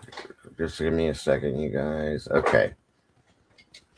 When did that college go on break for Thanksgiving after the murders? What are you doing? I don't remember the exact day, but it was within that week. The following week, I think. I think they finish out that week. Hey, Dago. Yes, sir. I've got a quick story before I let you go here. So, Sure to help try to explain to everyone a little bit of where Dylan's story might have come from, if you believe that she's lying, which we do, right? Or at least her story changes. There's a document out there from Pullman, actually, a neighboring town, but it involved Brian Koberger, or at least he gets looped into it. And it's from a year prior, and it also includes some police officers in both cases. Because it's Pullman and Moscow, there obviously were officers involved in both. And there's also some suspects or person of interest, a gentleman by the name of Jose Cruz, pretty much irrelevant for now. Yeah, we looked into him too. I remember him. Yeah, pretty much irrelevant. But the girl was Sadie Marchant. And again, I don't like pointing fingers at people or cops, just like anyone else, unless I believe they're involved, like Loesch. So I will. But here's the story. It's from a year prior, and the story goes like this.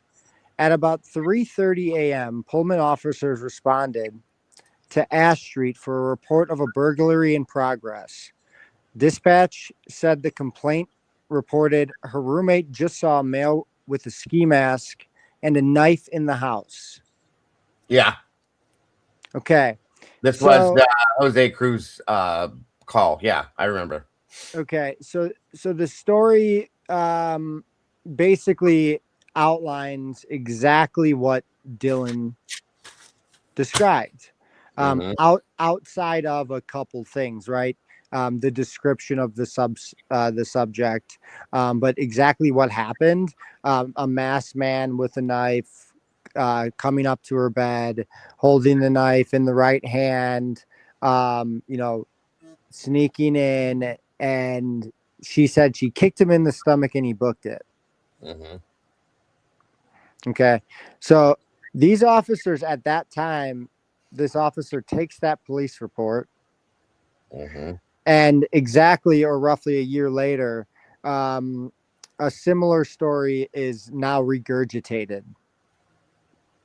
So we have to ask ourselves, is there a connection, or is this just a random coincidence that a year prior in a neighboring town, a girl is in an almost exactly same situation, but she doesn't get stabbed to death? Right. And Dylan tells the exact same story. Or does Dylan know the story because she's friends with this new girl? And does this girl now go to Idaho? Who is this girl, right? And maybe there is a connection because Dylan's story is false. So I'm under the impression that she is telling the cops the story, not necessarily because someone told her to tell it, but I believe the cops copy and pasted the story and said, hey, we investigated this story. this is what happened here. Sure. We now work for Moscow a year later, or we know the same people, or they transferred fraternities or sororities or what have you. And then that's where Dylan is kind of involved in the thing. But Loesch, you're not going to find anything on Loesch. They're not going to give us anything on the guy who did it. Right. Understood. And I mean, you can't find much on him, guys. I have. What do you mean? He's a douchebag lacrosse player from Georgia. He got bounced around. He's a Mormon dude bouncing from Utah. I mean, that stuff, yeah. And now we think he's hiding out in Scotland. He's got some money. Mommy and daddy, the connection he's got, his sister was married to a cop. So that's where the little cover up. But she's since divorced, Allison. I'm trying to get in those pants soon because I mean, if she's got any kind of fire like Loach did, dude, I would take her in bed. You know, I like a little spice in my life. As long as she's not killing me and stabbing me or shooting me in the head like, you know, her little brother, I'll take her. You know, a little Christmas present for me, Dago. You know what I'm saying? I mean, if that's what you're looking for, buddy, I guess so. All right, you guys have a nice night. Take care. That just makes me wonder if he wasn't tipped off by a cop, get out of town. Could be. It could be. And it shows here. This is his LinkedIn. Okay, it's up to date. It says 2025 Bachelor of Business Administration graduate. So he got he finished up everything. It looks like 25. It says his bachelor's degree. Another business student. Okay. Marketing positions, business analyst, assistant roles, blah, blah, blah. Motivated recent business graduate seeking opportunities in sports media, marketing, analytics, apply strong technical and communication skills to drive organizational success. Whatever. Okay. He worked as a press box assistant manager for the Boise Hawks baseball team, blah, blah, blah. Sales associate for Vista Pond, groundskeeper for some health insurance agency, University of Utah and University of Idaho. He has listed here, and he was an athlete. I thought he was a football player. It looks like a baseball player, I guess. And then we have conveniently recommendations. Okay, by Brenda Thibodeau, the director of catering and outpost at Sweet Green. Underneath, assistant golf professional at the University of Idaho golf course, Ashley McClure. Same last name as Jenna, interestingly enough. Okay. Says, I've had the pleasure of studying alongside David at University of Idaho. David stood out in our collaborative projects as a reliable and proactive team member. There's got to be a relation there to the McClures, Jenna. Okay. I'm just saying, like, the guy does know people. He's close to certain people, so on and so forth. It's just, I don't know. And the dude supposedly has a temper. I'm curious, to say the least. So I'm going to be digging in as much as I can on him a little bit more. Yeah, right there. Press box, assistant manager, box, Boise Hawks, Boise Hawks, professional baseball club, full-time. Professional baseball club, full-time, May 21 of 25. Yeah, exactly. That's what I was reading there, Murky. Thank you. I'm just saying, okay? The guy bothers me. I don't know why he didn't bother them. And he should have, is all I'm saying. Definitely. So, also, 1 second. Do we know how they cleared Showalter? How they cleared Showalter? What do you mean? Because they never tested those samples to unknown male B and D, did they? They never what? They never the DNA they found in Showalter's house. They never tested that DNA on the unknown B and D, did they? That I know of, no. Sorry, I misunderstood you. But that I know of, no, sir. I don't think they've tested the DNA on anybody except for Brian. Thank you, Aztastic. I'll pull that. Right, probably didn't. You're right. And real quick before we go and I'm looking at there's David Baracoa's LinkedIn. Okay. Again, this is the idiot when Charlie Kirk was murdered. Okay. That spoke out like an ignorant asshole because that's what he is about the situation. Now, you're allowed to have an opinion about this. You don't have to support Charlie, okay, because of what happened. What you're supposed to do is be a human being and support the fact that another human being was murdered for no reason is what the point is, okay? And this guy spoke out like an idiot. This is his statement to that. And this will show you the type of person he is, which is another reason why I was not comfortable with him either.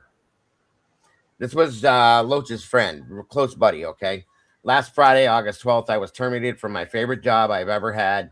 Most people would not be so quick to publicly speak about being fired, but I was fired for standing opposed to fascism, and that's not what it was. In a world where you can be anything, be consistent, I will not be silenced, he said. He said he was terminated from, I don't know if you guys can see that. Let me see if it helps if I do that. It might happen a little bit. There we go. From my state of Idaho Department of Labor job with the Idaho Human Rights Commission due to social media comment, I left from a personal and private account. That's Garrettsville, huh? That's awesome. I wish I lived in Garrettsville. That's weird. Where'd it go? Sorry, guys. I got distracted here for a minute. Regarding deaths of an American conservative podcaster, Charlie Kirk. Since my termination, I have met with multiple news sources to confirm where the hell did it go? Sorry, guys. My eyes are killing me. They're not working today. To cover my situation, I'm sorry, for the past week, after the decision came down from on high from the Department of Labor director, I have reeled, I have cried, I have suffered. Today, I take my LinkedIn profile to speak clearly and boldly. Whoever you may be, dark money, non-profit, sitting U.S. government person, or social media troll, you will not silence me. The first thing the founders enshrined in the document that created our nation was Congress shall make no law respecting an establishment of religion or prohibiting the free exercise thereof, blah, blah, blah, blah, blah. I'm not going to read it all. I'm trying to find the point. Before I hear freedom of speech doesn't equal freedom from consequences one more time, please take a minute to understand and research that government employees have broader speech protection than people working in the private sector. This is by design. You see, if you work for the government, your employer, the government has more responsibility to protect your rights, even if they may clash with the party in power. See, he's not going to, maybe he will. The morning following the murder of Charlie Kirk, the right-wing media had already begun finger-pointing, blaming the left for what happened to him consequently. And we're not turning this into a political thing because it's not. The left began firing back, asserting that what happened to Kirk was in no way a desire of the left, but that his repugnant rhetoric caused this to happen. The opinion I was of was the latter. Kirk made his career debating college kids what this actually consisted of, engaging in open discussion until being backed into a corner on his points. Good example of this is how Kirk spoke about trans people, demonizing them largely as a mentally unwell population who commit a shockingly high amount of gun crime. This is not the case, but of course, Charlie Kirk. Where'd it go? Sorry, you guys. Oh, it's not. Where the hell's the rest of it? Anyway, okay, there it is. Charlie Kirk would never allow his opponent to establish facts, often taking over them. Usually at this point, Kirk would then throw out some vitriolic magna talking point leading comparatively. So basically, in a sense, the guy disagreed with Charlie. That's fine. Many people did. Okay. It's still a human being who lost his life. Period. You don't have to agree with, okay, I don't agree with things that Trump does. I don't agree with things that Biden did. I didn't agree with things that many presidents have done. I've never thought about taking their lives. I have people that on YouTube that I disagree with. I've never thought about taking their lives, ever. Okay? And anybody that does that, in my opinion, I'm sorry, is not a decent person. You don't take somebody's life because they have a difference of opinion. Even if they make bad statements, if they come off as a racist or a fascist or whatever you want to call it, you just don't have the right to take somebody's life. So in turn, Now I'm trying to look for his comment real quick here.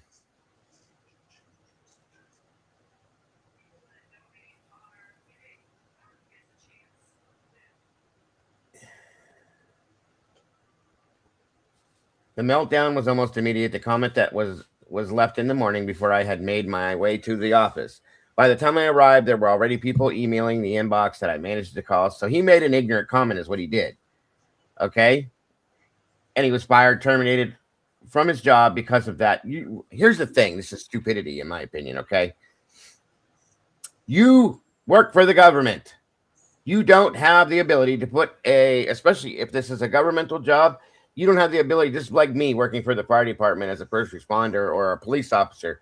You can't step forward and make a comment like he did and think that they're going to look past you and say, oh, no big deal. It's just David. No. You're representing a large spectrum of in a situation, okay? You're representing that government entity that you work for. You cannot do that because when you make that statement is being made by the entity that you work for. Understand whether they did it or not, because you're a representative of that entity, period. The stupidity that this idiot showed by doing this proved who he was. Now, let's back up, because that's not what we're talking about here is that. What we're talking about is the person that this guy is, okay? And the person that his buddy David Loach were. Based on the stories that were told about them, they're not good people. They weren't good people in college. They probably weren't good people their whole lives. So, again, this little thing-dinger here was out driving around at 4 o'clock in the morning as a sober bro, supposedly, talking about how quiet it was in the area, so on and so forth. His father owns a cleaning business, things like that. These are the little things that you look at, along with this other guy, David Loach, with the big mouth and the tiny balls, okay? That wants to fight people because of these comments, but you probably did other things to promote Ethan to not like him to begin with. In turn, this is why this happens, okay? So, these two right here, there was a report on him, and I think that it wasn't enough. I think there should have been more of a report and more of an investigation into this guy, and I think there definitely should be an investigation and a report into David Loach. That's all I'm saying. Sorry, I was laughing my ass off behind my icon when you said tiny balls. Well, that was the whole thing why the fight happened anyway, is why I said it. So sorry, I got to throw a little comedy in here now and then because it's so grueling on our mind. You know what I mean? So anyway, so the biggest point that I'm making right here, after everything Hemi said, so on and so forth, why everything in this entire case, why has David Loach not been looked into? Just a little bit, guys. Even just a little bit. Even, like I said, to rule him out of the investigation. Why had they not looked into him? Well, see, like Dylan was saying when he was up here, that David Loach's sister was married to a law enforcement officer. Only thing I think, someone who David, who knew. Hold on, buddy. You just went completely robotic. Say this. Back up and try that one more time. The only thing I think of is somebody in law enforcement who knew his family reached out to David and warned him to get out of town. I didn't catch everything you said except for the end, but that does make sense about that. Could be, very possibly. And they shut down, from my understanding, they shut down, both of them, I think, their social media. Bubbly put this out 2 years ago in October, okay? Is that better?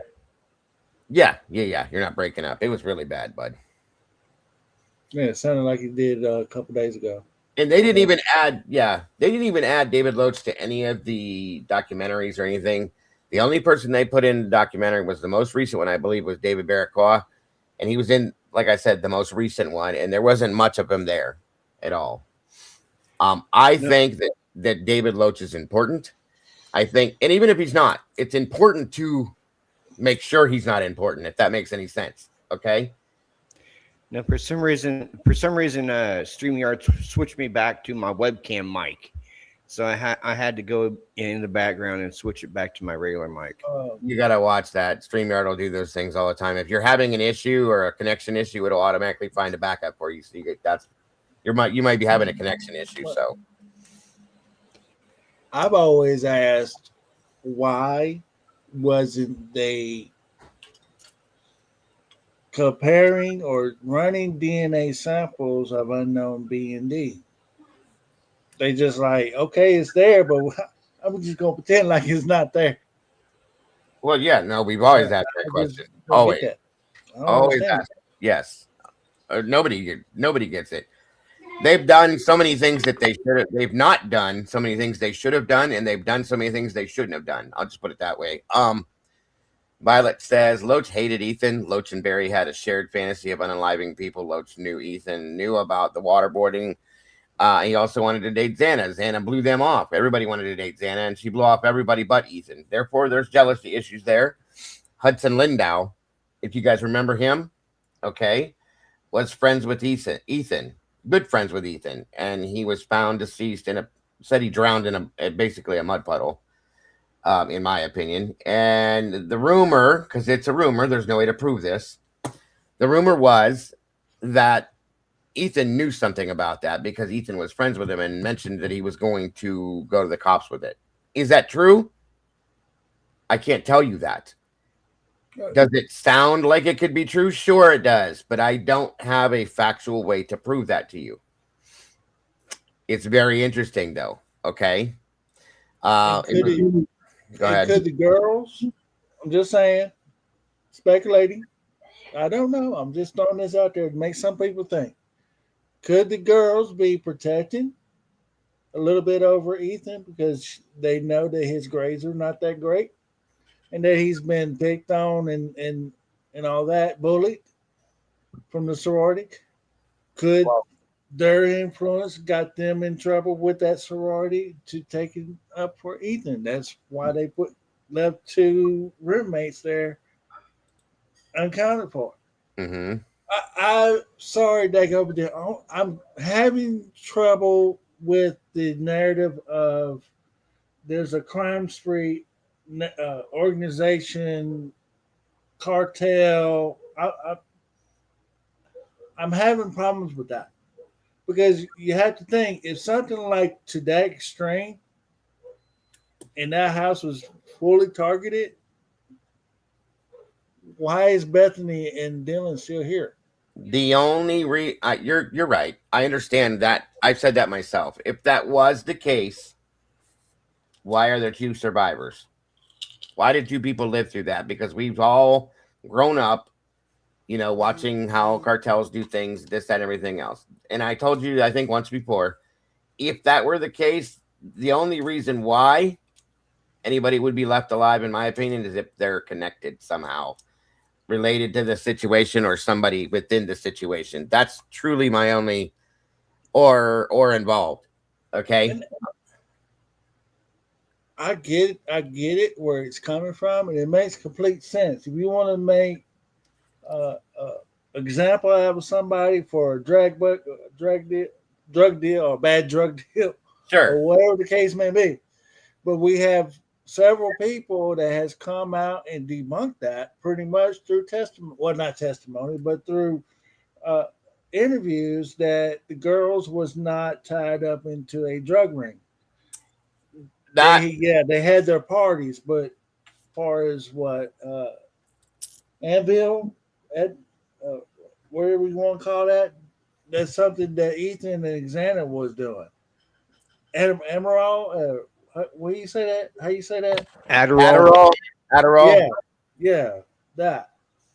Other than that, there's really nothing documented that's connecting them. Even Kaylee, they were speaking about the spare bedroom that had the computer, and it was Maddie's office. She had both of them had in-home jobs, but I think it was Maddie that had the job over there at the Greek. But yeah, her and Kayla, or her and Xana both worked there. So knowing that Kaylee was into true crime like we are, she loves podcasts like yours, Dago. I'm sure she probably wouldn't mind jumping up on panels sometime and talking had she lived through it. But I thought about that too. I mean, uh, she probably would have. but yeah, she found a sex offender was living in those purple apartments. So Yeah, looking into local sex offenders within that entire neighborhood. So that's why I look at this in probably 4 to 6 different angles, you guys, of possibilities, and it's very frustrating. Okay, I agree. I've looked at this the big cartel situation. I've looked at the fraternity situation. I've looked at what you just said about maybe she came upon a sex offender that was in the area that she was going to flip on or something, and maybe that blew up in her face somehow, maybe, possibly. I don't know. One thing I'm going to tell you that I wholeheartedly agree with is something that SRB just said a little bit ago, that house, I don't care what the fuck Bill Thompson says or anybody else, the house was not the target. The targets lived inside the house, whether it's one or more of them. There's a reason. There could have been more than one motive for this, guys. There could have been multiple motives for this situation within that situation, if that makes any sense. Is all I'm saying. So it makes me wonder if the recent breakup of Jack and maybe a motivation for some kind of retribution, not by Jack, but by somebody who was close to Jack because Kaylee had dumped him. I mean, anything's possible. Yes, I agree with you. I fully agree with you. That's very, very plausible. And I thought about that deeply. I want to run this video real quick because we're not going to be here much longer, guys. We're here longer than I wanted to be, but I do want to run this real quick. Say again. I want to add something about Jack real quick. Just a thought. Just something to think about. I can see a narrative where they can frame him because of what him and Kaylee's relationship was like. There was on and off. That was a good motive for murder. Knowing that she's possibly talking to other people outside of that, and he gets in jealous rage and all that. I get it, but it don't fit. In my humble opinion, it really don't fit. That's about where I was going with that. I don't think that has anything to do with why things went down. I think this, again, I had to ask y'all the same question I asked earlier. The motivation of my thinking is what it means so much for that whole town to look out for an outsider to put this on and frame just to keep everything hush hush. And it has to be something so close to that college. They're protecting it. That's the motivation behind it all. The same. That's all I got.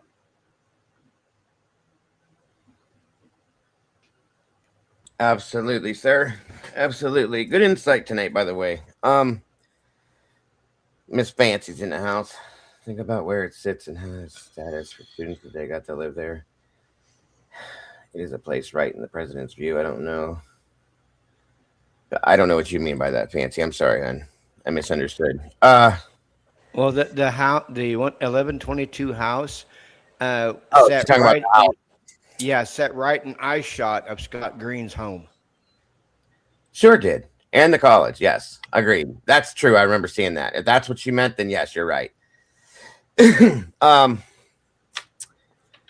Wonders Deep, be careful if you're leaving. Thank you so much for joining us. If you're on the roads, especially Jane. Kendall, welcome. Good to see you tonight. Agreed. I think we need to find out what was going on the month before the murders. A month.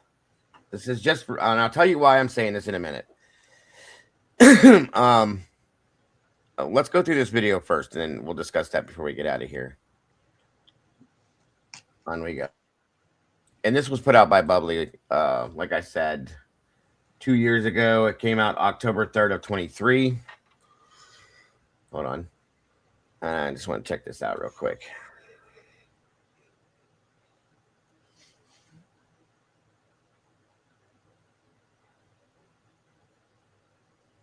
Did I blow this up too big or something? Hold on. Or maybe I didn't. Let me make sure it's right. Yep, it's right. Okay. It's probably just off a little bit. No worries. Hold on. I don't know that there's going to be... Is there audio on here?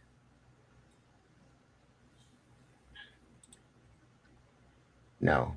Hold on.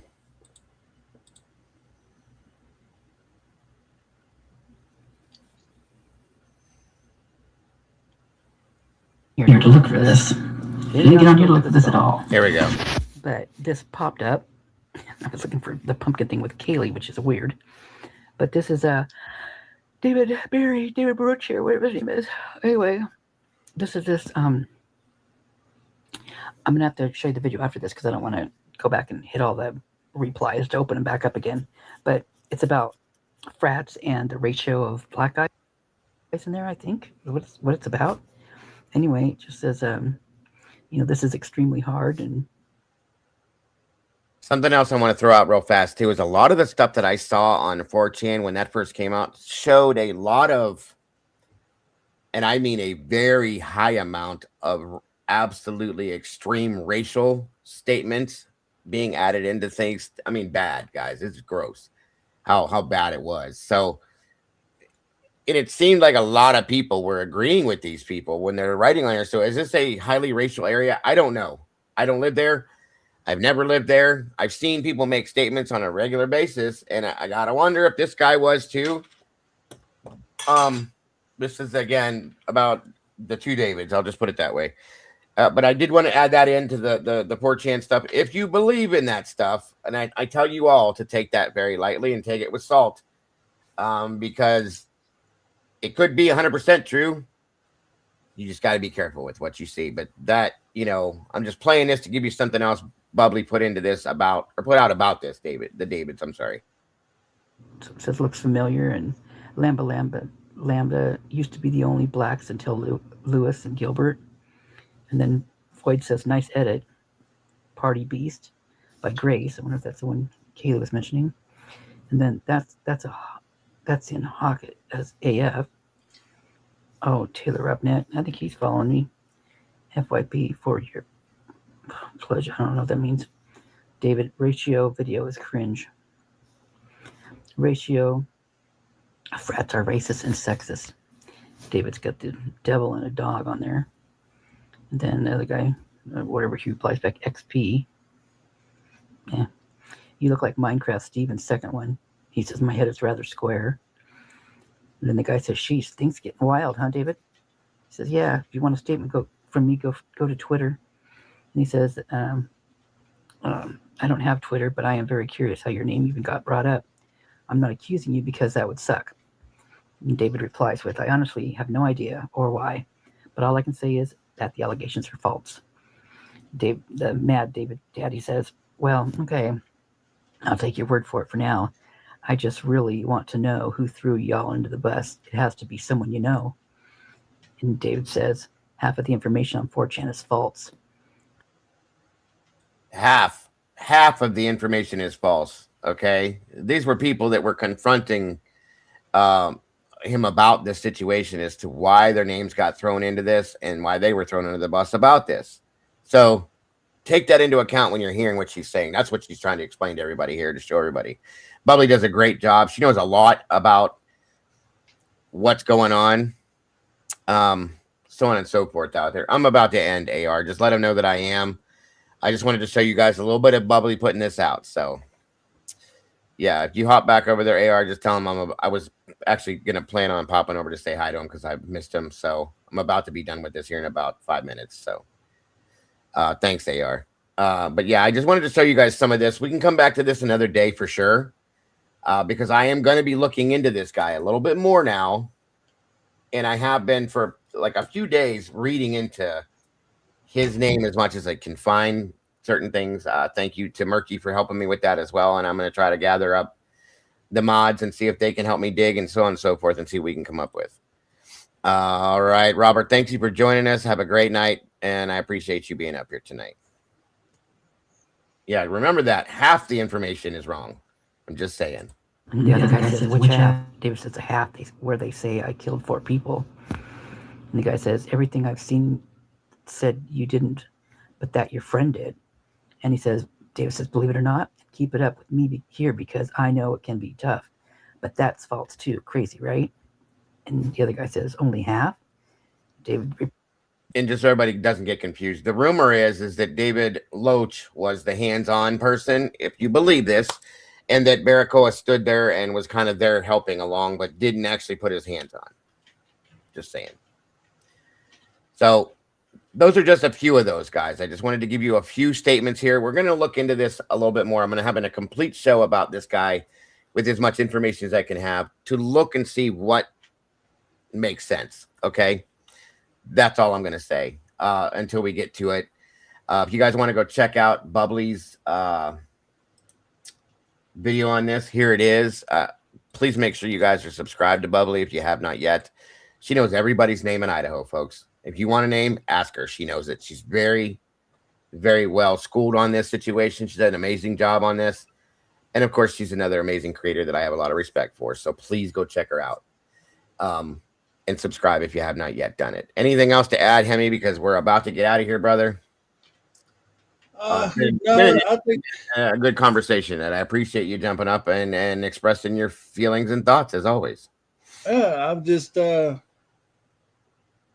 it's never going to be complete. It's never going to be concrete. We will never get to know what really and truly was the motivation or what really and truly happened. The reason why we're still having this conversation is because we still want answers. And has this gone to trial, we would have gotten some of the answers, but to believe it or not, and I've said this too, this was never going to go to trial. This ended the way it was supposed to end it.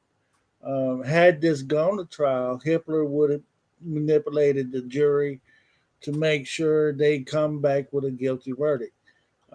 They hopefully one of these days, something might come out to flip the narrative and turn everything right. But until then, we'll just have good speculation, talk, and theories. That's all we have. I mean, that's it. Hopefully, I agree with you. I do agree with you. Hopefully, one thing I will say I hope you're wrong about is that we won't get a full answer to this. But I do agree it's going to be very hard. Very hard. So that being said, I want to thank all my moderators for popping in here tonight. I missed you guys. Tomorrow I will be back and quite a bit earlier. And I just had a lot of stuff going on the past couple of days, guys, after Christmas stuff, so on and so forth. And we'll be diving into some more stuff with this and more. And again, hopefully I'll be joining DA over there more in the evenings, like I said, for that show that he does. I'm going to try to head over and catch Willie tonight. So for those of you that are still going to be on here, try popping over there. And I think that we have his link in here somewhere. I think that's it right there. Moonlit dropped it in here. Thank you guys for that very much. I want to ask you or tell you again, Hemi, thank you so much for joining us. I really appreciate you very much, my friend. Robert, thank you for jumping up here as always. I always appreciate your thoughts and your feelings, Hemi, and your insights into this case. Everybody's, truly everybody's. I want to put out there that I do love and appreciate each and every one of you guys so very much. I appreciate the passion you all have for this case as much as the rest of us have, Hemi, myself, and many other creators out here that are really looking for the truth. That by the way, that link to the petition should be on my community page, and if not, let me know. I will make sure it is so that you can click on that and sign that petition if you guys should, I think, and if you would. That's all I'm saying. So thank you guys so very much. Anybody that may have donated, whether it be super chat or whatever, God bless. Thank you. We appreciate you so goddamn so very much. Sorry, you guys. And that being said, guys, God bless. Much love. And don't forget to love yourselves, love each other, and don't change a thing. You guys are the beautiful people, and we will see you very soon here. Bye-bye, y'all. Peace.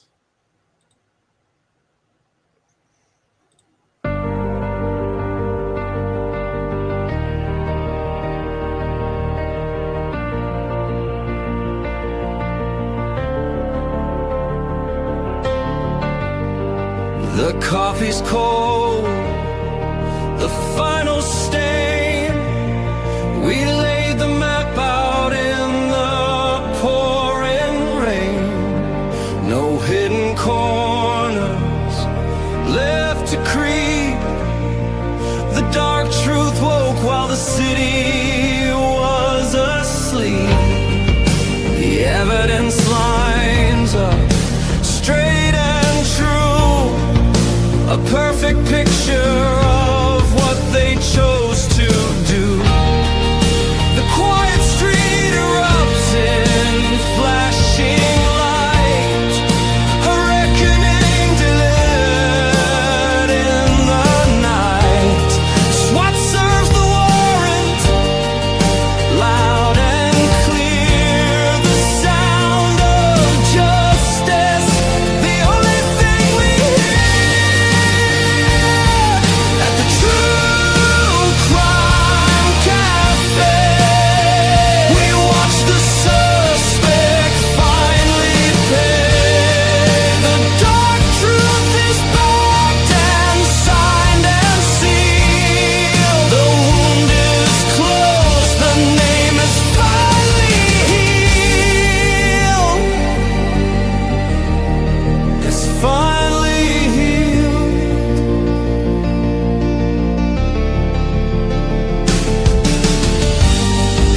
The cafe's empty, closed for the night.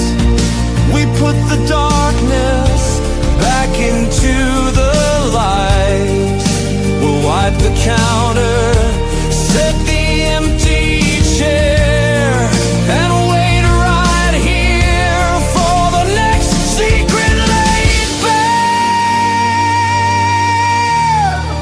Until the next one.